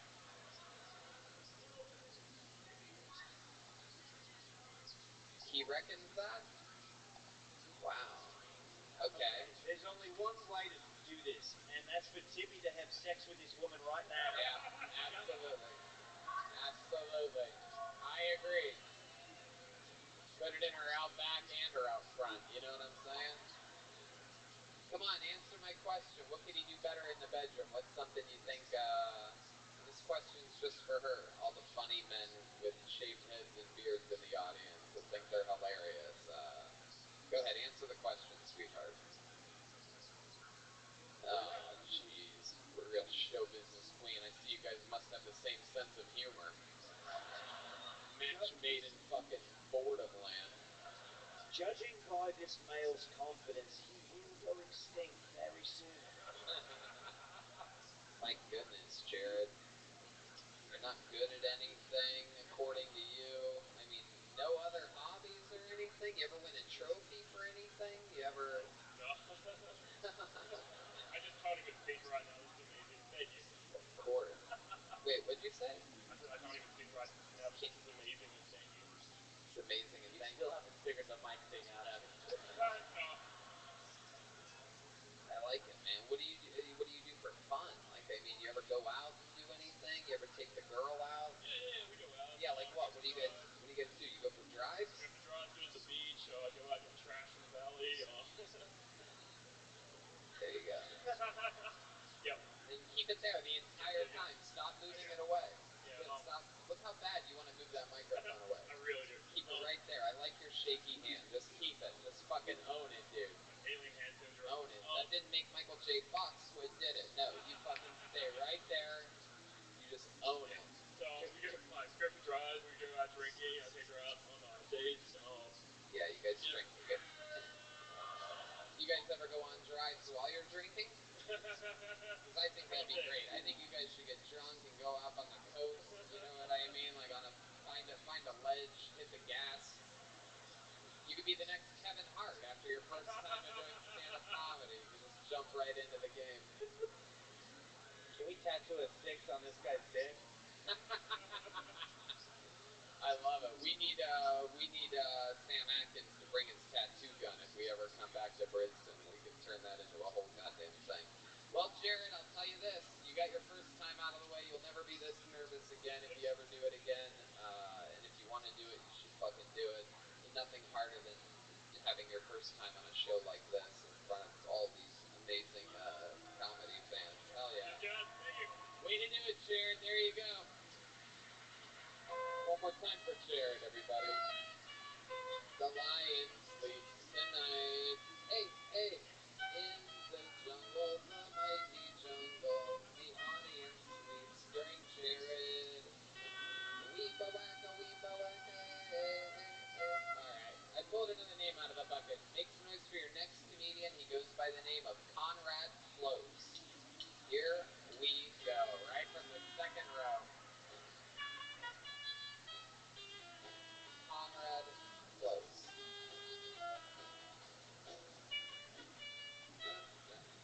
Here he is. One more time for Conrad Close.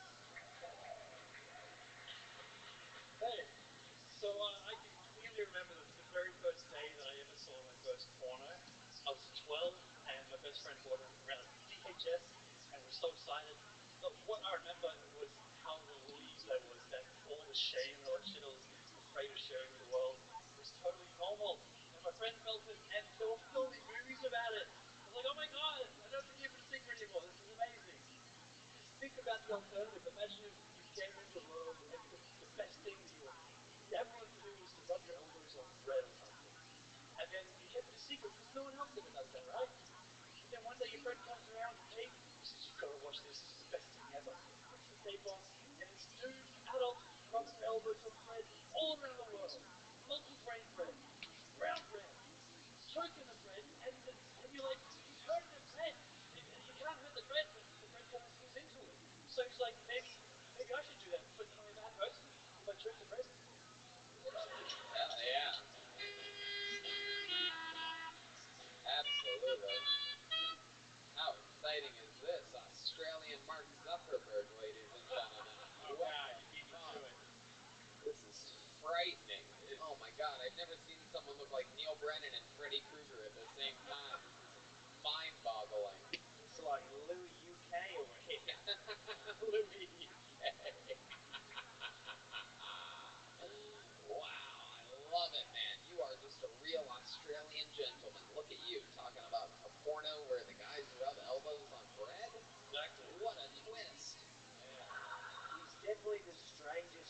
keeps a birdie's hat up here all night. Wow, you did that when you moved your head like that. It made that. Look at that. Hey, do it again. That's incredible. Wow, I had no idea that Australians could do that with just a little wacky head movement. That's very impressive. We can all do it. That's amazing. So, welcome to the show, Conrad. First time doing stand-up? First time ever. All first times here tonight. Look at this. Popping cherries like a motherfucker. I like it. Oops.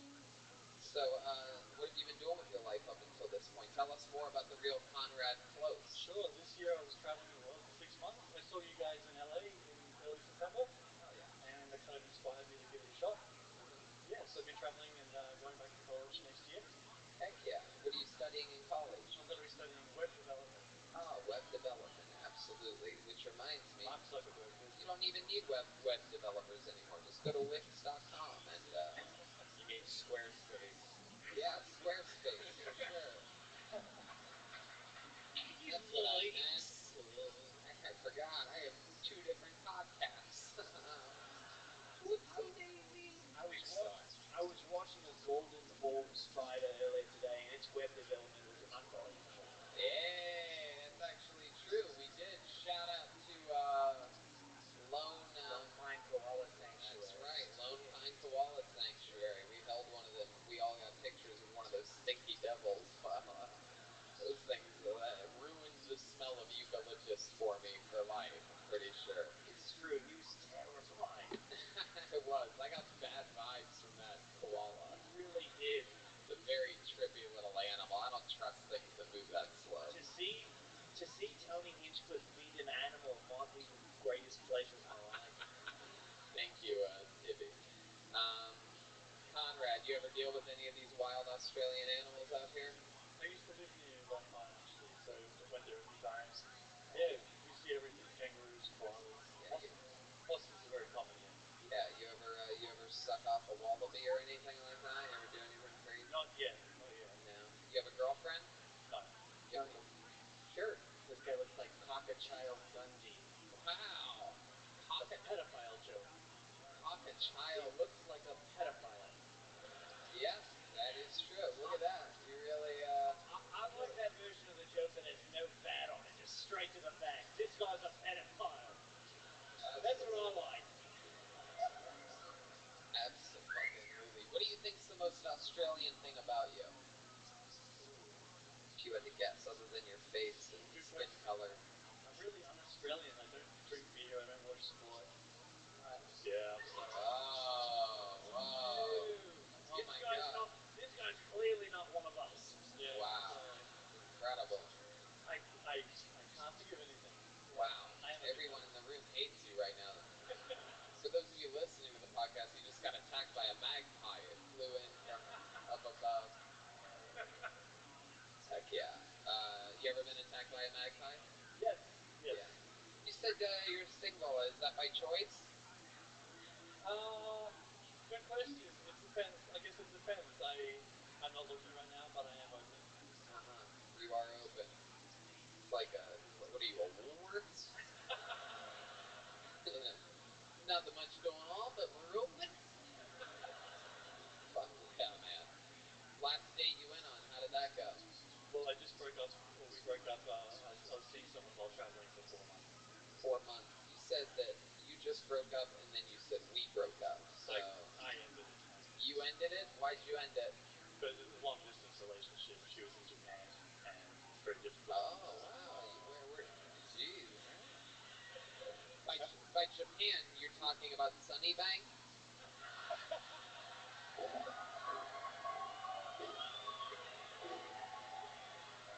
What's that mean?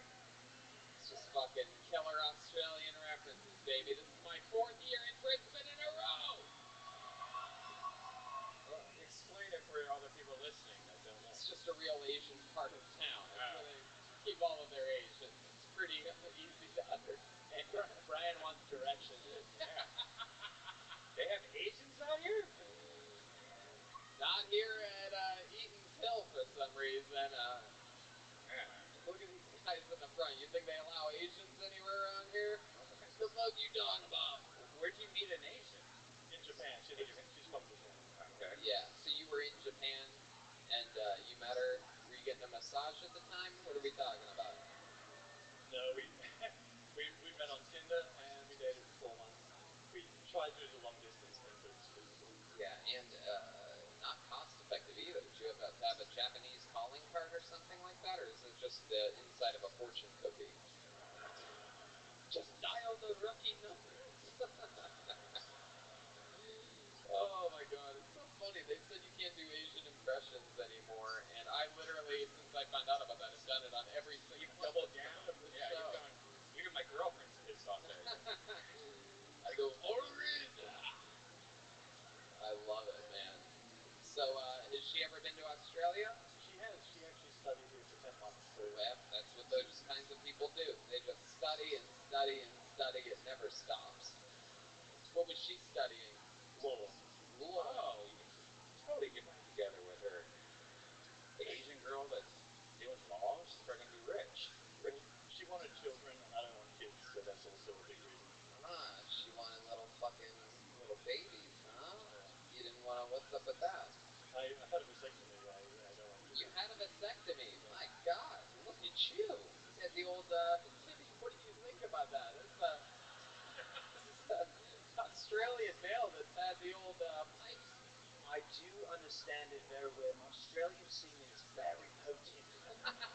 If you get it anywhere near a woman's vagina, it doesn't go. It just goes straight through, straight to the womb, and instantly impregnates a woman. So I totally understand. It's not typical, but I respect it. Wow, that is incredible. That is. Now, how old are you, mate? 34. Now that is strange. How old were you when you got the vasectomy? 32. Wow, 32. And what was the thought behind it? You just wanted to be able to put a little cream cheese in her wonton and not worry about it? A little spring in her roll. Yeah. Put a little egg drop in her soup bowl, you know what I'm saying? Put a little fucking kung pao into her chicken ding. A little dump in her ling. A little bit of beef in her broth. Yeah. Give her some of that good old genital soze, you know what I mean? I was single when I got it. I was single. I just Give her some of that ramen, you know what I mean? I was single when I had it. It was just a preventative thing. I didn't want to have to worry. You ever heard of condoms? Yeah, why'd you go straight to that? I'm very cautious. Very cautious. It sounds like he still uses a condom. Look, I'm also going to encourage you to put this Plan B in your green tea. What's the reason? You just don't want. You hate kids so much. Kids suck. Are you afraid you're going to touch them if you have any?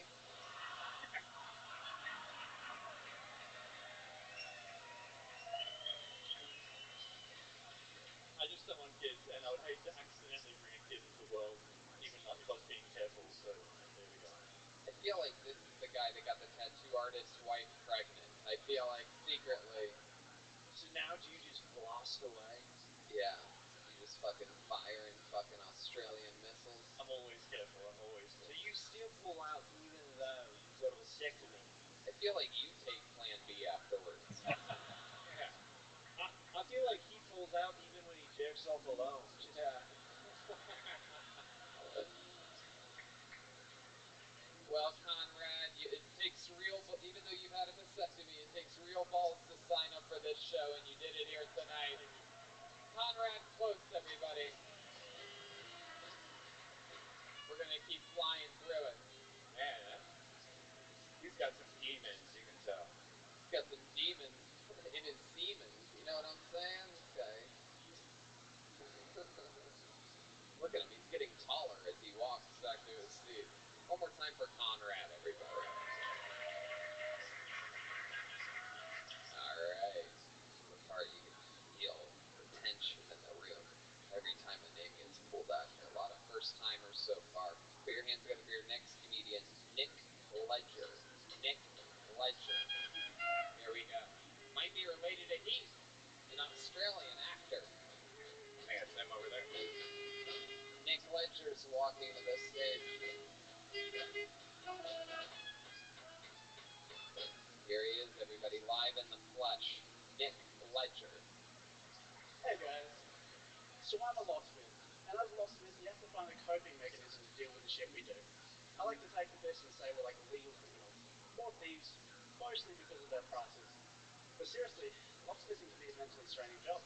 We see the occasional dead body, and far too often, we see the emotional toll burglaries take on people. Like the last major break-in I attended, the guy lost pretty much everything he had, even his new TV. As you can guess, he was absolutely devastated. Not me though. I got to go home and watch Netflix on my brand new 75-inch smart TV. Life's good. I think breakdancing is too exclusive, man. I mean, don't get me wrong, what they do is really cool. But when you break it down, it's just a bunch of people standing in a circle with music on in the background, and someone's pretty much flopping around in the center of that circle. And they call it performing arts. You'd think it'd be open to interpretation, right? But no, when I do it, I'm just told to go sing at a festival. That's all I've got. Thank you very much, guys. Yeah, Nick Ledger. There you go. You got through it, pal. Is that an Australian thing to hold the microphone in another hemisphere? Yeah, sorry. I mean, it's right here. It's got to just be right next to your mouth, guys. I don't know what the fuck you guys are used to down here. What is it? Is that really bad? Yeah. Oh, sorry, guys. Sorry. We understood some parts. They seem to have gotten the end. I loved it. Yeah. He speaks Australian, though. That's The good to hear. locksmithing, the breakdancing, I'm jealous. Absolutely. It's awesome to see you guys improving, man. It's awesome. Hell yeah. Thank you, man. Thank you. It's good to be here. I'm glad you wore your most wrinkled t-shirt to the occasion. That's a sweet shirt. Heck Thank you yeah. very much, man. Absolutely. Oh, I always wondered what happened to the host of Blues Clues. Yeah. I think he got done for coke, like legitimately done for coke. No, I'm away. Went out with a bang, man. It was sick. Yeah, good to see you. So, Nick, first time doing stand-up? This is my 6th time. 6th time ever. Heck yeah. So you started recently? I started last year, and then I just procrastinated a shitload, so now I've just watched people keep going, and I can't give up. It's way too much fun, man. Absolutely. Yeah. I think I've just got to cut down the size of my lead up to the punchline. Yeah. Absolutely. This is what happens when you get a woman pregnant when you have a vasectomy. Yeah, exactly. Yeah. You look like Tom Hartley. Hey, look at that. Wow, that's the one. Look at that. He got it started. Fuck yeah. By the way, just for the audience's information, Tony has understood 0 words from this comedian. Yeah, absolutely. Fucking Peaky Blinders motherfucker up here. I have no idea what's going on. So, Nick Ledger, what do you do for work? I'm a locksmith. You're a locksmith? Yeah. So, like, literally legal criminals. They're like, oh, I left my keys out, so you just, like, find a way to break in. It's pretty fun. Yeah, absolutely. I own a dog, too. I totally understand what you're saying. So you're a veterinarian, and that's what you love more than anything. Married for 8 years, and, no, I love it. Locksmith, definitely. So any crazy situations ever happen with that? Anybody ever get naked and lock themselves out of their hotel room or something like that after they peed on the door in Ireland? Red man. That's a key card. No. He was in his underwear. He wasn't naked. No, you get, like, There news she and is. shit, like, after, like, domestic abuse and shit, so it's like that. But then you see, like, dead bodies, which is pretty funny. Did you sleep? Because my grandma just yelled at me, so I'm awake. Well, that's not cool. What'd you do? I was sleeping. Oh, so she awoke you?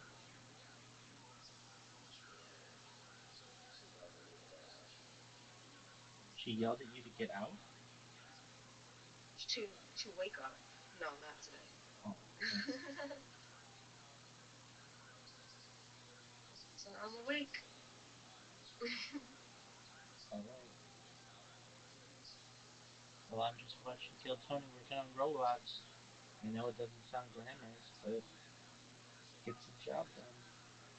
So enjoy. I'm crazy too. Yeah, where'd you see a dead body at? Like, just for the police, we have to gain entry if they don't know if someone's alive, so it's like a 50-50. When you got the job. It's like, oh, it could just not be ours. Yeah, I'm Italian. Absolutely, I agree with you 100%. Heck yeah. Wow. So what do you like to do for fun when you're not cracking locks? I've been doing bouldering. Bouldering's pretty sick. So like rock climbing. Bouldering? Bouldering. What? What? Yeah, we call it bouldering over here. Really? Do you really? That's what we call it. How long have you called it bouldering? Ever since I was a mere dingo. So that's mountain climbing. It's rock climbing indoors, but half the height without the harness. Half the height without the harness. So you gay rock climbing. Yeah. Heck yeah.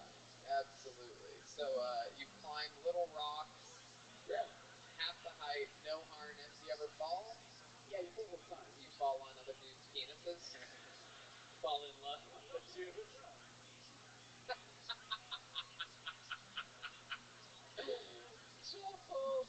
Joel's heating up back here. Look out.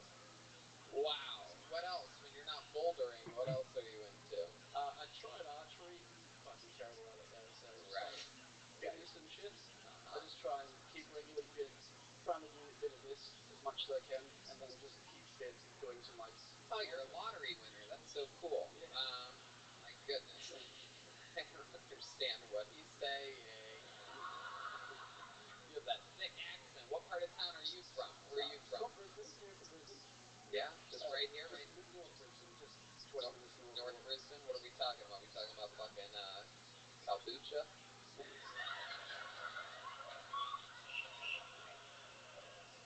Launton. Norton. Yeah. Oh wow. So the accent's thicker in Brisbane, right? Compared to like all of Australia, it's a little thicker. They won't admit to it, but yes it is for sure. Shut the fuck up. The fuck is this fucking Brisbane Waldo fuck over here? Shut your fucking mouth. Couldn't even understand what you get pulled out of this sweat ball hat, you can fucking talk. Just for the record,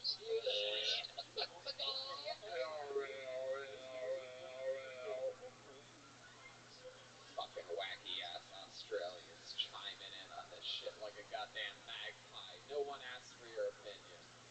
So I saw this new locksmith thing where it's like this like a drill that vibrates it, so you can like unlock any lock in like a second. Yeah, it's not that new. We all use it. It's like yeah, idiot. So your job is pretty much any of us could buy this like $20 thing and wow. And it's a trade. You get paid heaps. It's sick. It's so easy. Yeah. Wow. Yeah. That's incredible. Man, that is so interesting. What else about you, Nick? I feel like there's something we haven't quite covered about you. You know what it is. What's something that you wouldn't want this audience to know? I'm partially dead inside. You know, just like half-hearted. Really? No. Oh. Yeah. You look like if Stewie from Family Guy did CrossFit. That is true. You do look like that. How about you? You have a girlfriend here tonight? No, I'm single. Yeah. Yeah. How long's that been for? Just a few weeks. Yeah. Yeah? What happened a few weeks Oh, ago? it's just a friends with benefits thing, so it wasn't really dating. It was just seeing someone for a bit. She caught me breaking into her house. Yeah. But this drill thing, it's actually been around for a while, Brian. That's fun. Well, Nick, fun stuff, man. 6th time ever on stage, but somehow you're the most experienced comedian that got pulled out of the hat so far tonight. Thank you very much. Congratulations on that. Thanks for signing up. There he goes, Nick Ledger, everybody.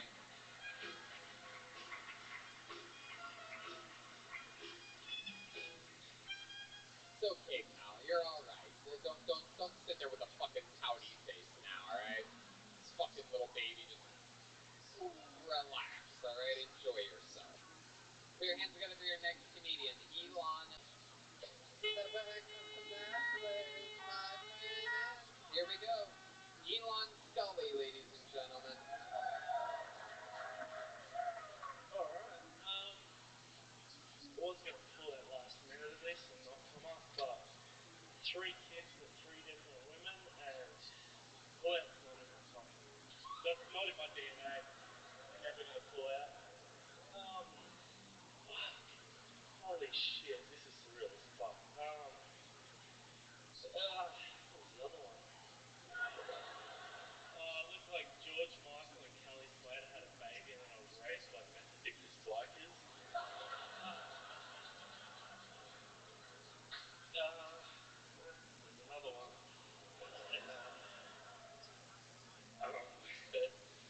I'll just tell a story. So, back when I was 15, I got up on, everybody knows what Channel V is, right? They called me up to sing Seven Nation Army in front of everybody, and there was like 4 dudes were performing, and all 4 dudes got bars, like while the song was on, and then did the solo in Seven Nation Army, and I got handed the mic just as the Seven Nation Army solo started, so everybody in the crowd booed when I stood there and said nothing. So I'm stoked I got like a couple of laughs out of it tonight. There you go. Oh, goodness. Elon Scully. Holy fuck. What happened, man? What do you mean what happened? Oh, you didn't notice, huh? Yeah, no, so, yeah, I got my dick tattooed before I come up here, so. You what?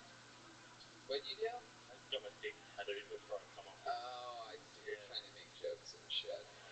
I thought I'd try one. Now, Tony, in the United States, this is what's known as a douchebag.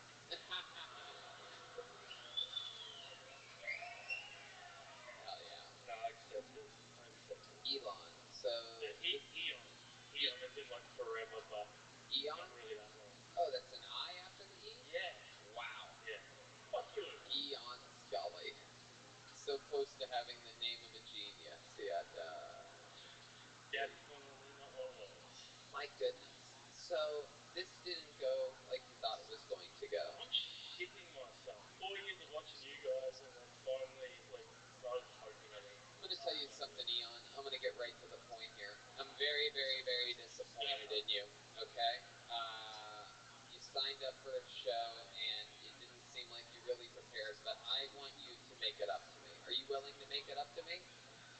Yeah, go on then. Yeah, right. I'm gonna tell you something. I broke a rule. I was listening to the podcast you dropped just recently, and I drank before I come up. And well, that brings me to exactly what I'm going to ask you to do to make up for this with me. This is Brian, Jeremiah, and Joel's first time ever in Australia, and they have never seen anyone do a shoey before. The shoe's off. Can we get a beer? Can someone grab me a beer? If you know what these are, they're NMDs and they cost me a little bit. Oh, damn. Sure. Can someone grab a beer? Worth some money. That I'll drink a shoey out. What about it? What about your NMDs? I don't give a fuck. Here you go. Here's some fresh beer, ladies and gentlemen. This shit's about to go down. This is the first ever shoey in Kiltonian. This one goes out to the people on YouTube. Here, up there. hand the microphone to Tibby over there. We don't want to get it all wet. Have you ever seen this before, Joel? This is an Australian tradition called a shoey. Bandpack 45 to put in this, please. Shut up and drink it. Here you go, your first ever shoey.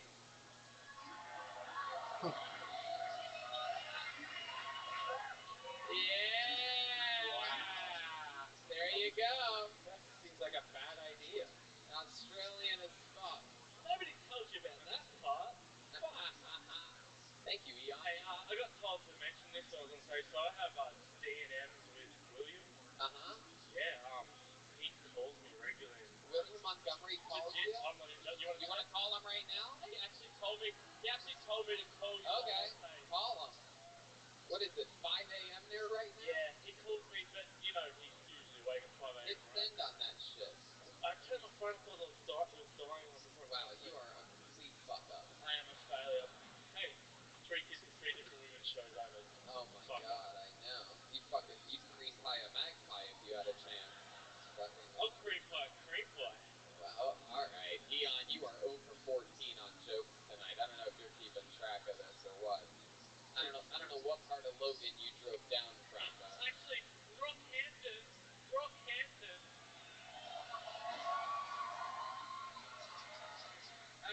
drove 800 kilometers Looks like to you get here found today. ourselves an old Logan. William talk on the phone. Very regularly, to the point where I was that excited that Wow. Okay. we, Are you gonna call him or what? Hit fucking send on the phone call. Put the goddamn picture of his freckle dick to him.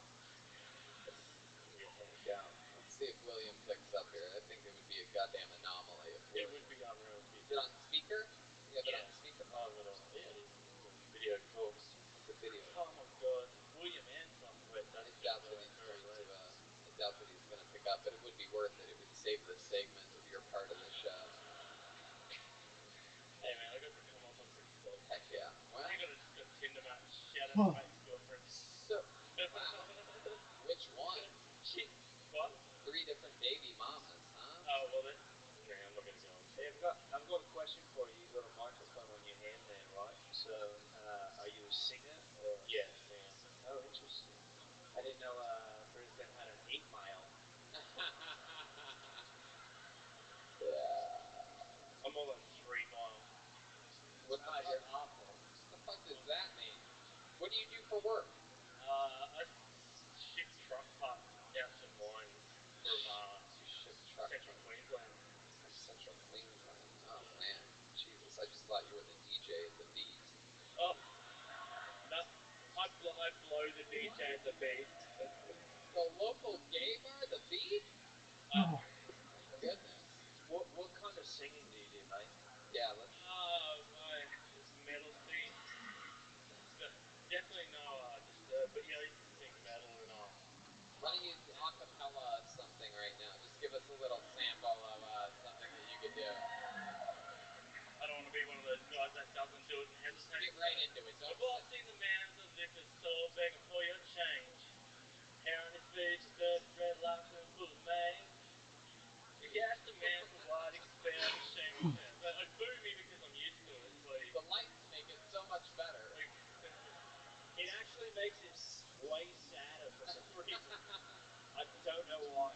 You said metal and then you started singing Everlast blues songs. At fucking 10% effort. Yeah. Alright, Eon. You know what? Thanks for doing the shoey. You completely redeemed yourself. Eon Scully, everybody. Hey, thanks heaps, guys. Keep it moving along there. Do you know how that shoe thing started? Like, where's that from? It was the great Steve Irwin once did it, and ever since then, everybody does it. I don't know, no. I don't think anyone knows how it started, but Australians fucking love it more than anything in the world. Pull the name out of the bucket. Your next comedian is Darren Watson. Darren Watson. Darren Watson.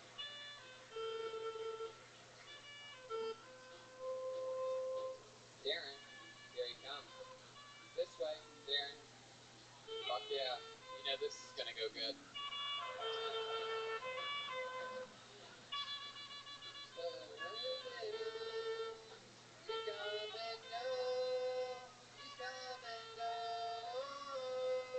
How you going, fellas? First of all, this first bit's going to be a fair bit about my girlfriend. It's just a bit of petty revenge for the way she was looking at me when I said I was going to come up on this podcast. So, anyway, why she's allowed to look at food porn when I'm making food, but I'm not allowed to look at porn when she's looking at when we're about to have sex. It's a bit of a disconnection where she's going to be looking at that food porn and I'm going to be not allowed to look at porn for sex. It's a bit of an unfortunate circumstance. You got to be careful though, because if she's going to be, yeah, hold your laughs, guys. So it's going to be an unfortunate circumstance if you try to get her to start doing stuff in the bedroom though, because I tried to get her to be rough with me last night, and she was she unfortunately leaned over into my ear and she said, "You're 30 years old and you got $300 in your bank account." That was a bit too rough for me. I fucking forgot my safe word after that one.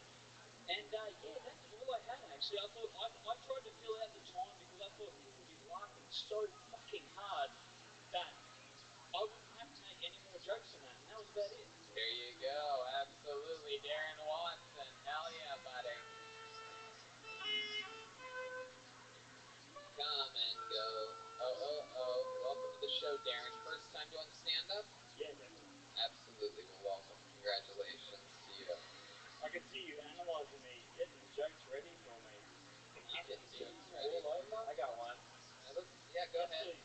like Daniel Day-Lewis. Wow. The I kangaroo. wrote down Daniel Gay Lewis, but I thought I went. Okay. I didn't know if he rock climbed Huh. yet. So. Him from Shoey to Shoehorn, huh? Let's check in with Tibby over there. He does look like a wanted poster of an old-timey boxer. I don't know about this one though, because there's a bit of cultural appropriation. A lot of things maybe going on with these guys. I think I might be a good. I'm from San Diego. I might have to go on the Twitter after this one. It's That's some fucking diddly doodly, buddy. Whatever you just said, I completely agree. Didgeridoo, don't mention it. You know what I'm saying, dude? You are so Australian. It's crazy. Do you live at the koala park that we went to today? Yeah, actually. I tried for a minute before I got up here, and then I listened on the phone, and I was like, I can barely fucking understand what I'm saying, and I have the Australian accent, so... Have you ever thought about perhaps trimming your mustache a bit? I think it's messing up the way you talk. It works really good. Last time I saw Bush that thick, it was Jeremiah in San Francisco having a pubic hair competition. I don't know if you know this, but Jeremiah has the pubic hair of a 50-year-old woman with Down syndrome. Oh, really? Shit. Please say my Outback. I get completely unmaintained. I don't know. So Darren, let's talk about it. Yeah. What have you been doing with your life up until this point? I work in a contact center, so I get into contact centers. What? I said I work in a contact center. Contact center. Very often. Oh, okay. I don't know how close I gotta. I pretty much gotta be touching the mic with my. What's a contact center? What's a contact center? It's like a phone. You get stuck on the phone all day with a headset. Yes, I sit on the phone all day with a headset. Right. Unfortunately. You come to work in like one of those bikes that has a really big back wheel and a really small seat. Yeah. Well, actually, I ride a unicycle, so I actually do ride a unicycle. Yes, actually, 100%. Oh, goddamn. Yeah, I know. It's all coming together now, isn't it? Wow. That's incredible. So what other wacky shit do you do when you're not on a unicycle? I feel like you have a wacky shit. Let's check in with Tibby real quick. Yeah, no, though. It's hard to judge. Hey, Darren, did you fucking hear me say we're checking in with Tibby? You running your own fucking show over there? Let's check in with Tibby for a second. Okay, sorry about that. Alright, we'll see if this works. Very delayed, but did the unicycle come as soon as you grew the mustache? Well, did it chicken egg? Did it spring out of the ground and like present itself like I'm your new hello owner, you know? Hey, it's nice to meet you. I'm the unicycle that's magically gifted to you when you grow that stash. So it can't be there. When I bought the unicycle, okay. Darren, when you're not on the what other tricks do you got up your sleeve? I feel like there's other things. No one just rides the unicycle. There's always like something else, like rubbing your head and your belly at the same time. What do you juggle? No, I just stopped it at the unicycle. I thought that was overperforming for myself, honestly. Has anyone told you that you literally sound like a didgeridoo? Like, I mean, you just don't stop. There's no space in between your words, so it's just you know, I don't really do anything else when I got the unicycle. That's just what I did. So I just keep the unicycle. I didn't really ever find it need to juggle anything at all. I work at a contact center. Contact center, unicycle contact center. Never shave my mustache. Alright, we get it. Quit taking the piss out of my mate over there. No, I think maybe go for a little bit longer. It might be even funnier if you go for longer. I have no idea what you're saying. What? Oh, they grounded that. Was he mean to me? No. What did he say? No, don't translate. Don't translate. Alright, well, there you go. Alright. I've always wondered what Australian Clark Kent would look like. This is pretty much it. Oh, shit. You mean a phone booth? Hey, Darren, what did you say about my mom? What's a likable thing about you? Like, what's something that would make us all be like, oh, that Darren Watson's a cool guy after all. Forget the unicycle thing. How long have I got?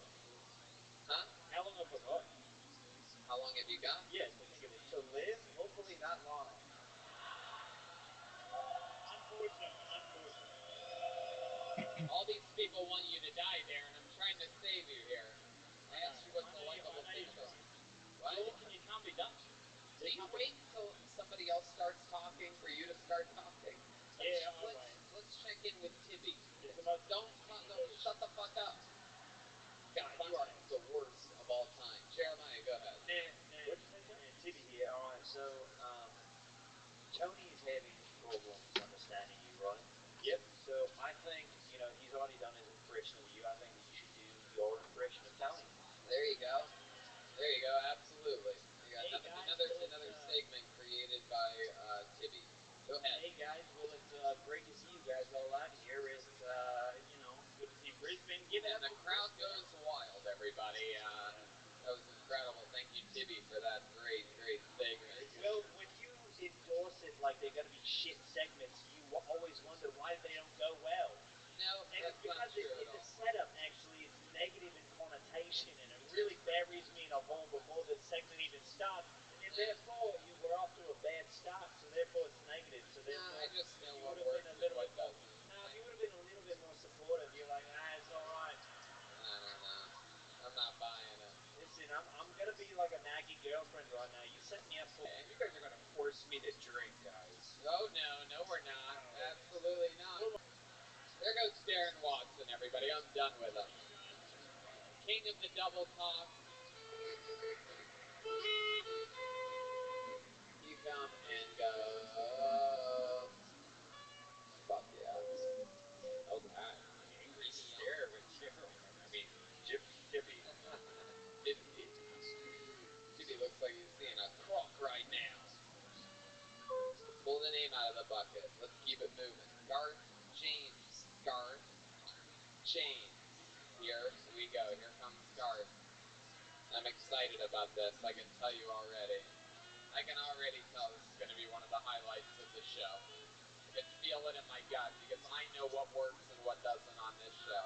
This is about to work. I present to you Garth James, ladies and gentlemen.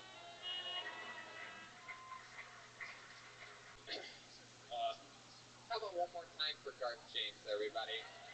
And let me remind you, if you ever hear anybody heckle anybody that gets pulled out of this bucket on this show, if anyone ever does it, they're sitting next to you, you get to open hand slap them across their face as hard as you can. So, something for you cokehead idiots in the audience to keep in mind. How about one more time for Garth James? I like him, I love him, but I like him a lot more when he's sober, like in jail.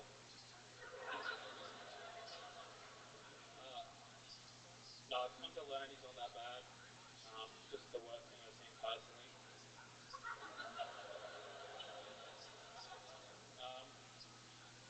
Have you ever shit so hard that water from the toilet bowl shot up into your eyes?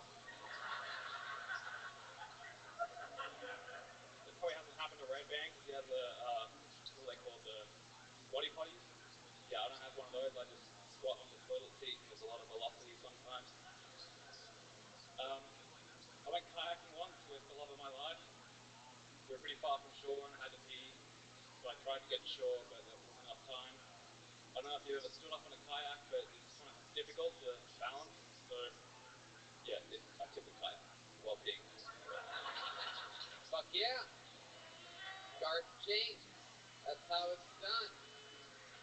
Fresh off of being the star of the new Child's Play movie, he still dresses in character as Chucky. He looks like if Thor lived on Sesame Street. I love your style. You are both the best looking guy I've seen in Australia so far and the best looking woman I've seen in Australia this far. I thought it was a woman. I didn't hear the name. Like, look at this hot chick in the overalls. Let's do this. And Go ahead, Tibby. This is one of the few creatures in Australia that has male and female genitalia. Heck yeah. This guy had to get a vasectomy just so he couldn't get himself pregnant. Garth James, how's it going, man? Is that true that you went hiking once with the love of your life, or is that a joke? Yeah, I did go kayaking. Oh, kayaking is what you said. Wow, I really can't understand anything you people are saying. It's adorable. Kayaking. Heck yeah. And what ended up happening there? I didn't catch the end of that.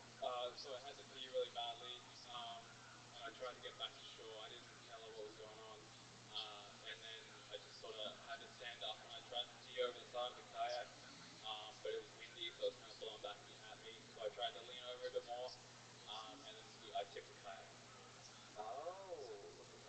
you got wet. Yeah, and I was still peeing, like, while we were in the water, and my dog was with us, so he... Jesus, you're like the R. Kelly of Australia. Look at you. Pissing all over everyone and everything, including the people you love. My goodness. So Garth, how long you been doing stand-up? This is my first time. What? Get the fuck out of here. That's incredible. How old are you, Garth? Great. I'm 28. 28 years old. What do you do for work? I'm a game developer and a tutor. Wow, game developer and a tutor. Look at you. What kind of games are we talking about? Boomerang, the video game? I make horror games and weird indie games. I love it. I love it. Are you still with the love of your life? No, I've been single for 10 years. For 10 days? What happened 10 days ago? Years, not days. Oh, 10 years? Yeah. Oh, wow. You still haven't changed your overalls since that day, huh? I bought these overalls so I could wear, like, have stained clothing and no one would think it's weird because people paint in overalls. I don't know. I'm not sure what you just said.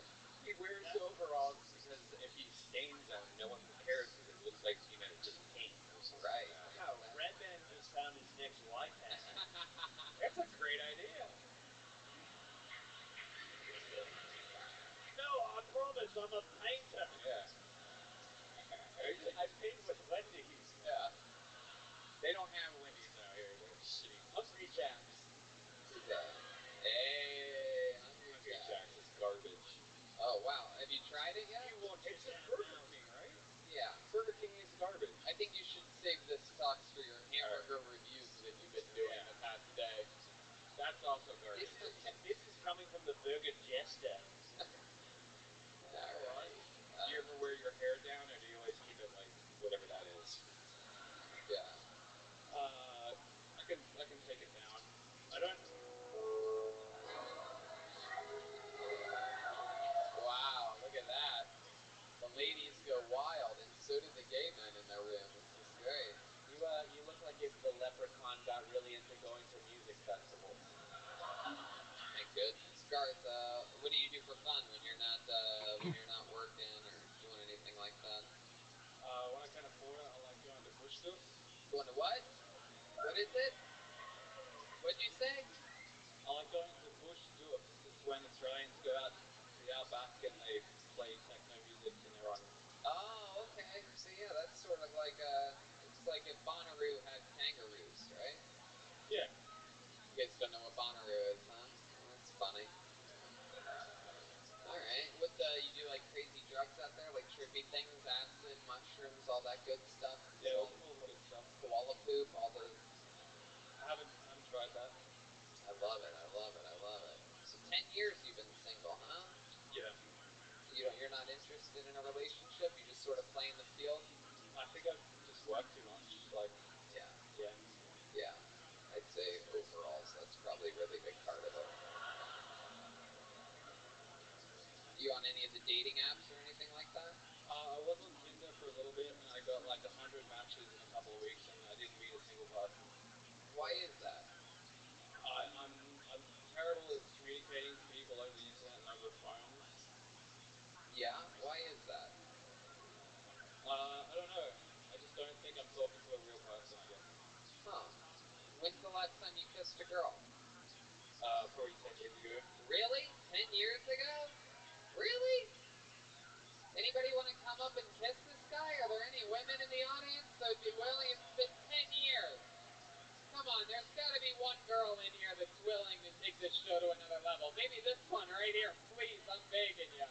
Oh, please, if you do it, I'll give you a fucking loony or a toonie or whatever money you guys have here.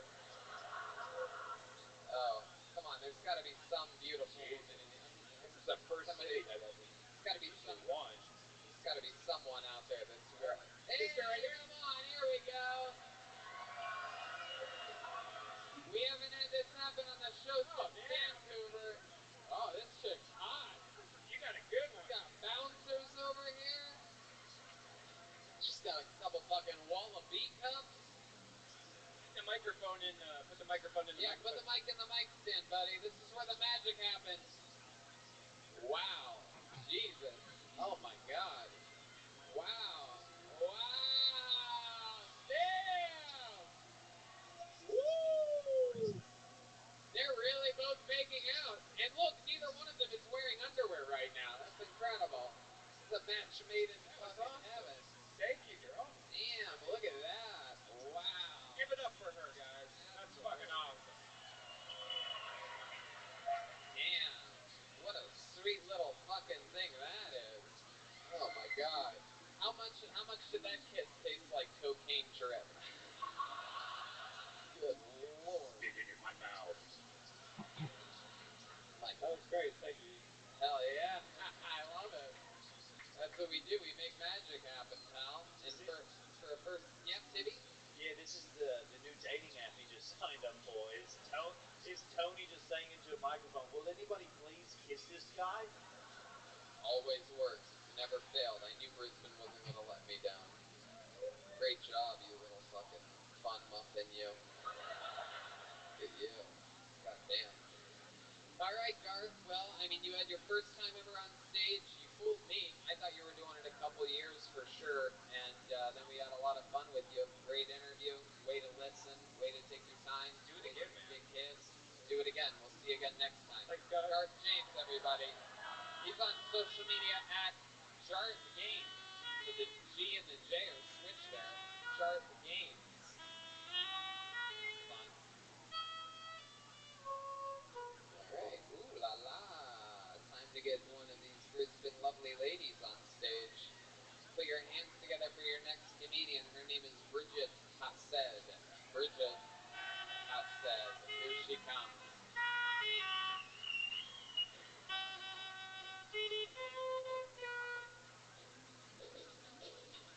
How about a hand for the band? Killing it all night. All new music. Here's Bridget Hassed. Hey, how you guys doing? You good? Good. I'm good. I went to my psych recently, right? I don't see it very often though because it's very expensive to see my psych, right? $400 to see my psych, which is so much money, right? Like that's so much money to see a medical professional and not be fixed. Like that's arguably that's so much money. How's it going? Oh yeah. And like that's so much money. Oh my god. Yeah, babe. Like that's too much money to be told inevitably I'm the one that has to fix the problem.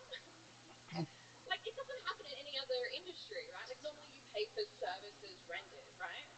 Like you'd be furious if you got your plumber to come over and all they did was tell you why your drains are clogged, but then how you can fix them. Like inevitably you'll be doing most of the plunging, but hopefully you'll walk away with the skills necessary to make sure nobody takes a shit outside in your toilet again. Fuck yeah, Bridget Hassed. Welcome to the show. Hi. Heck yeah. Welcome. How long you been doing stand-up? 2 years in January. 2 years in January. You can tell she's done it before. Heck yeah. Oh wow, look at you.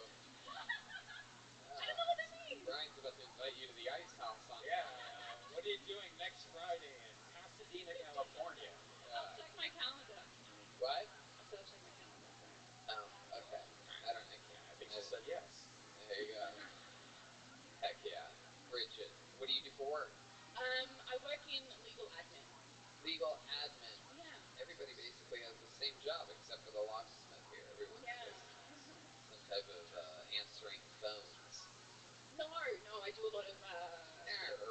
Oh, no. The old Australian no, for those of you that don't know. No. There's an A before their O in Australia. N-A-O. No. And then it ends with like 3 U's. No. No.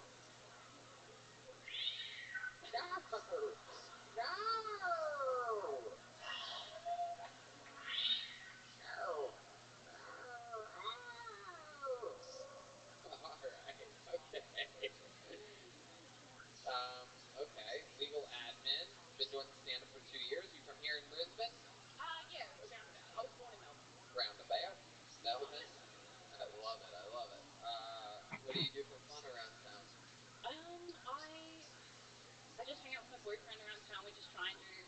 Heck yeah. How long you been with your boyfriend? A year and a half. You just got uninvited to the ice house at I Penny's. know. Year and a half. What does he do? He's also a comedian, and he studies graphic design. Graphic design. Heck yeah. What's your favorite thing about him? Honestly, he's the funniest person I know. Wow, that's Yeah. incredible. Who is he? Arch Barker? You Australians love yourselves a fucking Arch Barker, huh? Woo-hoo-hoo. Yeah, Arch Barker somehow moves here and he's like their Seinfeld or something. It's so weird. What? No, they're He's like, that guy's the the greatest.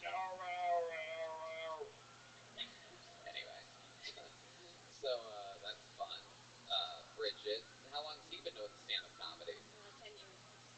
10 years. Oh my goodness gracious. He didn't sign up for this. Not here, no. Yeah, no, where's he at? He had school today, so he's back home studying. School, what's he studying?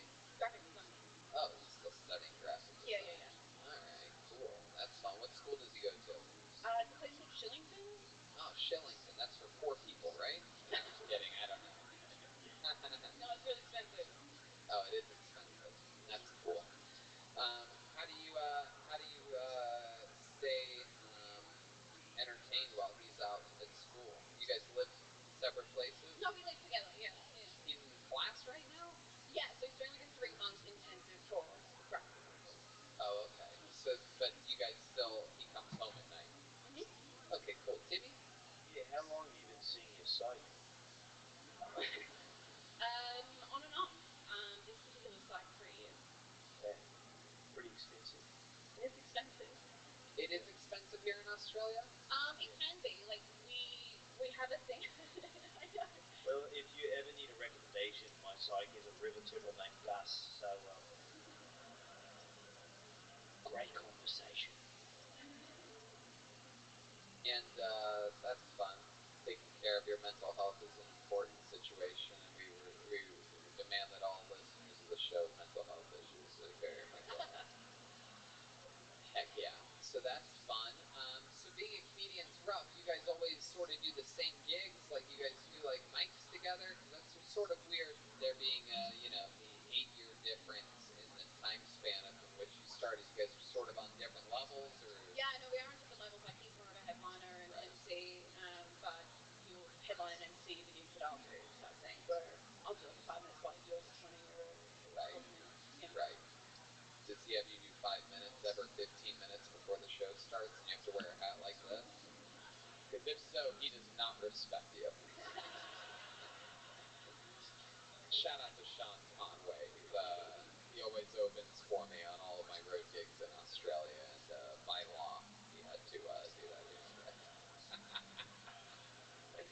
Wow, what else about you, Bridget? What else would we find interesting about you? Do a lot of guys hit on you when you go do stand-up comedy alone, or are Australian comedians as aggressive as American comedians when it comes to female comedians? You get some weird ones. You get some like 40-year-old dudes who are overly nice, but right. They come in wearing their overalls and they let their hair down. Next thing you know, you're... Yeah. What's the strangest way you've ever been tried to be picked up before? Yeah. Like any bad lines or anything like that? No, it's just saying how well of a job that I did, really. It's nothing too weird. It's just the general vibe. Like, I don't have any good stories about being picked up. Oh, good. What do you do for fun when you're not... Yep, okay. Timmy, go ahead. Yeah, Red Band. Have a good set and see if she screams. What? Do you want me to find a stingray sound effect? I have no idea what's going on. Let's just... Oh, boy. Okay. When you're not doing stand-up or going to school or whatever, what do you do for fun? I do yoga. I've been learning to pick locks. Pick locks? You have the crazy drill thing? Oh, you have a Hitachi. I haven't heard of it, no. You know, are there any cool yoga poses that would impress us that maybe you could do right now? I could try it. Would you guys like to see her do something cool that she knows from yoga? Oh, the crowd goes fucking wild. Here we go. Whoa. Wow. How about a hand for her, everybody? She gave it a shot. I haven't in a while. It's the old Dan Wood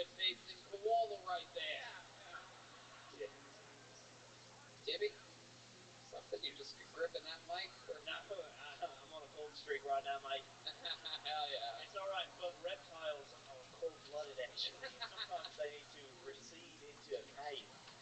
I love it. Bridget, I'll tell you this, man. You represented the ladies great up here. I don't think a lot of them signed up, and you just had a great set. Thank you so much for coming on. Bridget Hassed, everyone. That was great. It's always fun. It's always fun when Kind of like a ladies Chelsea do good. skittle. Okie dokie. I can't stand it when you reference people that no one knows who the fuck you're talking about, but Google it. I guess, like, yes, go Google a door guy at the Comedy Store, everyone. Female. Put your hands together for your next comedian, Maddie J. Maddie J. Where's Maddie at? I'm not seeing movement here. Okay, here he comes. Maddie J. Moving at a breakneck speed. It's incredible. Here he is, Maddie J, everyone.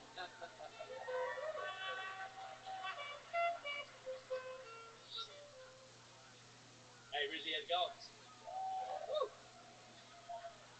always thought it was weird when I got home, my girlfriend was having doggy kisses with my dog.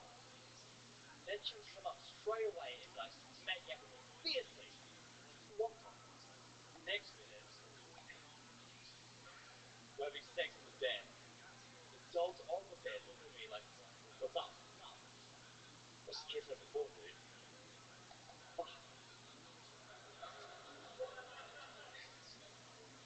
So I go American Psycho mode, and I'm like, you know, having sex, flexing at the doggy. Like, what? What's up with that?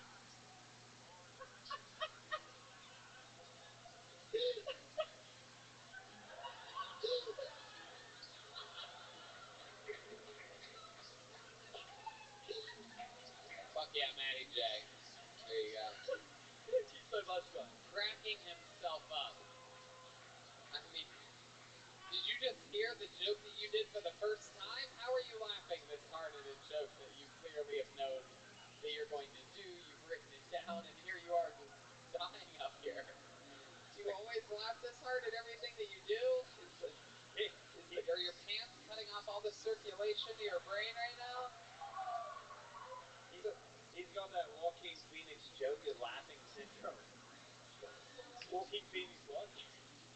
Never mind. Yeah, that's I did want to say where I thought he was going with the joke, with the dog making out with your girlfriend.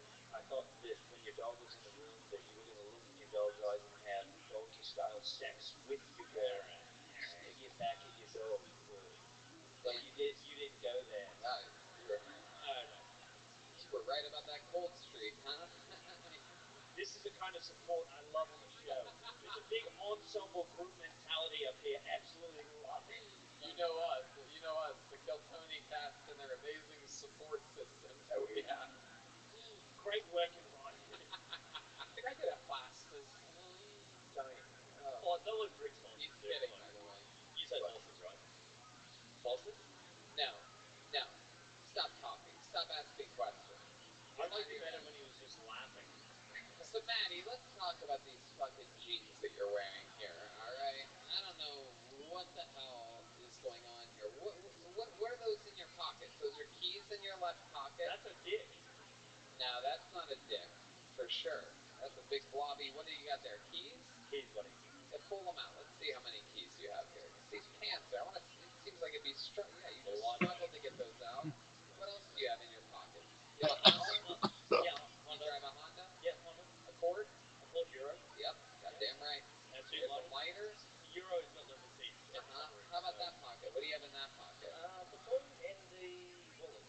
I've never seen anyone squeeze into jeans quite like that Oh, before. did you? You know why, Tony? This guy looks like he stretched out a little person. Yeah, it's true. Those were his jeans before it happened. Yeah, this looks like if Conor McGregor was fighting with his sexuality. Or with his chromosomes. I'm interested to see, how many people have to help you take those pants off when you get home at night? Got a team, Tony. Got a team. Oh, what? I've got a team to help got me. a He's got a team of people. Very interesting.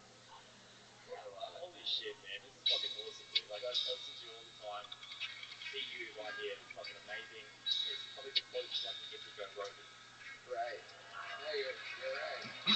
He's right. That's not an insult at all. This is the closest thing you will ever get to talking with Joe Rogan. You're absolutely scientifically correct. Like I hang out with him, and you never will. You're right. You're right. It's impossible. What could you possibly do? What are you gonna go out there and talk about how you lived years without any stipulation going to your feet? Like,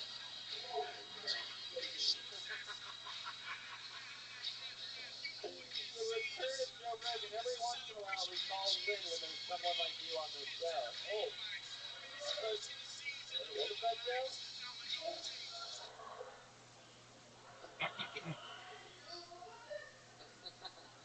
There you go, Matty J. So, what do you do for work? Nothing interesting. I've always been a welder by trade. A welder. A welder. Yeah. What do you do for fun? Bowling. Why would I bowl, dude? Like, really? You just seem like a bowler, you know what I mean? You just have the build for it, you have the face for it, you laugh at your own jokes. It's a real sport built for people like you. I guess, I mean, the fun is like the comedy, but I know you hate that answer. But I suppose, like, you know, just get the boys around, have some drinks, go out. Yeah, get the boys around. It's the town. Absolutely. Is that the team we were talking about? Getting those pants off you? Yeah. Getting a lot of boys around you, just like, come on, we can do it this time, mate. Slither in there. You know, mate, you're not wrong. Look at those. That's it. You want to join my team? All right, shit. What do you Makes me feel like I'm a part of something. I miss you.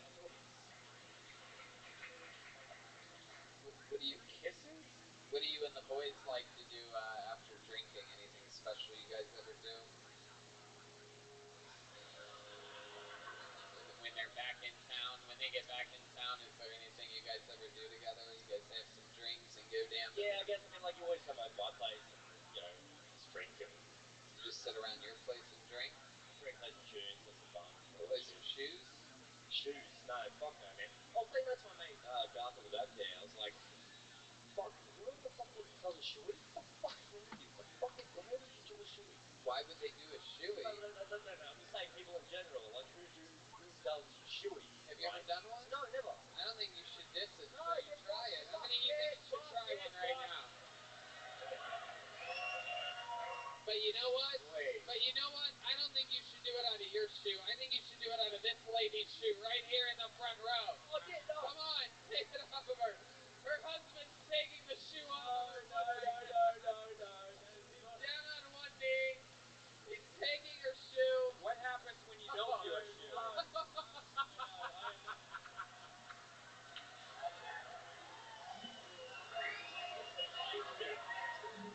There's the beer.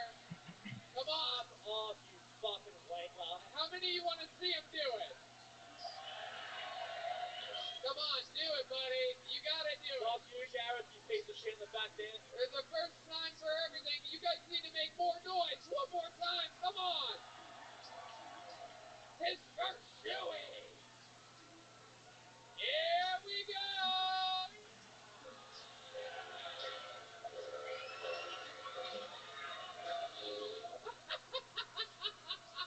That is so fucking dumb. Holy shit. Why are they booing? He didn't finish the shoey. Another shoe. Somebody else needs to do the rest of it. That's a national crime if you don't do it.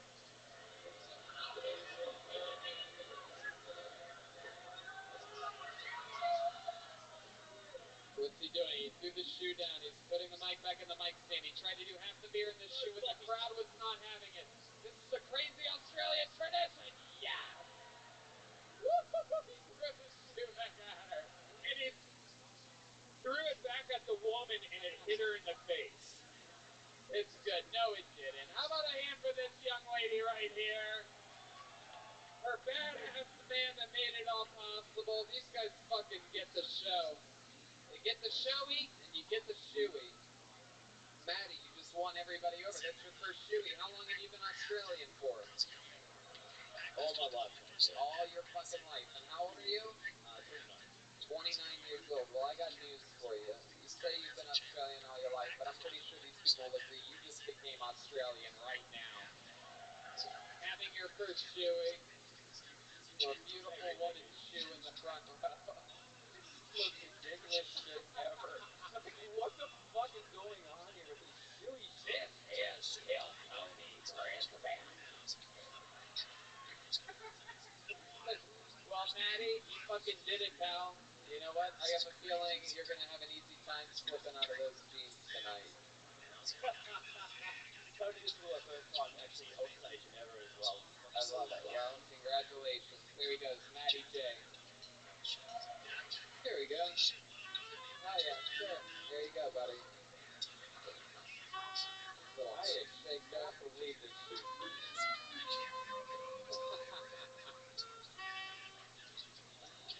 I'll give you guys I'll give you a Tony Hinch flip 10 after the show for that. How about that? We'll make up for it. With the mug. Yes, there you go. Sorry we got your shoe wet. That was my bad. And they're brand new? It's okay. It's just a little beer on the inside, you know what I mean? They're from Ross anyway. They don't have those here. Oh, I thought Jehovah's? To pull another name out of the mug, it makes the names for Twiggy Bundles. Twiggy Bundles. Here, we got a heckler. Twiggy Bundles. It's the guy that I told to shut the fuck up in the audience earlier. Here he is, Twiggy Bundles, ladies and gentlemen. Make some noise for him. So, I've noticed a decrease in Holocaust denial at the moment. And I blame outrage culture. All these people getting offended by every single tiny little thing, they don't realize they're doing actual damage. Seriously offensive things aren't being taken, aren't as, no. I spoke to a Holocaust denier recently, and he made some actual convincing arguments, but I wasn't having a go of it. But he says 6 million Jews. I don't think that's really possible. Over 4 years, 170 Jews an hour the entire time going around the clock. It just doesn't seem possible. Because I mean, you got to think about the logistics. You got to get all that coal. You got to bury all those bodies. And I said to him, mate, how dare you? How dare you insult and undermine the meticulousness and record keeping of the Germans?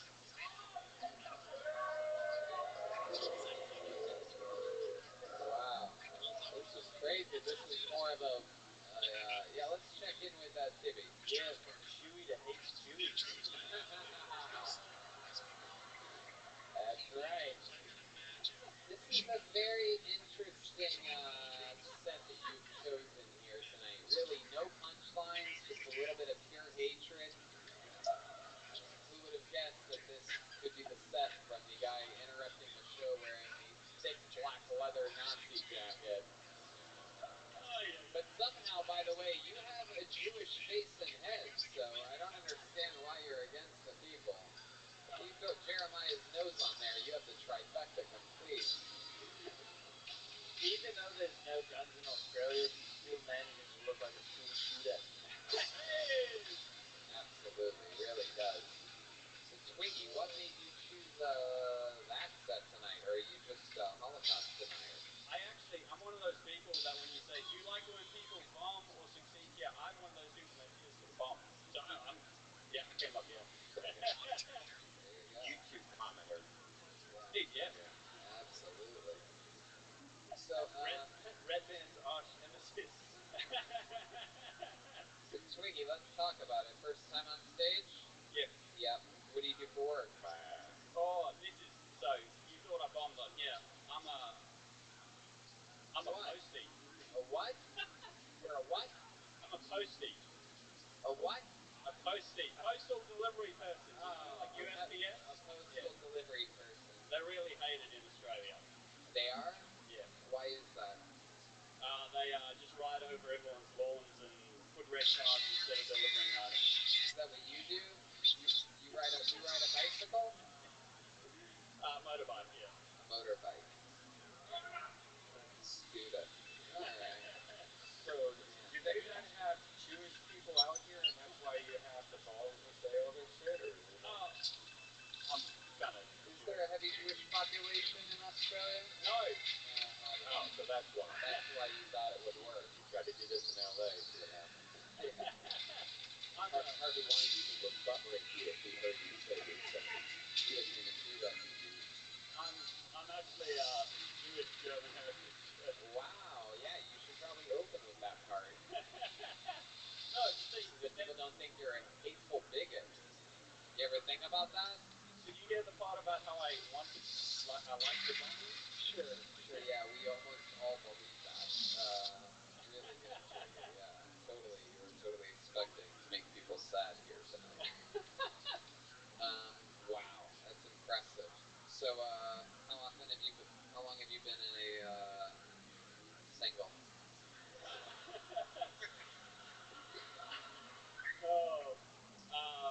Let's go with the YouTube comment, All my life, I beg, I pray for someone like you.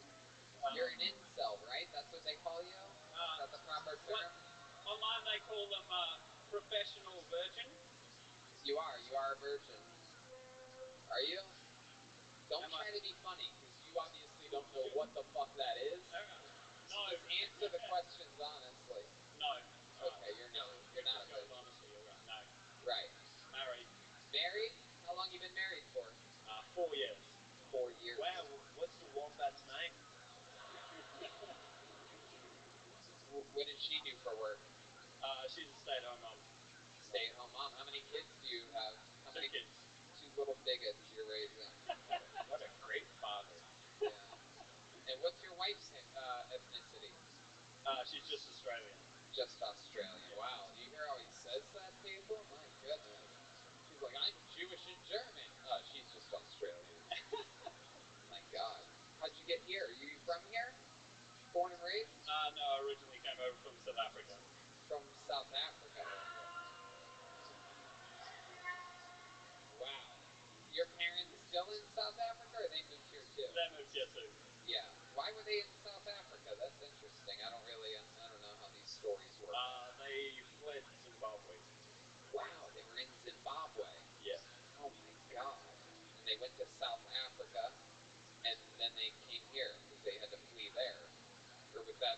Something like that. They didn't want to be apartheid.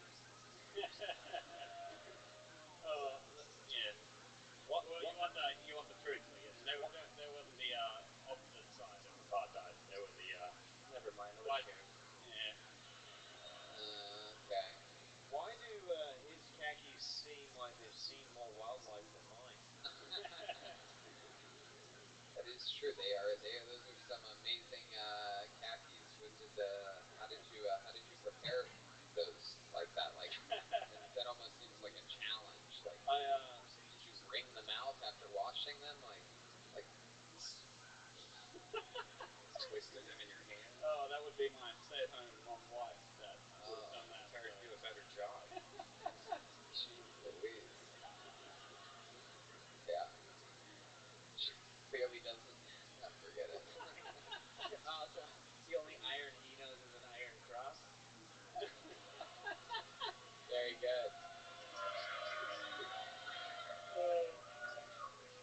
Yeah. I don't know what kind of forget it. So Twiggy, what do you do for fun? Any hobbies? You have the 2 kids. Do you ever do anything to get away from the house? Get away from that typical Australian wife of yours? I'll play squash, a little bit of squash, and then I'll listen to a lot of podcasts. Listen to how everybody laughs at that. Like they all just start cracking. That's genuinely one of the biggest just real laughs that I've heard from this audience. Just a real just cackle. Bunch of people just laughing at you. What the fuck is squash, by the way? I mean, we really don't have that. Indoor tennis. Indoor tennis. But it's not racquetball. It's like racquetball? Like racquetball. But racquetball's awesome. And squash isn't. Or else we'd play it in America if it was awesome. We love awesome shit. That's what we do. I think I might just cold squash racquetball in your mouth. No fucking way. Even if I find out that's true, there's no way I'll ever admit to that. That's my equivalent to being a Holocaust denier. I am a squash denier. Never happened. Hell yeah. How long you been playing squash for? About 5 or 6 years now. Oh, okay. So that's on sort of like an indoor court, but to get there, do you have to come out of the closet, or? Hey, Tony. Yes. Little fact of the day, squash and racquetball are two completely different sports. Yeah, I know. The most major difference is that the rackets used flat out are smaller with their allowed maximum length of 26 inches, while the squash rackets can have a maximum allowed length of 27 inches. Who'd have thought? Absolutely. For those of you listening on podcast, he just rattled that off with all straight. Hello, everybody, and welcome back to another episode of the Illuminati Podcast, episode 234. As always, I am one of your hosts, Mike Martin, joined by my beautiful brothers out in LA, Alex and Jesse. Hello, gentlemen. Now that is 1, 2, 3, 4. If you asked me, don't know what does that mean? What? Episode 234. Boom. Oh, guys, patreon.com/Chilluminati Ad-free episodes, exclusive bonus minisodes after every Chilluminati episode, video minisodes, access to our new show, Rotten Popcorn, everything else that you can imagine. Art from Mel, the best drawer of art that there is that we have ever seen on this show. She's the best. And any merch that we've ever done, you get it. You can do it all. It's all on patreon.com/Chilluminati. We're here. We're there. We're everywhere. All at once. Somebody made a post, it was on the subreddit, that said, I want somebody to donate $10,000 so that for a whole month, Jesse has to yes and me, no matter what it is I'm talking about. No matter how crazy it is. And I'm like, let's test. All right, here we go. Test run. Go. Jesse, this whole episode is going to be a good test to see how long you can hold on. Here's the test right now. Mathis, what do you think of the jellyfish alien? Oh, I definitely think it's something anomalous. Having released the second video that I shared with you guys on the text messages that we're on, where you see it go further away, it certainly seems like a 3D object and is absolutely something anomalous. And then today, the DOD released a statement that is so... It's basically a mirror image of the statement they released in 2017 when those UAP videos released, where they're not denying it. They're like, we don't like when... No, they were just like, we don't like when things leak, and we cannot confirm that this is a leak. But the same exact, political talk that they have to probably do because of who they are. Sure. What do you think, Jesse? Yeah, I mean, I think the footage is incredible. The more we see is so interesting. And I have absolutely no questions or concerns about the fact that there is a lot of other footage they keep talking about, but they never show us. In fact, I'm fine with not ever seeing it. Like, seeing it go in the water, who needs to see that? I have an imagination, and that's what it's for. Yeah. That's what it's for. You know, if we'll call that a foundation. We can work on it. They just rough out some edges. That was the free version. That was your free thing. When you open I'm not going to fully buy it unless you're paying. Hey, by the way, speaking of our lovely audience, shout out to everyone over on Reddit, because over on the subreddit for this lovely show. Resounding response. Yeah. I mean, to a lot of stuff we've been doing lately, and I want to give a huge shout out to everyone who, a few episodes back, we were talking about light and the way that you could cloak something and how that would be possible, and modern day cloaking and things like that. And I just want to give a shout out to Key Cowboy. I hope I got these names right. Key Cow and R2_R2 and the God Epic and Lubrication_Theory, and to Your Compass Rose on YouTube, who made an 18-minute video deep diving this. That was an incredible video. Yeah. When the video was posted, I'm like, wait, is this response to us? This is for us? Oh my god, I felt so special. I was like, oh hell yeah, let's go. I was very impressed with that. And so I loved all of that. And someone sent us a video to, I think it was the Gondo Epic, sent us a video to Kyle Hill, and Kyle Hill did a thing about it. And really, at the end of the day, the thing that I learned two things. The first thing is, one, that the way everyone was talking about it, it literally is that scene in Mission Impossible Rogue Nation, I think. Rogue Nation, where Simon Pegg and Tom Cruise are trying to go down the hallway, and there's a dude at the end of the hallway, and so they put up a screen that shows the light behind them, so the dude looking at it doesn't see them approaching as they're moving down the hallway, and they keep tricking him to move around the room, and they got these cameras that like change the light and stuff. That's pretty much what they're all talking about. So if you want to see an example of it, like the best case scenario of what it looks like in a movie, that's what everyone's talking about when they're talking about cloaking. Is it's really just like altering the light for our perception kind of vibe. And would you be able to see out? Maybe not. Yeah, like it's essentially you're not making it visible, you're just making the light go around the object, which is super interesting. So you won't. But if you're inside, there's no light reaching you either, right? So you can't see either. Right, but in the movie, they had like the screen where you could see through it. Oh, right. And the guy couldn't see back. So I'm like doing the movie version. Yeah. And if you want to see it, I'm positive there's clips of it on YouTube. Just look up Rogue Nation Hallway, and you'll get that. But then I also want to give a shout out to. No, it's Ghost Protocol. Is it Ghost Protocol? All right. The one where he's going down the hallway and he's like it's a ghost. He's like a ghost. That's the ghost out to me. So who has never seen two of those damn movies. Who's never seen the movie? That's Ghost Protocol. He takes his glasses off and he looks right into the camera and he says, "Activate the Ghost Protocol." Right at the screen. I just want to say for the record, those movies get better the further they get in the series. I must stress this. The first couple Mission Impossibles I don't care about. But at a certain point, I think it's Rogue Nation. At a third, maybe it's Ghost Protocol. One of them, at like number 4 on, they become incredible. I love these movies. I don't care. I really love the second and third one very much. I can't wait for the 14th movie, which is just going to be a documentary about Tom Cruise like doing something crazy. Like they're going to just drop. The most recent one was awesome. The most recent one was so good. That's all I have to say about that. I heard they did not very well in theaters, and so they're renaming the sequel to not be Part 2 and just going to be calling it something entirely different. I heard Palm Clementif was really good in there. It is the whole thing's good. It did great. Ignore everyone. It's awesome. But more importantly, this is what I want to say about the audience. I love hearing from people who are knowledgeable and have a passion in their field. So everyone who responds to us and they're like, I know something about this, and they like, just tell it to us. I love you. And I've realized that we have a lot of smart people in our audience. I was gonna follow up. You didn't say that. I was gonna follow up. I was like, our audience is so much smarter than us, and I love that. I was thinking about this, and I truly, firmly believe it's because we don't pander to the stupidest among us. Yeah, that is something a lot of podcasts in our space do, where they like, yeah, so you read something on Facebook, and we totally believe that too. Yeah, and I love that we have an audience that would call us on. If we start doing an episode where it's like, yeah, so here's a conspiracy that some lady wrote on Facebook about this topic that I guarantee they destroy us, and I want to thank you for that. So what you're saying is no more episodes with just me, Santel, and Alex. What I'm saying is there's a lot of people who want an episode that's just me and Santel. I would love to just be quiet. I want to be Dennis Leary in the ref. I just want to watch. I would love that.